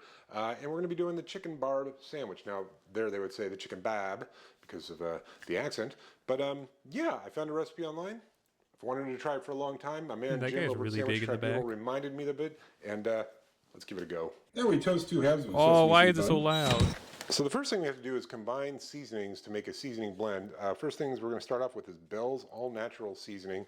This has rosemary, oregano, sage, ginger, marjoram, thyme, and pepper. Does not say how much, so. Then celery salt. Does Oh, not that's say neat. how much. Then onion salt. I don't have onion salt, so I'm going to do a little onion powder and a little salt. Get that all combined and mixed together. Now we're going to use most of this to season some bone-in, skin-off chicken thighs. Yeah. Now we're going to wash our hands. All right, so I'm only doing a half recipe. So this is a half of an onion cut up in quarters and half of a celery stalk and leaves cut up in quarters. And we just sort of cover with water. Then put in a steamer basket, and now we steam them for about an hour. Now we let the chicken cool. Okay, now we strain our broth. Now we add the rest of the seasoning that we held back into this and get that mixed together. All right, now we just have to shred the chicken. Now we put our chicken back in the broth to warm up. Now we lay down a leaf of iceberg lettuce, a mostly bread green looks scoop pretty. of our shredded chicken, and mayonnaise the top part of our bun. Okay, let's give this chicken bob a go. So good with all those spices in there, and because we use chicken I thighs, made they a didn't chicken really dry bob. out at all. Shoots fire. You could use chicken breast. I suppose it would work as well, but the recipe I followed called for thighs. You get the sage, the rosemary, the celery salt, nice sesame seeds on top. This is tasty, but I do want to plus it up. I had some pickled jalapenos. Oh, but I'm not done. Remember how the chicken thighs were skinless? That's right. Okay, let's give this chicken bob plussed up with the pickled jalapenos and crispy chicken skin a go. Even more chickeny. Woo! And there's the jalapeno. So jalapeno, in addition to bringing heat, is bringing a nice freshness, brightness. And that chicken skin, I seasoned it with a little salt when it came out. So we got a little crispy action going there, and it's even more chicken flavor. And with the leftovers, I can make more sandwiches, or I can make a chicken pot pie. All right, so the original chicken bob sandwich, it was Chicken pot tasty. pie. I liked all those herbs. I thought it did a really good job of getting into the chicken with the mayonnaise and sesame seeds on there, a little richness from the mayonnaise. I think that's probably like I think that's like a 7.5, 8. Blessed up with the pickled jalapenos and crispy chicken skin. I gotta say that's like an 8.5, 9 now. That is very, very tasty. I'm definitely gonna finish that. I'll probably make another one of these, and I might make chicken pot pie with the rest. Who knows? All right, see you tomorrow. Pacific Paragon. Welcome to Sandwiches of History. Today we are making a sandwich from Marston's Tea Room in San Diego, California, which operated from the late 50s to the early 60s. We're going to be making the Pacific Paragon. First thing we have to do is make a blue cheese dressing. So to mayonnaise and sour cream we add blue cheese. Get it all combined. Now we're to butter a slice of rye bread. It said oval rye. No place near me sells oval rye, so here we are. Now we add on sliced turkey, bacon. We cover with shredded lettuce. What is an oval rye? Oh, is it just round bread? Yeah, it's just rye bread, but round. Cringe, die. Or as my man Mason likes to say, shreddus. Then rings of avocado. Not really rings, I guess. And garnish with egg and tomato wedges. Top that with our blue cheese dressing. Blue? Probably supposed to eat this with a knife and fork, but what are you going to do? All right, let's give this Pacific Paragon a go. Hard to go wrong with this combination of flavors. Turkey, bacon, blue cheese, avocado. I mean, it's kind of like shooting fish in a barrel, but I do want to plus it up. I'm going to add in tomatoes, salt, pepper, and close this sucker up. Okay, let's give this Pacific Paragon no plussed egg? up with the seasoned tomato and closed up so we can make it a little easier to eat a go. Yeah, this is a tasty sandwich, and I do like the addition of the tomatoes in there, adding a little freshness, a little sweetness, and a little seasoning. And now it's closed up so I can walk around with it. Not very much like what they'd have in a tea room, but hey, I like it. Okay, so the original Pacific Paragon from Marston's Tea Room. I thought it was pretty tasty. Obviously, it would have been a knife and fork affair. It's a tea room. Ladies aren't going to walk around eating sandwiches with their hands. Yeah. It was tasty. I liked the flavor. I didn't like the fact that it was open-faced that much, and I'm not really against open-faced sandwiches per se, but this one had a lot going on. I didn't really like that route. I think I'm going to give that, I'll give it a good 7.5. Plussed up with the seasoned tomato and put together like a sandwich you can walk around with. It's like more like an 8.5, 9 now. That is a really tasty combination of flavors. Of course, blue cheese, bacon, turkey. Definitely going to finish that. I don't know that I'd make this particular version again, but I will use that combination of flavors again for sure. All right, see you tomorrow.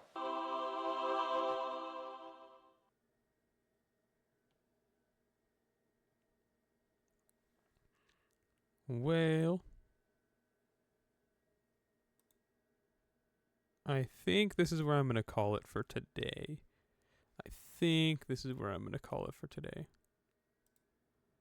I want to eat something and use the restroom. If I end up staying up for the rest of today, I'll definitely stream again. If I don't, then you'll see me when you see me. Welcome. That's an eggplant tomato. Well, never mind.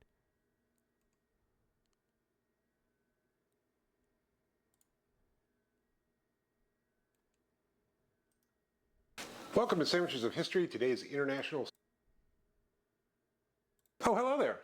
Welcome to Sandwiches of History. Today from the Washington Post in 1935, we're going to be making the eggplant tomato sandwich.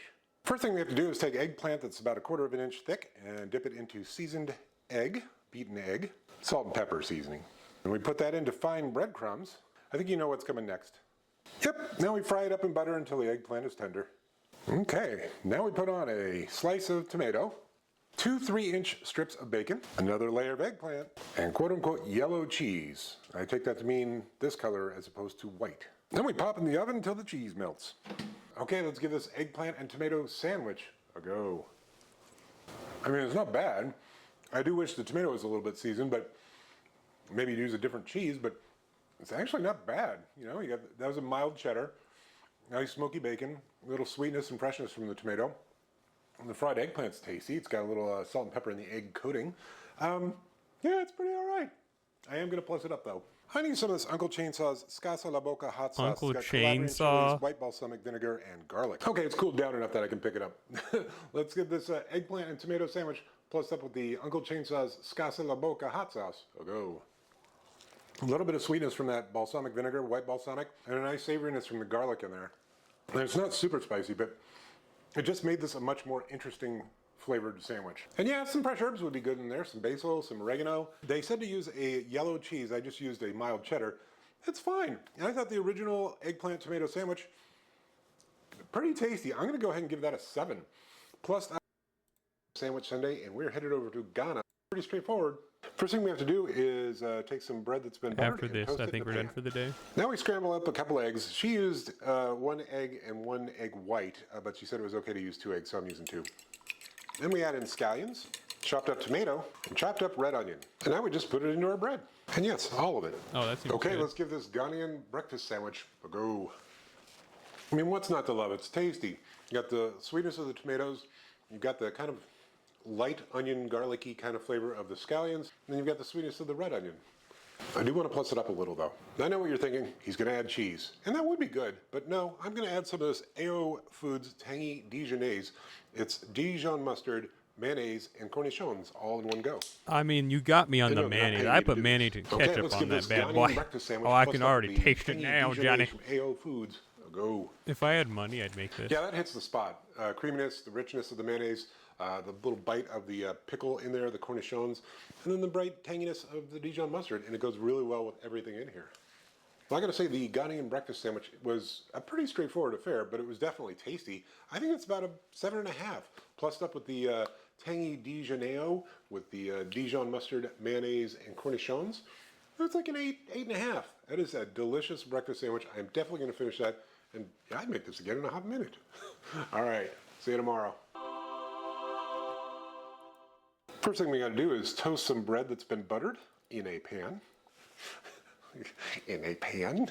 Then we knock on our door. Three's company, 2. Okie dokie. Well, like I said, I think this is where I'm going to head out for now. If I don't end up going to bed after I eat something and like hang out for a bit, I might stream again. If not, I just know I died doing what I love, which is falling asleep in the chair, and my heart must have just stopped. So yeah, I'm going to eat some cheese, and then we'll see what happens from there. As per usual, you can't see it, but I'm making a heart with my hands. I heart you for coming all the way through. Thank you. And while you can't see my heart hand, I handed my heart to you triple time over. Emoji style. I'll see you later, alligators, and after a while, you croc of dials.